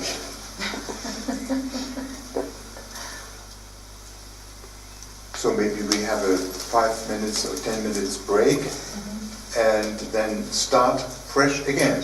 Okay, And let's do that. in this time, maybe you can sign books or... Yeah, absolutely. But only my own books. I'm not signing random books written by other people. Yeah, sure. Here, sign this book. I've got first edition of D.H. Lawrence here. Will you sign it for me? I'm not doing that. So what happens now? Non-duality. Do I have to say anything? Or? If you like. Oh. This is a little taster of the weekend. Maybe. It's like a little introduction. What will happen tomorrow and... what will happen tomorrow? No, not that way. You're going to read the future for us. Yeah.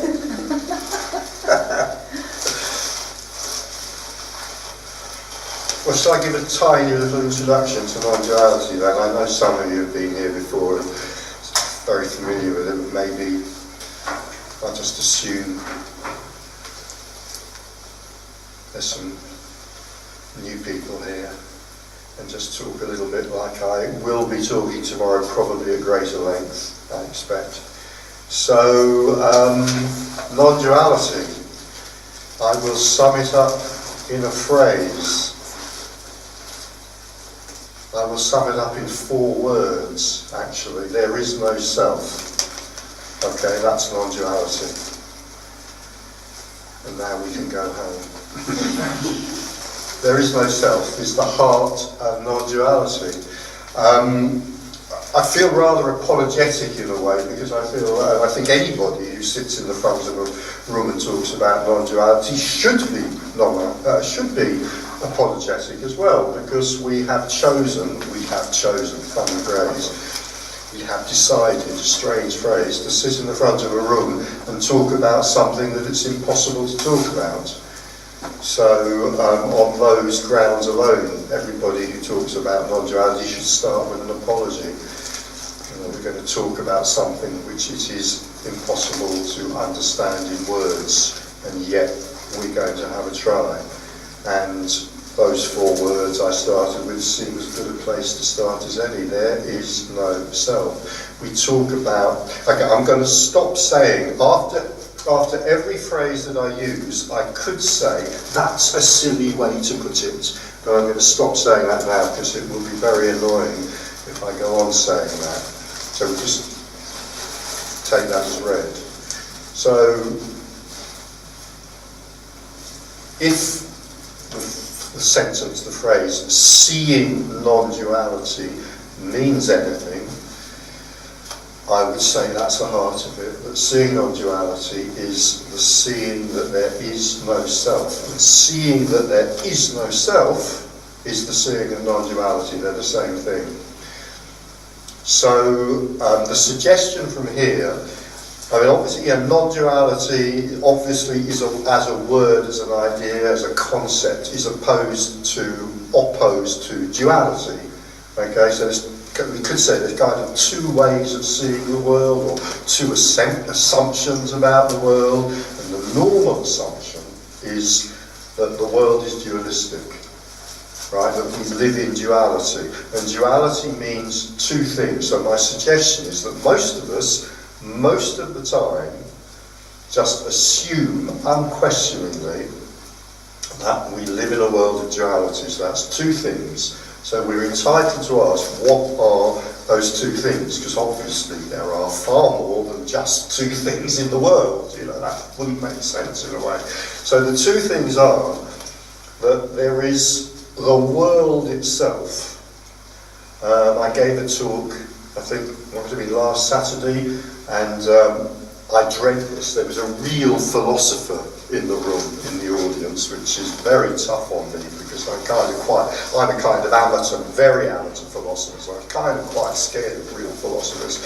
And he started quoting Wittgenstein, which is even worse, because obviously I don't really understand a word of Wittgenstein, but it did remind me of the only sentence of Wittgenstein's that I was going to say that everybody knows. This isn't true, but Anybody who does know anything, to quote from Wittgenstein, if it's only one thing they know, it will be this sentence. And the sentence is, very famous sentence, the world is everything that is the case. And that's brilliant.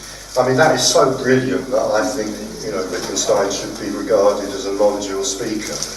Right? So one of these two things that exists in duality is the world. What is the world? The world is everything that is the case. Whatever is happening, whatever tables and chairs and arms waving about and happiness and talking and cars driving past, that's the world. So that's one thing in duality. The other thing is me, myself, feeling separate from all of that. So the normal mode of being in a dualistic sense is a sense that there is me as a separate entity, I could almost say object, is me as a separate entity, right? And I move through this second thing, this other thing called the world. So that's where we get duality from. And as I move through the world, which is separate from me, clearly this can in some ways be problematic, because as I move through the world, I have to negotiate with it. And I have to negotiate objects, like I mustn't walk out in front of buses and so on. And that's fairly easy. But of course, the objects in the world which it is most difficult for me to negotiate with are those objects known as other people. So there's me, I am a person, and I am separate from this world through which I move, particularly including all the other people in it. And I'll just remind us that there are about, 6, 7, possibly 8 billion of those. So there are an awful lot of other people for me that I might have to negotiate with as well. So that's the state, I would say, in which most of us live. But I'm also going to suggest that that is not actually the experience or the state into which we're born as babies. In other words, in a rather obvious way, babies do not exist in this dualistic state. So the very young baby has no experience of, no concept of being in any way separate. So if you like, you could say there isn't a baby, or there isn't baby living in an environment, and that environment includes mother and father and maybe brother. That doesn't exist for the baby. For the baby, there is just experience. There is just whatever's happening, and no sense of separation at all. The sense of separation emerges a little bit later on, probably as, we don't need to argue about precisely when, but as kind of thought, consciousness, self-consciousness begins to emerge, so then the sense of separation happens, and the child begins to think in terms of me and others, and this and that, and me and the environment in which I move, me and my toys, me and my mother.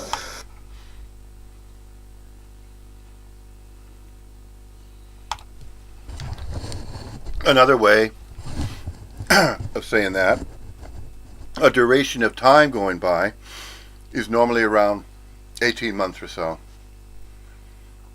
Nearly after the first 2 years. And this is when it apparently appears to happen. Because the human corporeal infant, the human corporeal form appearing as an infant, just for the first 18 months of duration of time going by, apparently appears for the newborn. It's not the appearance of a human corporeal form as a baby that's appearing for it. It's the absolute appearing as a human corporeal form. Not another new one, but just part of the absolute. It is non-local quality conscious energy that somehow, in some way, enters the womb and enters the... There's a certain point when the non-local quality consciousness energy field tethers, or the absolute tethers through the womb of the mother. When we could call the mother the womb, it's the appearance of a womb, and the development of the little human corporeal body mind that begins to grow, and then it's going to be introduced as it appears as though it's going to be born and introduced into the environment of what is considered or construed as, of course, the environment of this planetary abode. This planetary body, and of course referred to as the Earth. And upon the surface of this Earth, there is going to be the appearance of another human corporeal form, as though it's another new one. But it may simply be appearing that way because of the parents' appearance. The appearance of the parents' DNA, of course, the DNA signatures and all the different features that human corporeal form is going to appear as. It's going to be a mixture of the parents, of course, because of the biological processes that are obviously involved. But these biological processes are simply called biological processes because they're named, categorized this way, utilizing the English language. If we're to speak of the English language of this introduction of a body-mind, human corporeal, local unit of quality conscious energy form, which is humanly corporeally. So, and it's being introduced into space and time at a certain point in space and time. So there you have it. It's is it perhaps a brand new energy field? No, it's still from the absolute.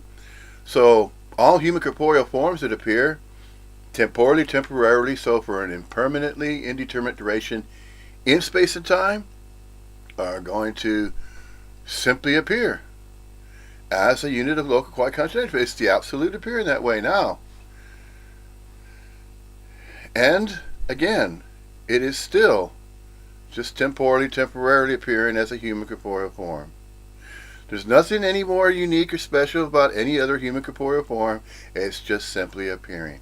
A non-local quality consciousness energy field that is all part of the absolute, coming from nowhere, out of nothing, from nowhere. It's still the absolute.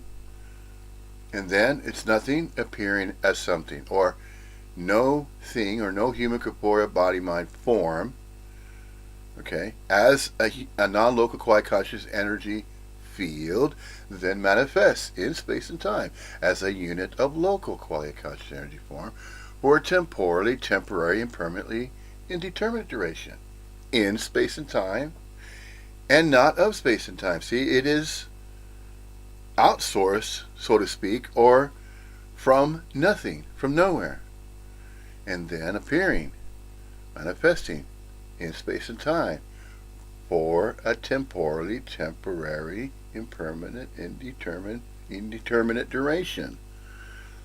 There is no there's no predeterminism to point out how much time that particular unit of local quality conscious energy form as a human infant, as a baby, is going to continue to appear as that particular baby with the features of its parents. It has the features of its parents because they joined. They joined, and at the molecular level, of course, and with the DNA signaturing, there's this what appears to be a certain organization of indeterminate factorings and mixings and just cannot be pinpointed. There's too many. They're too innumerable, of so many living cells, and each of these living cells somehow are naturally organized in ways that are astounding.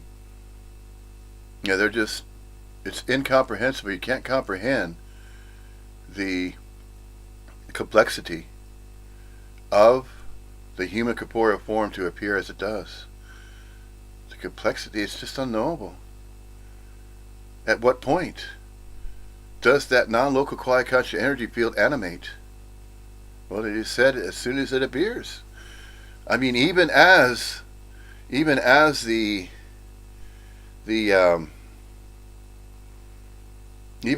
egg in a womb, each egg is going to be an entry point or portal into this temporally temporary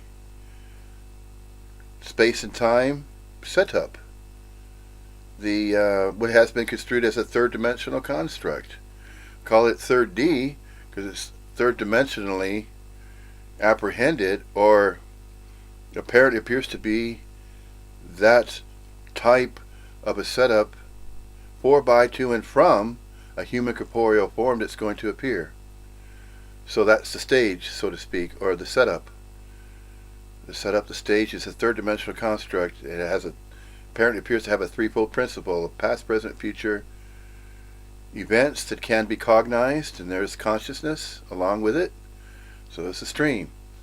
The stream of consciousness, just as a website on a certain URL, on a certain feed, or a stream of information is coming through. Consciousness is that stream that a body mind will tap into once it has become developed after so much involvement or tethering in space and time, so to speak, or appearing. So as it develops, and then that mind, or that body mind develops, after about 18 months or so, it begins to do this. It begins to move, and it sees a hand. It doesn't quite recognize or realize that it's its own hand. Sometimes it bumps its hand and it doesn't realize it might hurt itself if it has a sharp nail that the mother doesn't try to, clip, and then it accidentally begins to cut its own face. It doesn't even realize that that's just simply another face. It's another little body mind, but it doesn't recognize self-sentience or self. It has yet to acquire self-realization or cognize that this can be construed as its own hand. It hasn't developed that far yet, but it eventually will. Now, it just apparently appears to be this way, this process of development of a human corporeal form that appears a certain way. And so along came all these new conjured and entertained thoughts that comes along with each new generation. So either it's going to be conjured by the previous generations that have spent so much time in space and time that they believe that they are exclusively of space and time, that they're exclusively physical, and that this has conditioned itself to believe.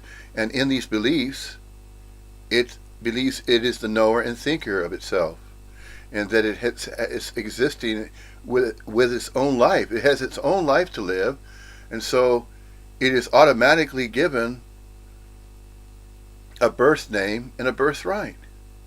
It's given a birth name and it has a birthright because there's a trail, there's a signature left behind of past generations of those parents. Now, what if this was an unwanted baby?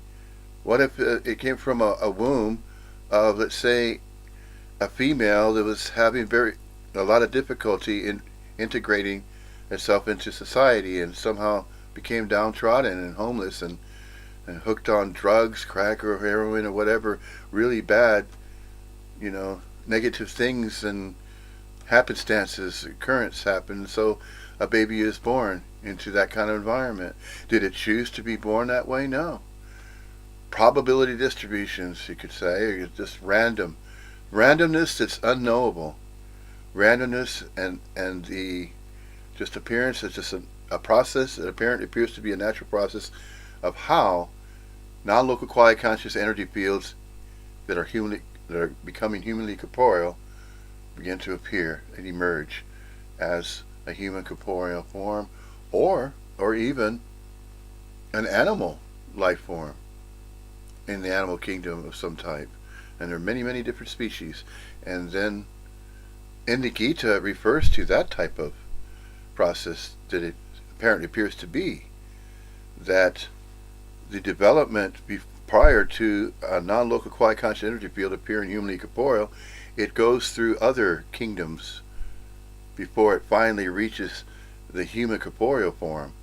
That it had started out as microorganisms, and then went from that kingdom to perhaps aquatic creatures, and then went through that kingdom for a while, and then appears as through the insects, and then or even from plants, and goes from the microorganisms to aquatic creatures, or actually to from plants to these other kingdoms, till it finally reaches the animal kingdom, and from the animal kingdom, that energy field eventually appears as a human corporeal form, and this is how it apparently appears to be a gradation or a gradual process. That's one way of going into the intricacies of the appearance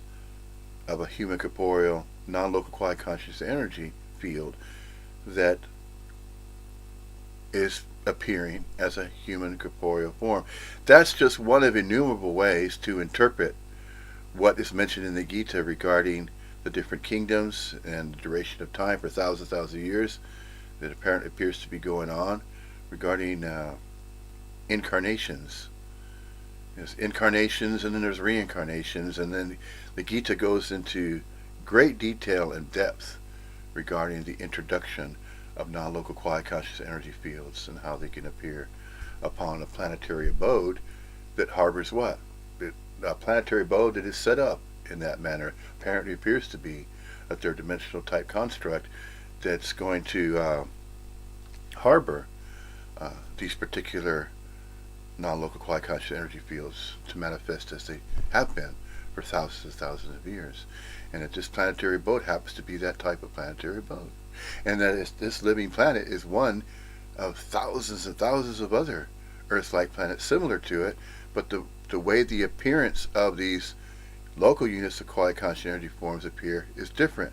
Different types of arrangements that are apparently appear that may be relegated if we look into astrophysics and about planetary bodies and how they could get close or become close to being habitable planets for human corporeal appearances to appear upon them, or even at the level of microorganisms, and from there the plant kingdoms.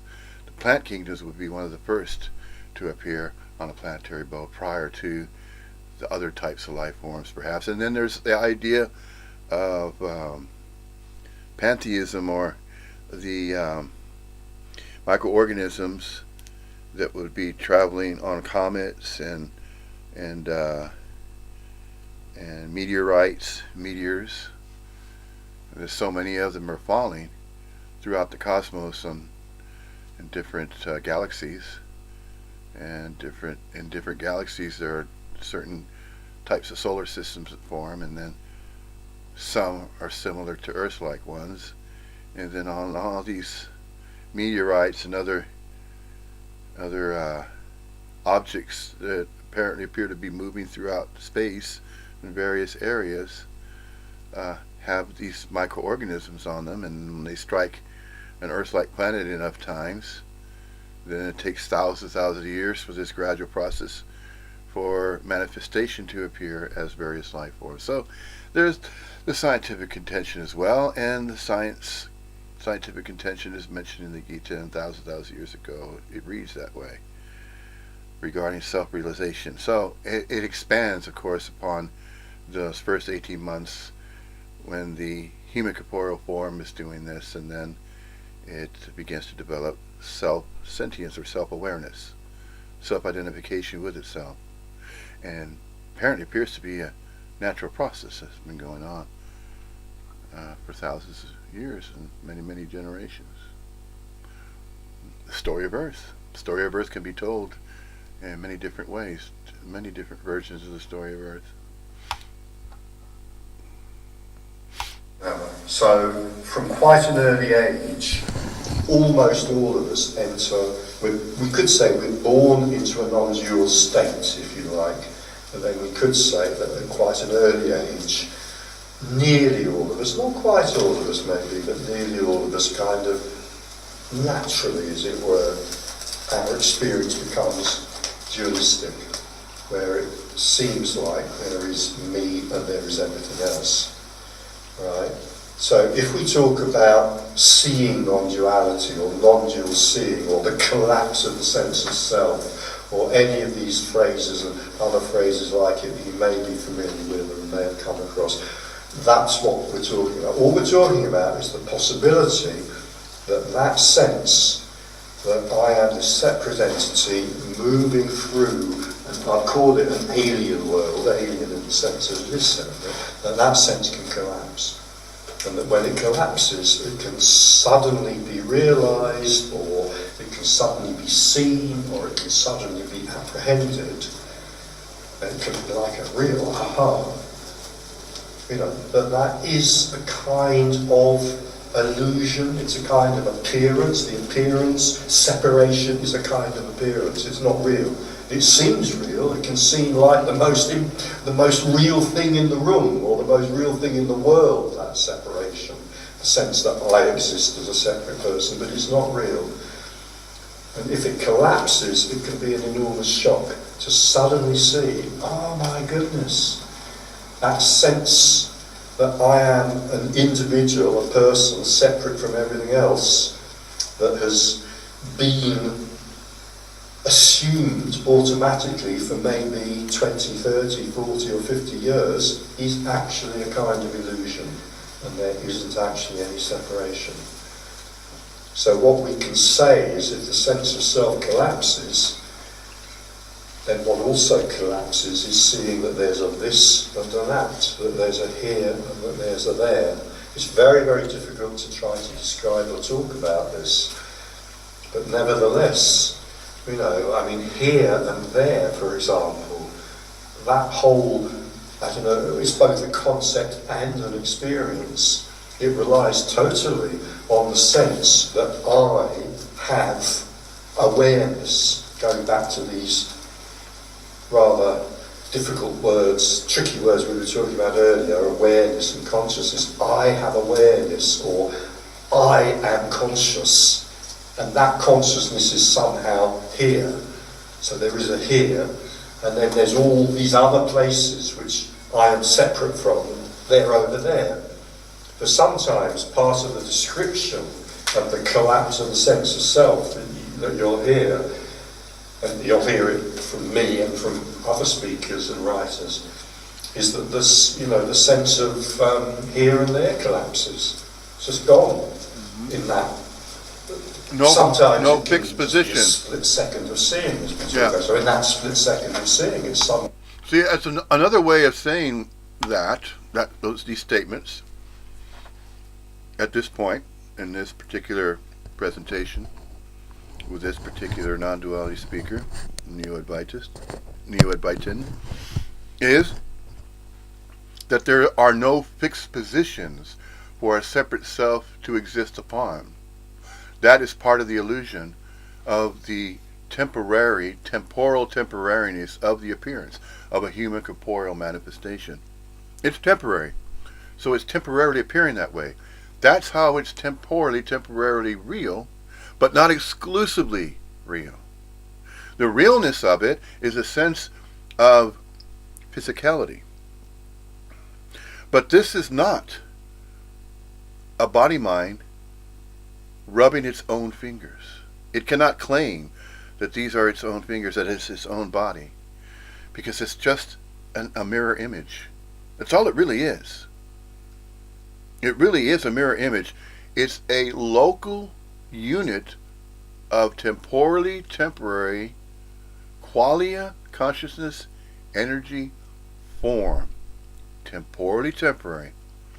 For an impermanently indeterminate duration in space and time, but not of space and time.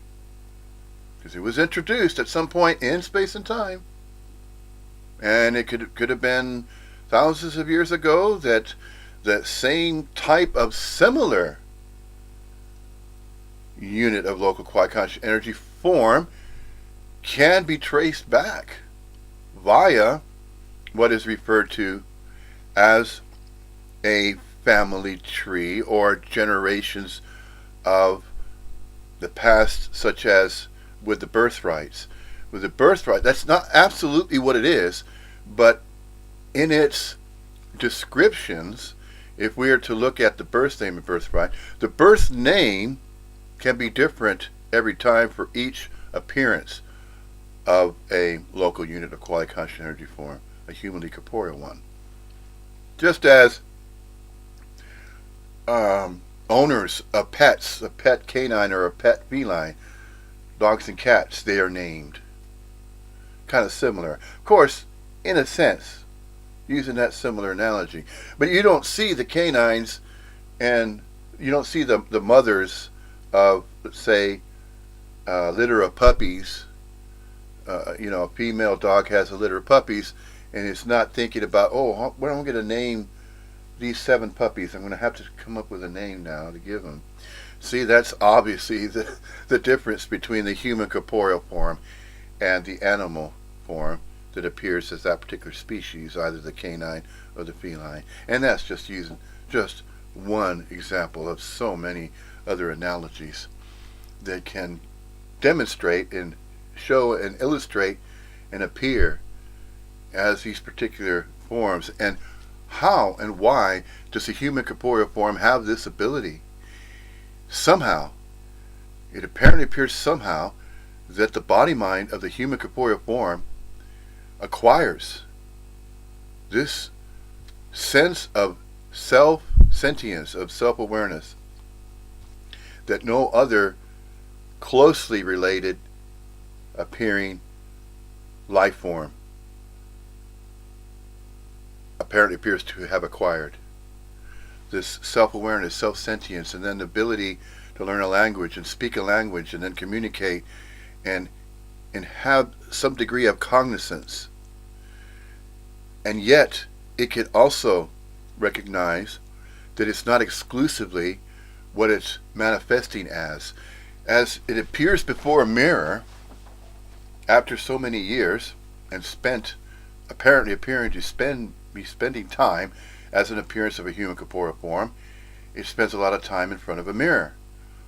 Because in the societal structure it believes it's part of, there's this type of process or rituals or something that's already seemingly something or integration in some way into a societal structure, which apparently appears to be what's normally executed or done, or actions that are taken via the human corporeal form, that it becomes part of a societal structure in a natural way, because it's already set up that way. It already finds itself set up in that type of environment, in that type of reality. Regardless if it's a dream reality, the dream reality appears very real. And that dream reality is part of the educational system, academia, a societal structure, offering every single human corporeal form an opportunity to become part of that. And it's been the natural process in a way as though that's the best way to treat the appearance of a human corporeal form, and to rever that as one of the most important types of life forms on the planet. Well, relegating that way, playing God, so to speak, should also be applied to all other life forms. There should be a universal respect for all life forms, and that even that infant recognizes that in its innocence. It knows. It recognizes any life form should be respected and should be recognized that that's part of the absolute manifesting and appearing, just as even the avatars, referring to the religious avatars that were referred to with particular names, the Christed One, Jesus Christ, Master of Justice, Teacher of Righteousness, and he said, whatever you do to any of the others, you do to me as well. So what he was trying to simply say is that every human corporeal form, if you treat that human corporeal form with respect and you don't harm it, and you don't mean any harm, then there's already that natural harmony that should already be a natural way of being, which is being. So, in its behavior, it should already naturally know that. But then you get these human corporeal forms that seem to be more distorted than the average one, and then there's where you get the abnormalities, and then you wonder about those kind of anomalies that apparently appear to occur. So, there's that too.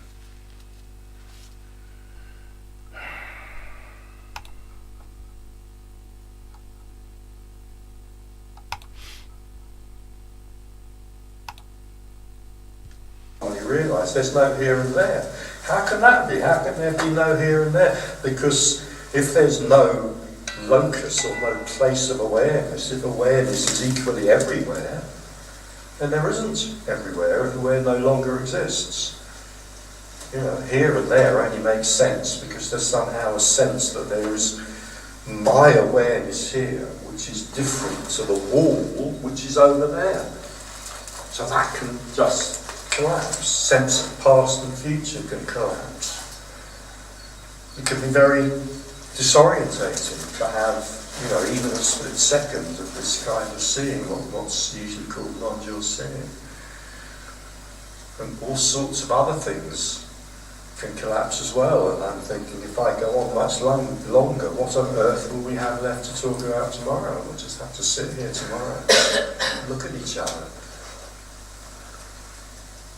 But it might be obvious, maybe I'll mention a few things and maybe we'll talk about them more tomorrow, but it might kind of be, be kind of obvious if there's no person.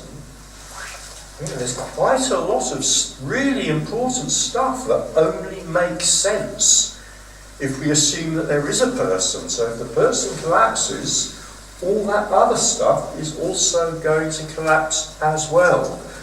And I'll just maybe throw in one or two things here. Just take, for example, we mentioned it earlier because I deal with it a little bit in my book, the idea of free will and choice. A person makes choices. A person has something called free will, maybe, through which they make choices, which makes them responsible for something called their life. Well, if the person collapses, it takes all that with it. No person, no free will, no choice, no responsibility, and nothing called my life. It's just life. So, free will gone, responsibility gone. Meaning, kind of gone, because meaning rather does depend on free will and choice. You look at all the stories of meaning that, the world has created, as it were. All the stories of meaning, which as Wittgenstein would say are the case, well, they, not quite all, but they virtually all depend on concepts of free will and choice and self-responsibility. So all of that gone. This is why some people kind of back away from non-duality in horror. Absolute horror. No, I don't want to hear this, I can't take it. My sense of myself as a free agent who, with choice and, I've spent 30 years in Africa converting heathens to Christianity. Don't tell me that was meaningless. Well, that's exactly what I'm saying. Yes, that was meaningless. Gloriously and beautifully meaningless. And in a way, how are we doing for time? Oh, all right. In a way, part of the kind of... I don't usually use this word. I have no idea why it's come into my head at the moment, but I'm going to use it as it has without censorship, and I might regret it in a minute. Part of the kind of ecstasy of seeing this, of seeing non-duality, is exactly that, is the collapse of all those stories of meaning and the realisation of the freedom of living without them. It's so free, and I don't often quote other writers and other speakers about Advaita and non-duality because I want you to listen to me and read my books, obviously, but I do often quote this one writer, and unfortunately I can't remember his name, and I really do apologise for that because I think it was a wonderful, it's so brief and it's just so wonderful, and it's just, and the name's almost coming to me, and it's just, there is something of the breath of freedom blowing through Advaita. If there's one word that I would use to sum up non-duality, Advaita, whatever word we want to use, it would be that. It's freedom. But it's not freedom to do anything. It's freedom from. And it's freedom from all these stories Conditions. of meaning and purpose that we tell.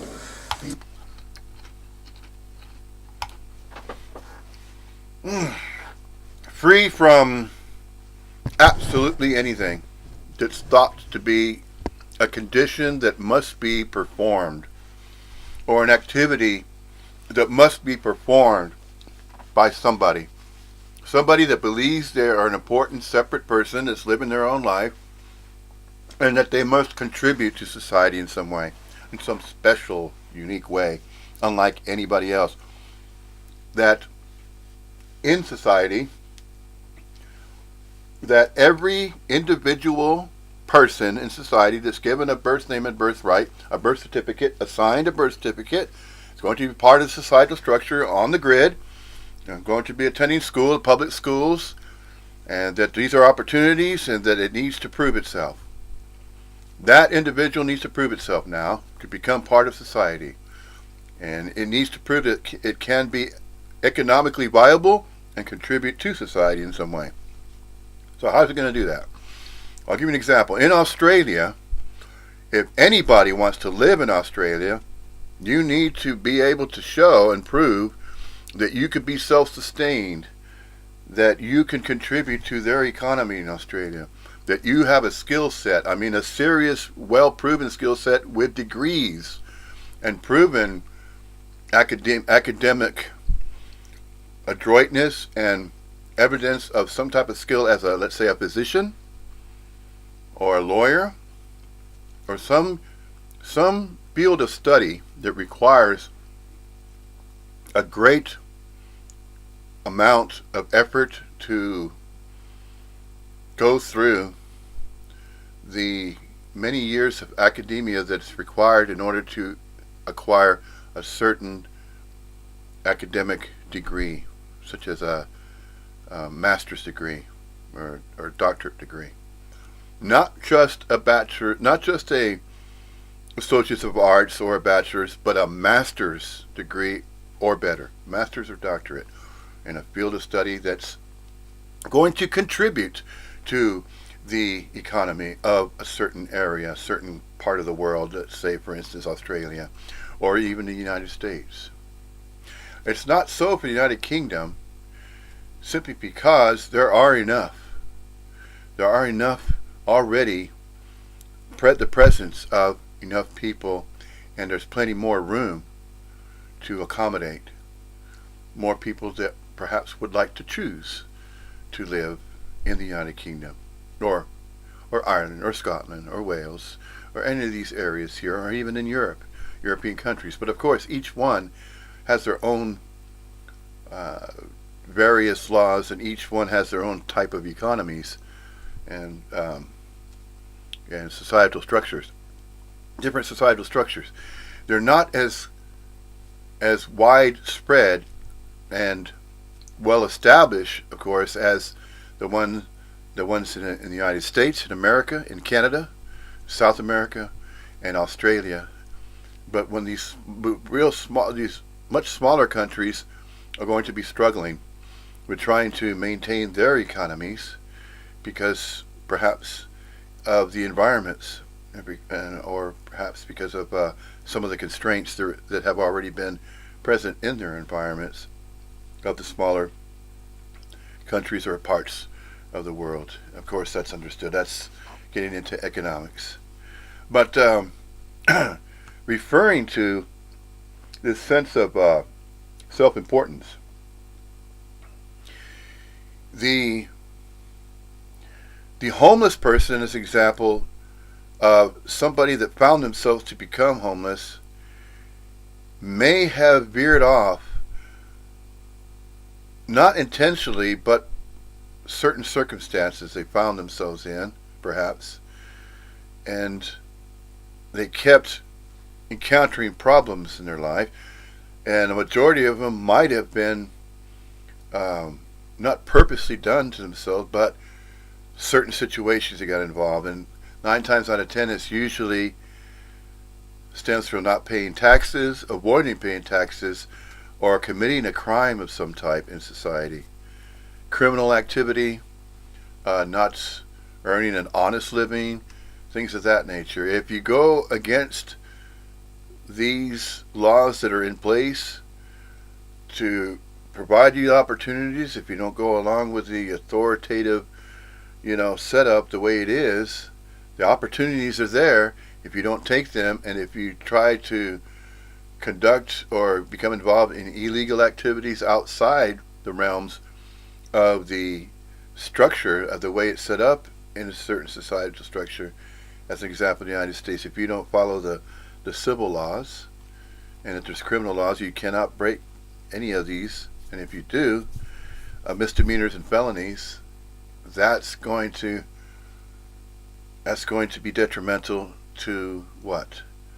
To try and integrating into the grid and all of these opportunities. So they even go so far as, let's say, if somebody's having problems with alcohol, they have AA programs, and there's various things that are being offered.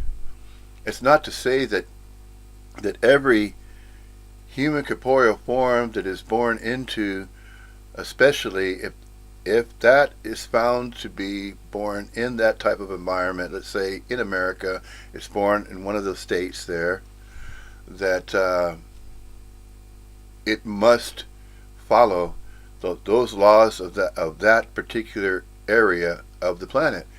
And if it doesn't, well, it's kind of obvious. Here are all the opportunities given. It's not to say that the academia is wrong and it shouldn't be there. It's for the benefit of any human corporeal, manifestation. Any introduction of a human corporeal form gets involved with society. It's not that it's evil or it's bad or it's wrong the way it's set up, but there is a recognition that there should be an equal balance of plenty of resources to be shared. But the only way those resources are going to be shared to those that make the effort to contribute in society in some way. So there's that balance that's difficult to get that system to work, and that system, of course, is as democracy was referred to politically, and democracy is providing opportunity for those that make the effort to contribute to that societal structure as a whole by attending school, learning a trade, learning some type of some skill sets, and then integrating into society and becoming economically viable, and then contributing in that way. It's not difficult to really do. It's not difficult. It's just there's the opportunities. It's structured. The society is structured, set up. Academia is one of the most important things. Education, learning, education. How else will a local unit of quality conscious energy form integrate into a societal structure that's already there and that finds itself upon? When it goes along with it, it should be able to find its way. And what is it finding its way through? Well, whatever it encounters. What is it encountering? Well, although it's a dream and although it's unreal, although it's both real and unreal, there's still some degree of what apparently appears to be activity or integration. Some type of interaction and integration is going on, even though and although it's a temporary setup of a societal structure, and then the involvement is going to be for so many number of years of an indeterminate duration, whilst it is involved, and wherever that human corporeal form finds itself born upon in whatever environment on the earth, then it does what? It does the best it can, doesn't it? It tries to figure out a way to what? Appear as though it's surviving. It's surviving how? Well, it appears to have a human corporeal form, and so there's certain functions.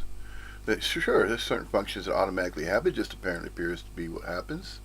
That's true. But it's not exclusively that particular way as a society structure governs.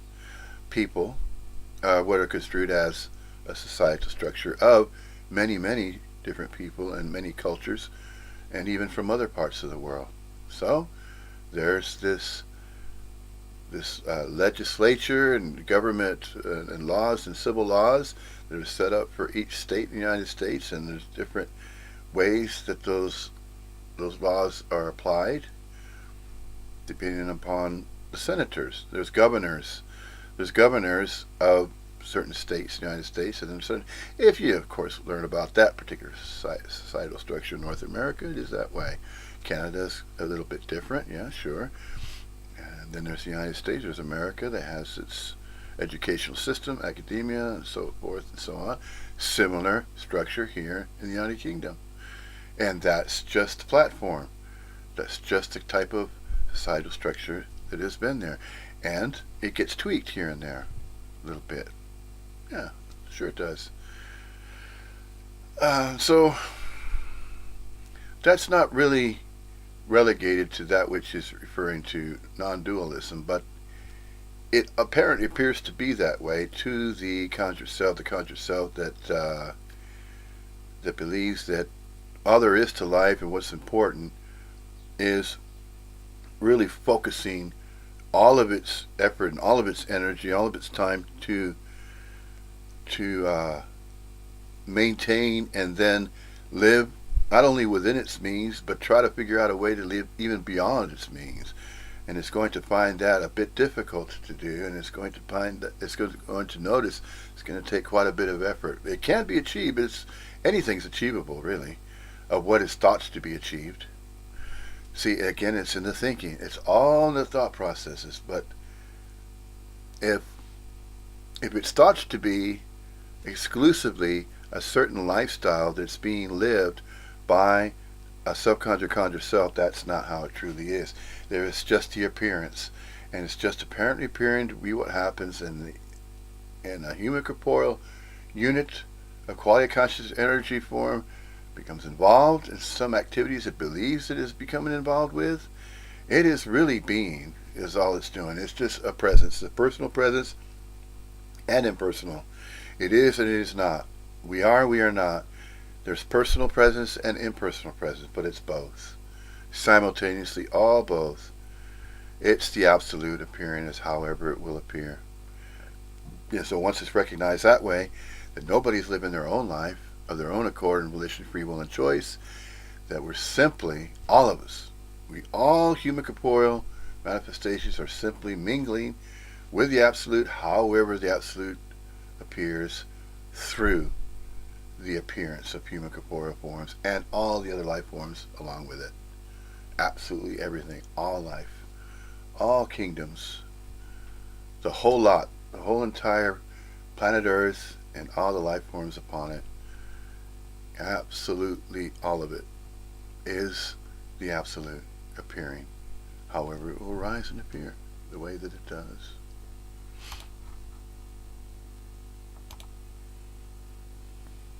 A desperate bid to try to somehow make that awful sense of separation feel okay.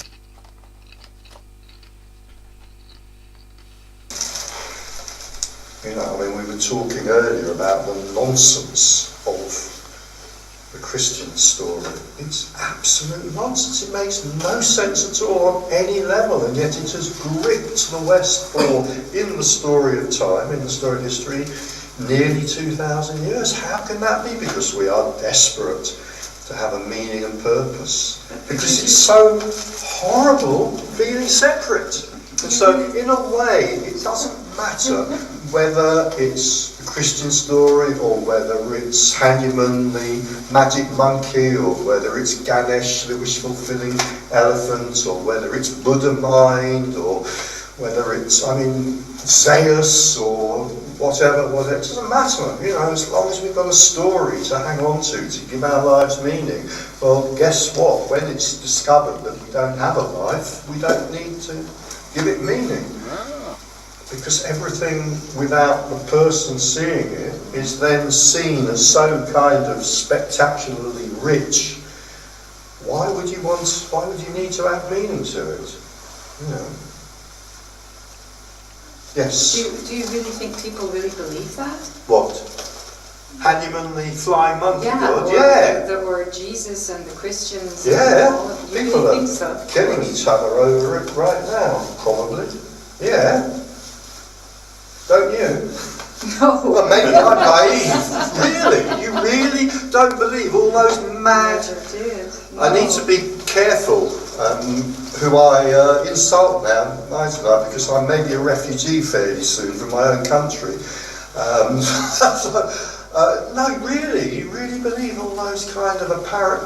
It's all a big game. They don't really believe this stuff. I wish. Yeah. No, I think when you're prepared to kill somebody because they have a slightly different concept of God to the one you have, you probably do believe it, yeah. I mean, not necessarily all the time. Often it's used as an excuse. I mean, I'm not kind of naive enough not to understand that, but no, I think so. I think quite a lot of the time, yeah. You think they're all just kind of cynics playing a bizarre game, do you? Yes. Yes. It seems so. I can't imagine that anyone would believe these fairy tales. Yeah. Have you not had the Jehovah's Witnesses come to your door? Yeah, of course. It always seems like they're just joking or something. It is kind of mind-boggling, isn't it? That, yeah, people are prepared to die for these beliefs, yeah. Yeah. Well, I have to say... I like Hanuman. I mean, really, I like Hanuman and Ganesh. Yeah, they're kind of fun. Yeah. But what you say when you talk about the freedom of what you're saying is, I mean, that's basically it. That sort of draws, I don't know, for me anyway. Yeah. People could get very, I mean, I'm sure you know, people could get very, very, very serious about Advaita and non-duality.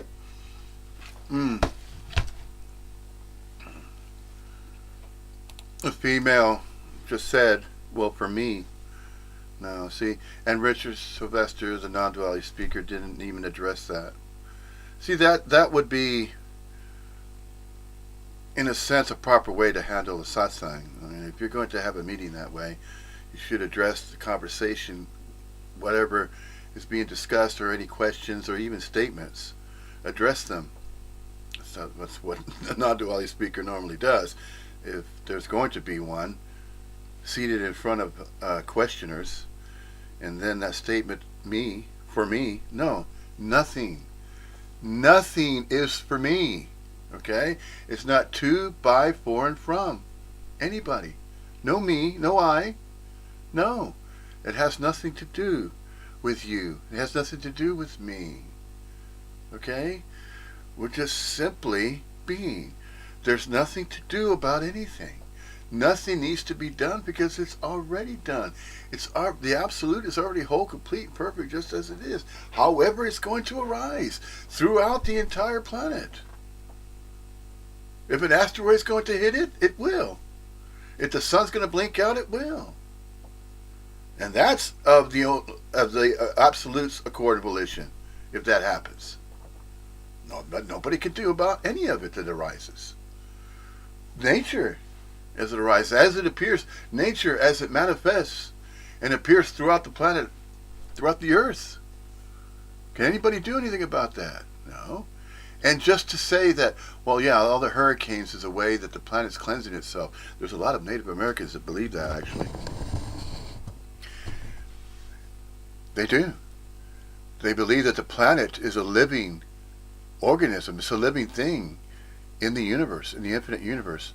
And that this planet, if it's not respected, it's going to take care of itself.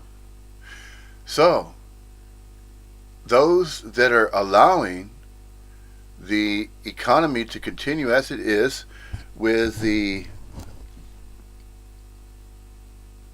pollutants that are caused by all the vehicles that are being used, and it's the interests that are more important. Money and power is more important than health. then if there are advanced human corporeal beings that have been visiting, and they're going to witness how and why it's so crazy that the human race is not taking care of each other. It's not difficult to do. That their power and their money and gaining materials is more important than taking care of each other's health. Really? Now, is that not unreasonable? Is that not ignorance demonstrated by those that apparently appear to have living well beyond their means, and the ones that are apparently appear to be in control of the balance of power and wealth on this planet, the way it's set up, the way that the setup is, that there's exclusive groups of human corporeal, privileged human corporeal forms, such as certain families with certain surnames, Bilderbergs, Rothschilds, very, very wealthy families. And they continue their birthrights by having next generation families with those surnames, and then they are going to continue to be privileged more so than all these other appearing as though they're of other surnames, of other family trees. It's an ancestral, it's as though the ancestral rights seem to override all the other ancestral rights that are deemed insignificant. They're not deemed as significant as certain particular families that are isolated and say, okay, all the most wealthy ones are the ones that rule. They're the majority that rules and should be privileged to live well beyond their means because they've earned it. They've earned it. Why? Because they set it up that way. Is that just? Is that justified? Is that fair? No. It's just apparently appearing what goes on. What can anybody do? And then conjure cells to get together and try to go against that type of system that's already been in place for hundreds of years now. How can that be fought? No, there's nothing to fight about, really. Just the human corporeal form, however it finds the conditions that it apparently appears to be in, with that body mind it is tethered to, then it does the best it can. Well, what else can it do? Well, it's true. But at the same time, it recognizes that it's not separate. It's not separate from everybody and everything else. It never was. Never will be. But when it used to think that way, then it apparently appeared to be a much more difficult and far more unreal constraints that it was placing upon itself that were conjured both emotionally and mentally. They were self-inflicted, unnecessary self-inflictions of suffering, needless, unnecessary. And it just thought in that particular way, it was entertaining ideas of hopelessness, of despair, of insignificance, or it felt unworthy. And all of these ideas of despair and negative thoughts and unworthiness and hopelessness, they're all delusional thoughts and ideas because they are thoughts and ideas to begin with. And the thoughts and ideas and that which is cognized never mattered. What really matters, what matters? Beingness. And how is that non-local quiet conscious energy field being? How is it manifesting in its natural state? Well, natural state is from the heart, isn't it? And if you want to look at it in a new agey sense, and with the chakras and the kundalini and that type of thing, it's Christ consciousness. It's fourth. Sounding new age, you definitely would say that. It's fourth chakra, the heart of the matter of a body mind. That's where that seat of the soul, or the unit of non-local quiet conscious energy field, is the heart. It's not up here. It's not this brain. It's not this mind. This mind is attached to what? All the mental thought systems, generated thoughts, thousands and thousands of them. And if a human corporeal manifestation operates from here, it's going to suffer needlessly, because it's not in the thinking, it's not in the knowing, it's in the being. The being is right here, the heart of the matter. Yes, yes, indeed, the heart of all matters that matter. If they're mattering at all, they're all going to stem and originate from the heart and the seat of the soul, and that little ball of light, that little concentrated non-local quiet conscious energy field. If these body minds wouldn't manifest this way, if they manifested a different way, and if the organization of the third dimensional construct were of a, let's say, of a more refined frequency range, then it would just be balls of light seen upon what's really behind this dream manifestation. This dream reality base is an overlay.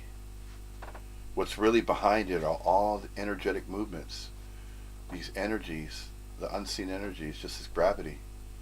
Just as consistent as gravity is, non-local quiet conscious energy fields are just as consistent as the gravitational field of this planet.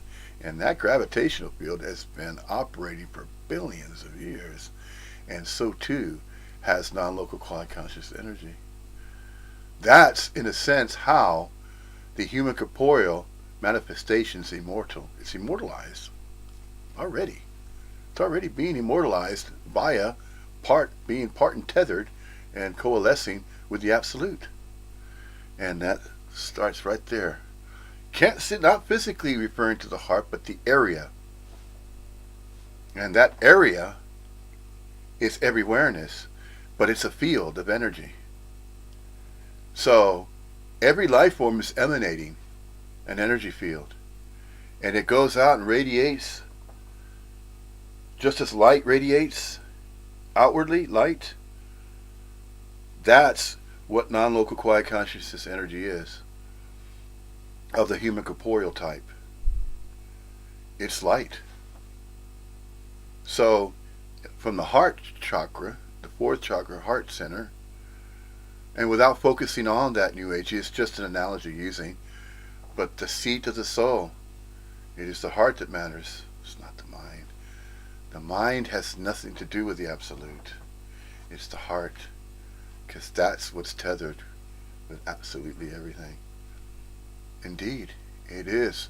It is from the seat of the soul, which is non-local quiet consciousness energy. It's a non-local quiet conscious energy field. That's what we are, and are not. We are temporary units of local quiet conscious energy fields, visibly observable mirrors. We're temporary, indeterminate duration, in space and time, and permanently so. It's just temporary, it's impermanence. And at the same time, we're these non-local quiet conscious energy fields like a ball of light. And whilst there's this appearance of animating these body minds, they're not necessarily ours. We don't have to claim them. But that's how a human corporeal appearance appears. It appears humanly corporeal, but temporarily. Not exclusively that way, though. See? That's the mistake. That is the mistake.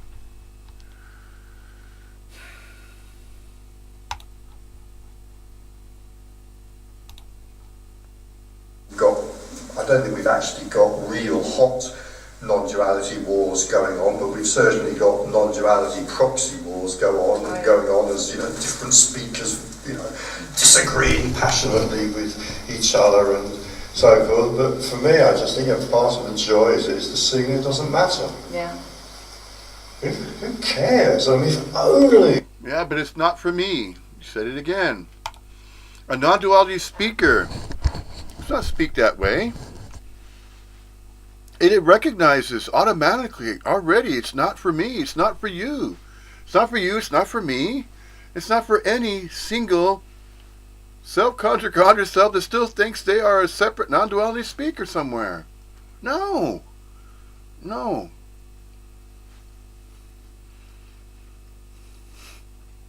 If you're going to support the message of non-duality, and you're going to write books about it, there's a certain degree of credibility is going on there. There really is. And you're going to naturally express non-duality as it truly is. You're not going to continue to say, well, for me, this is the way it is for me. It's still this way for me. I'm a non-duality speaker. I need you to buy my books. No. That's probably why there's that one thumb down, because that one thumb down out of 783 views, and I'm the 18th like, okay? If we're going to look at it with the visual field, and we're going to look at this particular subscribed channel with Richard Sylvester, okay? This was published on the 31st of May, by the way. Richard Sylvester, Confessions of a Seeker, and Non-Duality Interview with Christian Salveson. Okay? So, the point that is obvious there is, as he continues to agree with the female that even said that, well, for me, it's this way, that way, and then he just said it as well, for me. No. The absolute is not for you, it's not for me, it's for absolutely everybody and everything. But it's not for it, it's simply manifesting and appearing. It's life, the life force that enlivens any living thing that is seen. Absolutely every living thing is enlivened with the absolute, with that energy. That's non-local quiet conscious energy. A non-local quiet conscious energy field. It manifests and appears according to however the absolute is going to manifest through it. It's not for me. It's not for me. It's not for you. It's not by, to, for, and from anybody. It's not by, to, for, and from any me or any I that continues to speak that way. No. It's true in the speech. Once it is recognized that it is not a separate self-conscious self, once it recognizes that it is absolutely tethered and coalescing and mingling all the time, timelessly, with the absolute. Absolutely. It's not for me, it's not for you, it's not for an I, it's not for a self-conscious self anywhere. And it's definitely not for groups of self-conscious selves that are in agreement that they are separate from everybody and everything else, every other group of somebodies that have conjured this idea that they belong to that group or that group, or this spiritual belief or that spiritual community, or that religious group or this other religious group. All that separation, all that duality. No meaning, reason, purpose. Even far more removed from the absolute, not requiring any meaning, reason, and purpose for absolutely everything to appear as it does, of its own accord and volition, ad infinitum.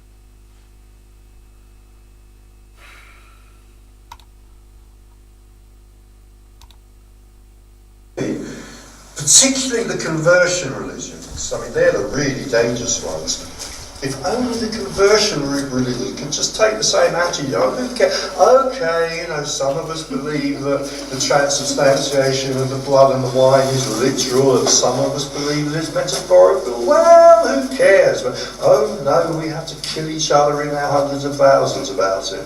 But I kind of hope, maybe I'm naive, and there are big arguments go on amongst Advaitans, but I kind of hope we don't take them too seriously, because anybody who really gets non-duality in even quite a slight way, surely there must be some glimmering of the thought that this really does not matter. There is nobody that gets it. Come on, Richard Sylvester, come on now. You should already recognize that nobody gets it. Non-duality is not a getting. It's not an apprehension of some kind of new ability that self-conscious self was focusing on itself, yeah? All that time. All it thought it was a separate being, separate from everybody and everything else. It had its own life to live, its own free will and choice. You can't sit there and say, well, now that fell away, don't feel separate anymore. Now the expression is this way. I wrote books about it. Well, if you did write books about it, and if you're going to share that information, ever heard of the expression, practice what you preach? If you're going to preach this non-duality, well then practice it as well. And I know it's not a practice, and it isn't. But you're speaking as though it is a practice. No. There is no getting. There is no having non-duality. There is no getting non-duality. Never has been that way. It is not like that. You cannot get non-duality. Nobody gets it. It's not necessary to get it. Non-duality is simply a fact. It's a message. That's all it is. It has nothing to do with writing books about it. You see, you don't have to. Yet you did. And see, now, notice how you're expressing. You're expressing as though, well, yes, my birth name and birthright is Richard Sylvester. I'm the publisher of books about non-duality. Buy my books. See? That's still more self-conjuring. Now you're still saying and professing, well, yeah, this separate sense of self, there is no self, it dropped. But at the same time, I want you to buy my books. No, it is neither. It is neither. This body mind could easily do that as well. It could sell its own books, write its books, it can go around the world, hold satsangs. But no, it is acknowledging, recognizing, if it's going to be preaching about it, and it's going to be speaking of the message of non-duality, it's going to be more inclined, if you will, this energetic movement as, and I'm not self-professing either, I can't, because I know that I'm not separate from everybody and everything else. It's recognized. I know that, but it doesn't take even knowing. It doesn't take the knowing, and then by going around the world and holding satsangs and then writing books about non-duality is no different than any other self-conscious self that's saying that they're doing that and that they're doing something. And they can't turn around and use the excuse and say, oh, it's just apparently appearing what happens. Yeah, it's just apparently appearing to be what's happening. No, there are non-duality speakers just like gurus that are claiming, look, a guru says, if you're going to join my ashram, here's the mantras you need to speak of, here's the spiritual practices you need to conduct at this ashram if you're going to be a devotee. Same thing's happening with a Neo-Advaitan. See? Non-duality is happening the same way as religious speech. Religious speech is the same thing. And then you're mocking them, and then you're criticizing and judging and opinionating about Christianity. When you're demonstrating, just like the guru does, and say, well, look, I have certain books, buy my books, and I'm holding satsangs, and yes, and I'm somebody. I'm a non-duality speaker. I self-profess because I have a certain birthday and birthright, and I had these certain experiences. I used to be a seeker, but then, no, that doesn't matter. It never will matter. It really doesn't. Just like you say, of course, all of it doesn't matter. It's just forms of expression. Yes, different forms of expression. But also recognize and acknowledge the fact that you are not some special non-duality speaker, some Neo-Advaitan that's going to bring about all of these devotees are going to buy your books and they're going to attend every single satsang that you're going to hold until you are no longer manifesting this presence, this personal presence of a human corporeal image. And then using that image in that way. Using the appearance of a human corporeal form to self-profess that, look, buy my books, it's about non-duality, I'm going to hold more satsangs, subscribe to my YouTube channel, and then it's going to be no different than what a guru does in the same similar sense that, okay, if you're going to attend my ashram, if you're going to watch my channel, here are the conditions. Conditions. It's all conditional. And then you're still professing that, well, for me, it's this way or that way. For me, as a non-duality speaker, no.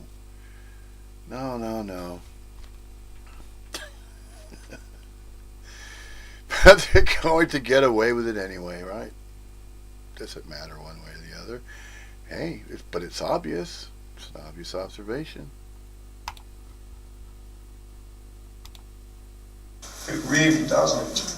And it doesn't need to matter. Of course not. You know. Okay, well, don't use that as an we can excuse. have a holy crusade if we absolutely must, but couldn't we just go outside and look at the garden instead? Maybe have a cup of tea, because it really doesn't Oh yeah, matter. and buy your book too? No. We don't have to buy your book just because you say to buy it. Doesn't matter which God we worship, because we made them all up anyway. Okay. Just as a self-conjured non-duality speaker does the same Jesus thing. Christ. Don't you think that it's just a matter that an interpretation of the people of the Catholic Church of his message, that it's completely nonsense? Yeah. But the original message from Jesus Christ can be more or less the same as what you're saying? Yeah, or maybe. not? Yeah, absolutely. I mean, my really honest answer to that, with no side to it whatsoever, is I have absolutely no idea. I don't know. I mean, clearly, I mean, surely it can't be what the Catholic Church says. That's too mad, surely. But maybe, I don't know. Because it's been more or less my experience. Like I've been a skeptic like you all my life.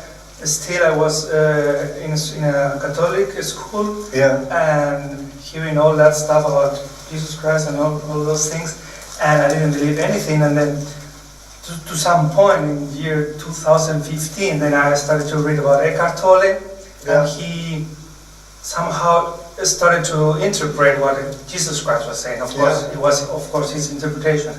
And then I just thought that it's kind of a pity that I just gave my back to Jesus Christ just because some people were telling me things about what he was saying, which were completely nonsense. So I said, okay, it's nonsense, and I don't want to hear that anymore.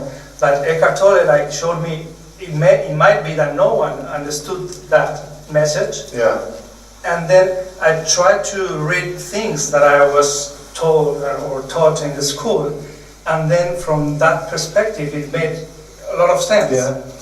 Well, yeah, absolutely. I mean, I've read some of the Gnostic Gospels, and And he just said it too. Catch it. Richard Sylvester, you didn't catch it. Some non-duality speaker you are, and you're still selling books, huh? No. No. You need to catch them with that word perspective. There is no perspective necessary. That's the thing, see? He's referring to Eckhart Tolle. Eckhart Tolle is New Agey. Obviously. And look how popular he is. He's popular because of that reason. It's the same flavor, that same message of self-importance.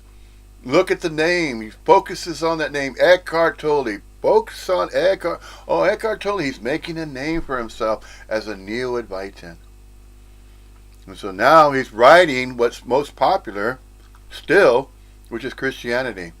So he's taking pieces of Christianity that sound familiar to Christians, and he's going to get them to convert over to his interpretation of non-duality speech. Nobody can claim to own the non-duality message. It's just simply truth. And it's not an exclusive truth. It is the truth of all truths. What? The absolute. It takes no doing. It takes no particular way of... You can't be in the world and then extract some of that in the world and then say, well, what I'm not of the world is some of it, but not all of it. No. You can't cherry pick that way. Nobody can. And that's what Eckhart Tolle is doing. And that's why he's so popular. Because that's irresponsible sharing of the core of non-duality, the core of non-separation. And that's not recognized, then it's going to go on that way, isn't it? And just simply observing and noticing. If you don't notice that, it's, you're not partially of the world. You're just not of this world at all the way, because this world is a temporary realm. It's a dream reality. It's a dream realm, and it's not shared. It doesn't have to be, because you're already being. What are you sharing? You're going to share information and a certain group of books and literature and a certain group of satsangs that are held and the manner by which they're held, and if it's heard from a name such as a popular name of Eckhart Tolle, okay, Eckhart Tolle, oh, he's the next Christ now. He's the Christ of, and he's the ultimate Neo-Advaitan guru. Well, Tony Parsons could have easily said that. You don't hear him speaking of that, of course not, because he's simply mentioning, expressing the core of Advaita Vedanta, of non-duality. And just as with the Christians, the Christ who one master, just a teacher of righteousness, is saying the same thing as non-duality speakers are, but not what Eckhart Tolle's sharing, as though that's a teaching. And they're calling it that. Non-duality has never been a teaching. It's not a teaching. Never has been a teaching. It's just pointing to. It's pointing to that which is the absolute appearing as non-separation. It's appearing as absolutely everything that arises, however it will arise of its own accord and volition. It's of the absolutes accord and volition. It's not about any particular non-duality speaker. No Neo-Advaitan can profess to say, oh, I know exactly what Jesus Christ was talking about, and this is what he was referring to, because he was the Son of Man and he was revered. So if you don't follow exactly what he was sharing, then it cannot be understood for every eye to see and for every ear to hear. Oh, every eye is seeing and every ear is hearing. But how many of them are still holding on to this idea of a conjured self, of a separate self that they believe they are, living their own life? Life, the life force of the absolute, is lived through absolutely every living form, and the countenance is immeasurable. It's too great, but it counts for absolutely every single living form that's observable and unobservable. Every single life form. Just because the eyes of a body mind are not casting and looking at absolutely all of this, impossible. No, that's unknowable. Cannot be done. It is admitted. It is surrendered. It is saying, okay, I'm part of it. I'm part of that absolute. And you can't even call it an entity, because it's not. It's absolutely everything. It's unknowable. There's no way can the absolute be known. It's not even a theory. And yet, there are subconscious conscious selves professing that there is a big theory of everything. The big theory of the absolute? No. Of course not. No. It's not like that at all. No. Silliness. I've certainly read probably more about them than actually read the Gnostic Gospels myself, because they're a bit heavy going, and particularly, for example, people quote particularly the Gospel of Thomas, and there's certainly stuff in the Gnostic Gospels and in the Gospel of Thomas which is absolutely, you could say this has come straight out of, could come straight out of a modern non-dual book. I mean, one of the things that's often quoted, I mean, I may be misquoting this, but it gets... It doesn't matter. It's all crap. fucking quotes this and that and the other. It's not necessary. You know, you should have ended the satsang sooner than that. You shouldn't be espousing and going off on these tangents. Has absolutely nothing to do with fucking that has nothing to do with non-duality whatsoever. Richard Sylvester, what the fuck you talking about? Come on, guy. Really? No, you know what? That's it. I heard enough. Don't need to hear any more of this crap. You're referring to philosophers and opinions and quotes. You know how fucked up the translations, the English translation, how many distortions were caused on this Bible that the Christians believe in. You know how much mistranslation has tainted and ruined it? The Gita is far more authentic, beyond the authenticity, well beyond the authenticity of these Bibles.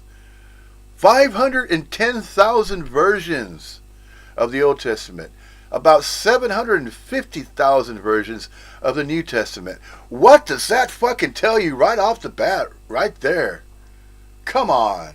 And only one main interpretation directly from the Sanskrit, the Gita, which contains absolutely about the absolute. Everything about the absolute is mentioned in the Gita. And the Upanishads focus on this non-separation, that the absolute is inseparable. It's all about non-separation. That's what the Advaita Vedanta message is about. And yet, you go on referring to and pointing to all of these self-conjured conjurings, misinterpretations of these new age, new interpretations that were distorted so many times over and over. One main interpretation of the Advaita Vedanta, and just some of the passages, just a few pages, contain more raw truth than the entire mistranslated books of these versions of these Bibles. No, remember the first Pope instituted the power of the Pope of Catholicism when it was established. He sent Roman soldiers to, it's proven obvious what happened. He took it upon himself to be a ruler of spirituality, of spiritual teachings of Christ. He took all the scrolls, and many of them even scribed by his own hand. The Nag Hammadi and all those. You can't leave them all out, but they were misinterpreted through so many different languages. It went all the way from Hebrew versions, Latin versions, Greek versions, all these different languages, till it finally got to the English. It's just like taking a row of 100 people and saying the statement verbally, a sentence to that first person, and just verbally stating it, not writing it down, not reading it, but verbally saying it. By the time it reaches at the end of the 100th person, what happens? Completely different sentence altogether that was verbalized from the very beginning. Now,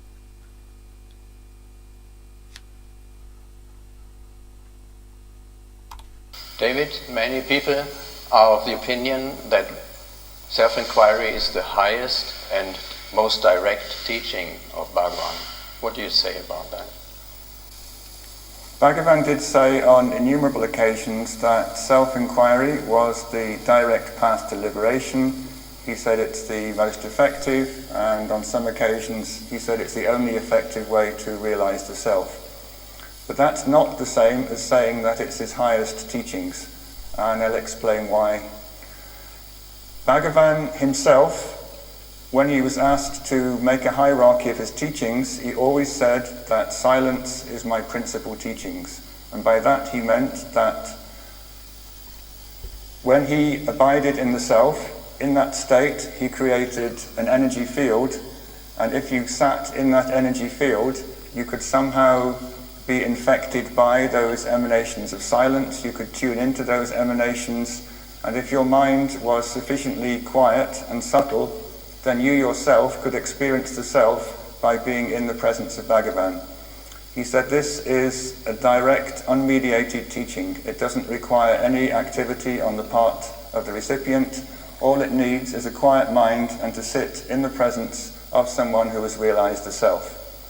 Now, some people might object and say that, well, Bhagavan is no longer here, so that particular option is no longer possible.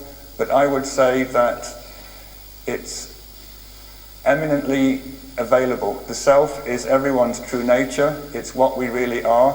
Bhagavan once said his favorite number one verse from the Bhagavad Gita was, I am the self, O Gudaseka, abiding in the heart of all beings. I am the beginning, the middle, and likewise the end of all that exists. Bhagavan is not the person who sat on the sofa for 50 years. Bhagavan is the self shining in your own heart. If you want to contact that self, all you have to do is look in the right direction. There is a very nice verse in Padamalai, one of Muruganu's collections of Bhagavan's teachings, and Bhagavan himself said, why are you complaining that I'm not looking at you? Your problem is you're not looking in the right direction.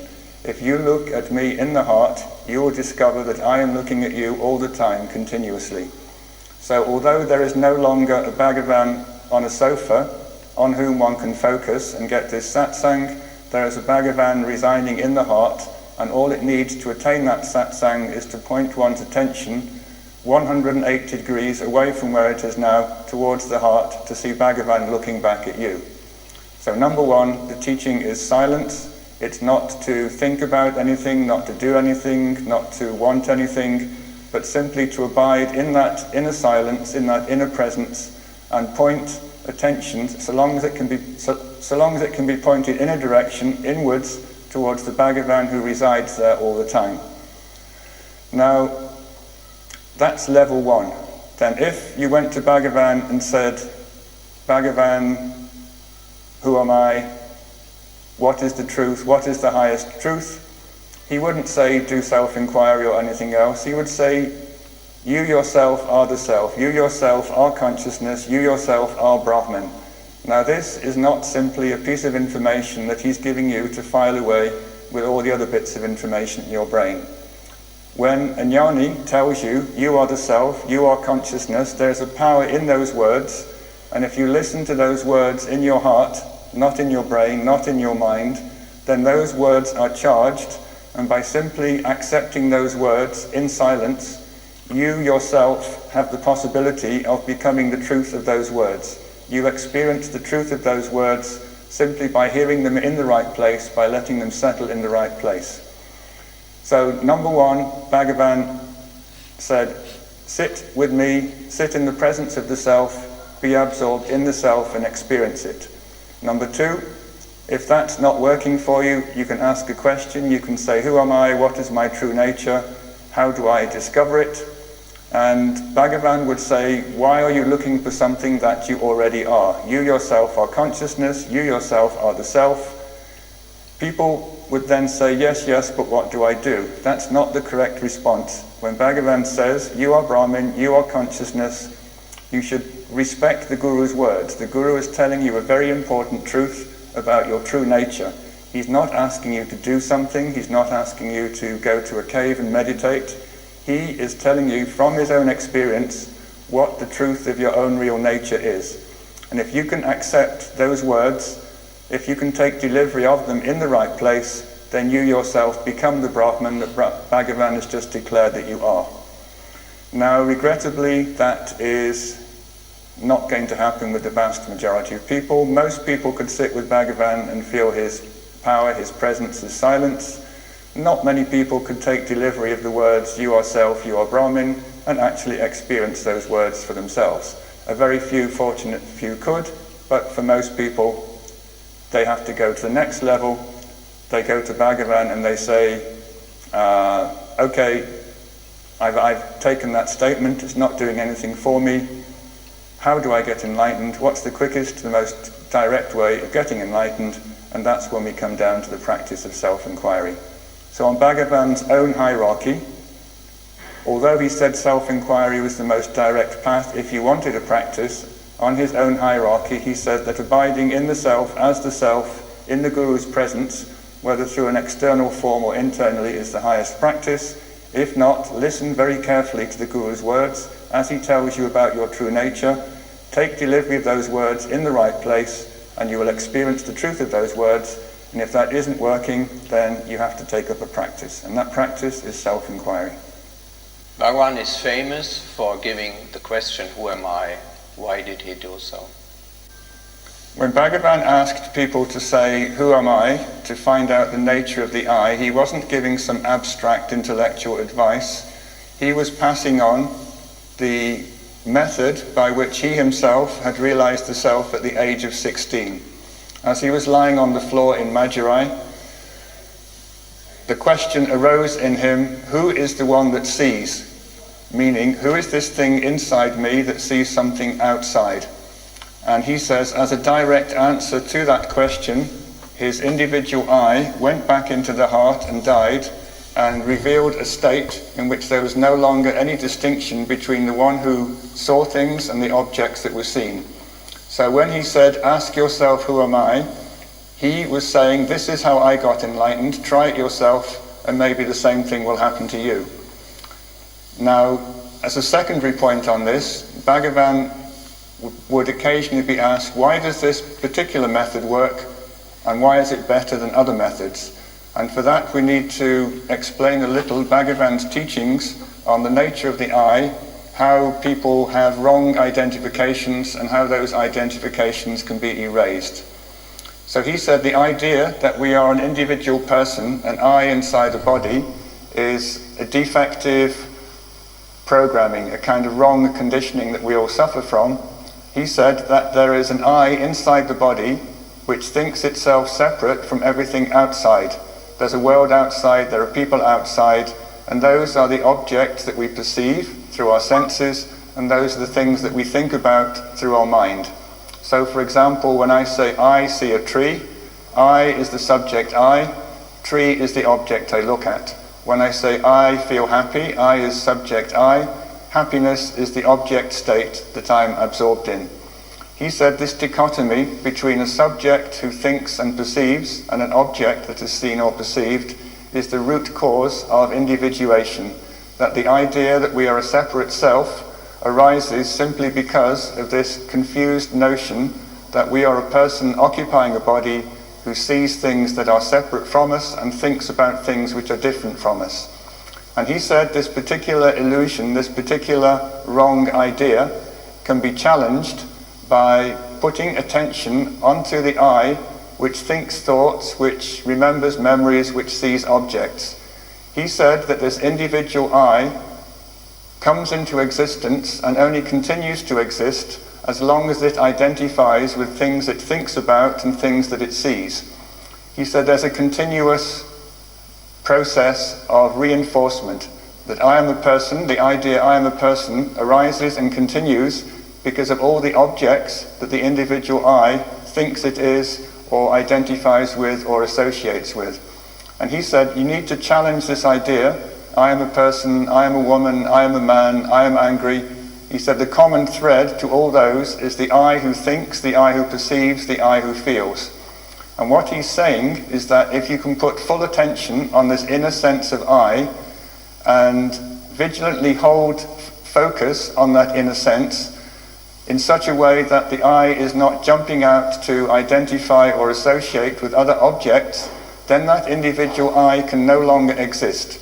He said it's always in association with something. It's a thought, it's a memory, it's a perception, and that when you can sever the links between the I who thinks, the I who perceives, and those things it thinks about or perceives, it can no longer survive by itself in isolation. At that point, he said it will slowly start to subside back where it came from, which is the heart, which is the self.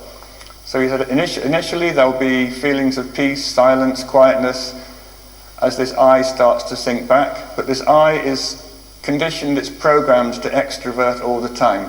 So the moment the I starts to think, immediately a whole bunch of other things will jump up and try and grab hold of it. Bhagavan said self-inquiry is to hold on to this sense of I to the exclusion of all other thoughts, to the point where the mind is no longer interested in extroverting onto other objects, other thoughts. At that moment it starts to subside, it goes back into the heart, at which point you realize that the true I is not the I that thinks I am the body, I am this thing that sees things outside me.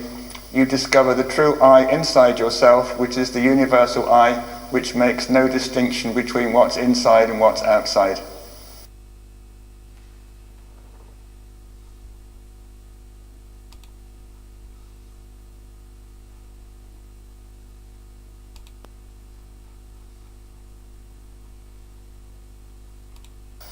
Did Bhagavan ask everyone to practice self-inquiry? Bhagavan never asked anybody to do anything, except with one minor exception. Lucia Osborne, the wife of Arthur Osborne, sat in the hall for several years in the 1940s, and she said in her experience she never once saw Bhagavan ask anyone to undertake any kind of spiritual practice, with one exception, and that one exception was to do pradakshina of Arunachala. She said nobody ever sat in the hall and had Bhagavan turn to them, look at them and say, you must do this, you must do that, you must adopt this practice, you must stop that one. If you came to Bhagavan and you wanted advice, you could go to Bhagavan and say, Bhagavan, I want to get enlightened. What is the quickest and most direct method? If you asked that particular question, almost invariably he would say self-inquiry or surrender to God. So that's a question for which there's only one possible answer, but that doesn't mean he's prescribing it for you. If you went to Bhagavan and said, Bhagavan, what's a good practice? What should I do? If it was more general, more diffuse, then Bhagavan might say, well, what are you doing right now? And if you said, I'm doing Hare Krishna Japa, or if you said, I'm doing puja to the murti in my puja room, he wouldn't look down on you, he wouldn't regard that as a second-rate practice, he would say, very good, carry on. He himself was not a missionary, he wasn't proactive, he never ever told people they had to change their way of life, their spiritual practice. He did, in a theoretical way, admit that self-inquiry was the most direct path, but he never imposed that particular view on other people, he never asked anyone to do it. He was quite content for you to follow whatever practice you were already doing, but if at any point you expressed some dissatisfaction with what you were doing, or you said, Bhagavan, I think I'd like to try inquiry, then he would say, very good, carry on. Now this is an aspect of Bhagavan that appears across the board. He didn't like people to come to him for a decision. What he liked was for you to make your own decision and then present your decision to him for his approval. To take an extreme situation, we're now sitting in the old ashram office. His brother Chinnaswamy was the manager here for many years. Bhagavan didn't appoint even his own ashram managers. People, the devotees in the ashram, would decide who do we want to run the place. Then they would go to Bhagavan and say, Bhagavan, we've taken a decision, we would like devotee A, devotee B to do this job. And Bhagavan would say, very good. So even important decisions like that, he expected the devotees to have a meeting, reach a consensus, come to him, and then he would somehow bless their decision by saying, fine, that's good. So on the question of spiritual practice, the same thing happened. If you came to him and said, Bhagavan, I've decided to take up self-inquiry, he'd be delighted because he knew that was the best technique available. But until you came to him with that decision, he wasn't going to tell you you should do it. The word self-inquiry may easily be associated with self-doing. Is it the fact that we can achieve self-realization out of our own efforts? Although Bhagavan said that self-inquiry was the most effective way to eliminate the sense of individuality, he never ever said that mind by itself could cause the dissolution of mind. He said that there is a power inside oneself that has to be activated, that ultimately is the cause of the destruction of the individual I, but that it cannot do its work unless the I subsides and falls within the, shall we call it, the radius of power of that inner self. He said that by making the effort to make the I subside through the practice of self-inquiry, the I starts to sink into the heart. To hold the attenuated I in the heart continuously is the most that the devotee can do by himself. That in itself is a very difficult feat, but that's the limit of the devotee's effort. What Bhagavan says is that once you start moving towards the self, the power of the self reaches out to you, and ultimately, if your mind is no longer interested in extroverting, if there are no longer any inner tendencies that make the mind jump out, then the power of the self will consume the individual I, pull it into itself, and definitively destroy it. Bhagavan said that the self is always waiting inside you for you to turn and approach it. He said that the power of the self is infinitely stronger than your own efforts, but the power of that self is not going to do its work unless you turn towards it and start moving in its direction. He occasionally quoted a verse from, I think, Bhagavatam. He said, if you take one step towards God, God responds by taking 10 steps towards you. But God isn't going to move a muscle until you about face, turn 180 degrees, and take that first step towards him, at which point the power of the self, acting through the Guru, takes hold of the I, pulls it into itself, and dissolves it. How can we tell that someone does it properly, that self-inquiry is successful in him?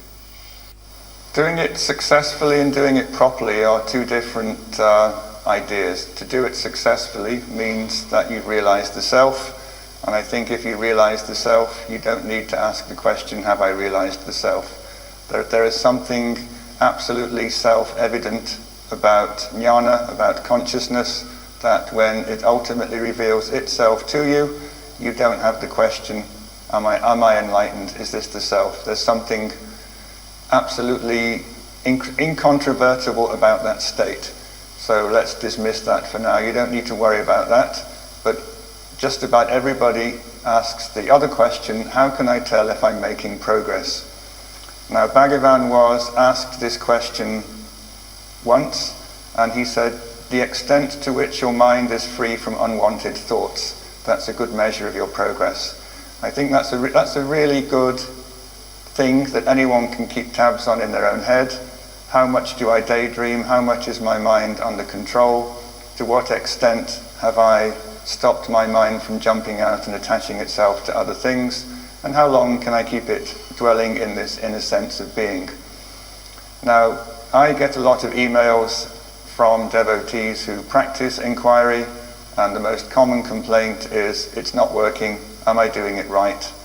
And I think the problem is that when one starts doing inquiry, or in fact any spiritual practice, there's an immediate buzz of some kind. You get some bliss, you get some peace, you get some happiness. There's a kind of honeymoon period when everything goes very, very well, and you think that's great, another month and I'll be enlightened.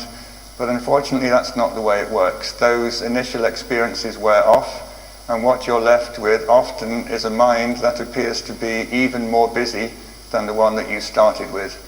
There's something about inquiry that opens a trapdoor to your unconscious, subconscious, and all kinds of things start pouring out. So how busy your mind is doesn't necessarily mean that you're doing it well or not, or doing it badly. You can tell if you're doing it well by how often you recollect that your attention has strayed from the inner sense of I to the objects that the mind has strayed to. If on a moment-to-moment basis you have some recollection that your mind is busy, and each time you recollect it's busy, you take it back to the I who's perceived the busyness, then you're doing it well, then you're doing it properly. It's a practice that you shouldn't have expectations of results. All you can do is follow Bhagavan's advice, do it vigilantly, persistently, in your spare time as often as you can, and leave the results to him. I don't think anyone who is doing inquiry has any capacity to ascertain how much progress they've made, how far they've come, how far they have to go. That's not your job. Your job is to keep tabs on the mind, to keep a check on where your mind is going, and each time that you recollect that your mind has gone somewhere other than the I thought, to bring it back to the I thought and hold it there as long as possible.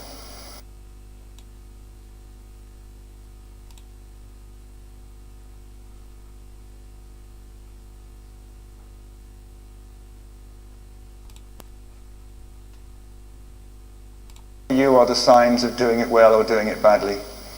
I agree with what you said. It's not in our capacity to measure only by the momentary state we are in, when there's some bliss or some peace. It can be easily taken as a measurement, which is wrong. On the other hand, for me, practice of sitting meditation was always very important. That was how my path started. And I find the concentrated mind in sitting to be a great help for self-inquiry, which of course is not restricted to sitting. It's very important that it can flow over the boundaries, so to speak, and reach every possible second and moment in your daily life.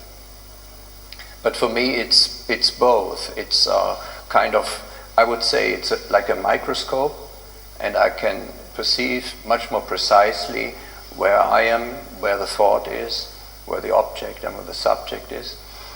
And this gives a great sharpness also for daily life. So I recommend this approach. This has helped me as far as I can judge myself most. It's very interesting what you say about the benefits of formal sitting meditation, because one thing that Bhagavan always insisted on was that self-inquiry wasn't a formal meditation practice. When Paul Brunton came here in the 1930s, he recorded a statement from Bhagavan in which Bhagavan said that sitting meditation is for, I think he said, the merest spiritual novice. He regarded it as a kind of beginner stage, in the same way that you learn how to swim in the swimming pool, and once you've mastered that, you can jump in the ocean and you'll be okay. Now the problem with that is that I haven't met anyone I know who's ever undertaken self-inquiry who would disagree with you. Everybody I've met who does self-inquiry tells me that they do it better sitting down with their eyes closed. And this is completely against what Bhagavan taught. Now the classic example of this is Annamalai Swami, who long ago built this building we're sitting in right now. He told me that he had daily access to Bhagavan several hours a day. He was sitting with Bhagavan in the evening with the ashram workers. He had private sessions with Bhagavan during the day when Bhagavan would inspect his building works. And at all these times, the 10 years that he had this constant company of Bhagavan, Bhagavan was saying, while you work, do self-inquiry, be aware of the self while you're doing this work. And Annamalai Swami said, I couldn't do it. He said, Bhagavan wouldn't even let me sit down. Every time I sat down, he'd invent a new job for me. He'd give me something else to do. And there's a famous instance of when everybody in the hall was sitting very quietly, and Annamalai Swami walked in, and Bhagavan immediately started talking buildings to him. And somebody in the hall said, more or less, why did you disturb the silence by talking about buildings? We were all sitting here very quietly. And Bhagavan said, I couldn't help it. This man walked through the door, and his whole head was full of buildings. So I responded to his mind, to his thoughts, which were building thoughts, and I had to talk buildings to him. So for 10 years, despite Bhagavan's best advice, Annamalai Swami had a head full of thoughts about buildings, supervising workers, supplies. Then, when Bhagavan finally gave him permission to go to Palakottu and sit and meditate, Annamalai Swami said, suddenly it clicked. When I had the time, the space, and the inclination to sit there and do formal meditation and have no distractions, then suddenly it worked for me. So if somebody like that endorses the superiority of having time and space to do formal meditation, even when he's just had 10 years of constant association with Bhagavan, then I have to say that Bhagavan's advice that one should incorporate it in one's everyday activities is, although ideal, not entirely practical for most people. I would say that Bhagavan encouraged people not to waste their mental energy. He said that if you have a family, if you have a job, I mean, Annamalai Swami had a very busy job. It's okay.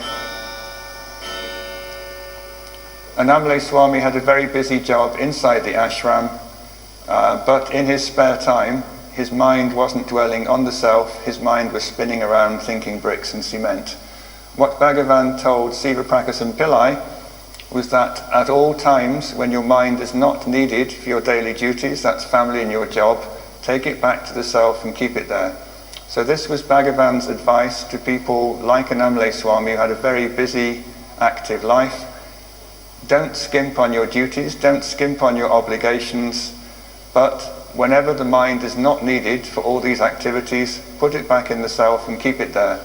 And he said, if you can succeed in doing this, then at all the times when your mind is needed to be busy, looking after your family, doing your job, there will be a background current which was created by you not wasting your spare time. If you corral all the thoughts you have during your spare time, if you bring them back to the self during your spare time, then in the rest of the day, which might be incredibly busy, there'll be a peaceful, quiet background current which persists throughout your everyday activities. Now, as I said at the beginning, this is the ideal, this is what Bhagavan recommended, but I know virtually no one who has succeeded in this. We all take the Annamalai Swami route. We have a busy, active life, and whenever we have time, we sit down, we be quiet, and try to get our minds back to a sense of inner stability.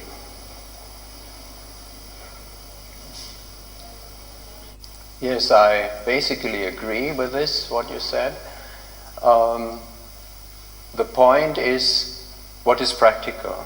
What is working for me? Which is, as you said before, maybe hard to decide for oneself. Silence, as you said, you quoted Bhagavan before, to have a silent mind which is not proliferating all the time, is one way to measure your own progress. So, practically speaking, it seems to be the best course to have an alternation between sitting practice, and each one may do it a bit differently, and trying to follow that current. In fact, that was also mentioned to Paul Brunton in one part, where he said, you meditate regularly, and this will leave a current in you which you can follow up in your daily life. I will go back to what I said. I'm not being extreme on this. I'm not saying that you should learn how to do inquiry with a few preliminary sitting sessions and then give up sitting completely. I think throughout the whole of Bhagavan's occupation of the old hall, the standard default mode of most people in that hall was sitting quietly, cross-legged, with their eyes closed, doing some sort of practice, hopefully inquiry, and Bhagavan never said, stop doing that. He encouraged people to sit quietly in his presence, he encouraged meditation. What I am trying to stress is that he didn't say have a sharp division between meditation and life. He said learn to do the basics of inquiry by sitting down, by focusing your mind, because up till that point in your life you've probably never tried to get a grip on the mind. But once you've learned how to isolate your thoughts, how to take them back to the source, then don't limit it to formal meditation sessions. Incorporate it into your life as you're walking down the street, as you're eating your meals, as you're sitting on the bus. There's endless wasted hours during everybody's day, and if you can use those wasted hours productively, then all the times you have to be busy in your daily life, they won't bother you because there'll be a kind of background current persisting.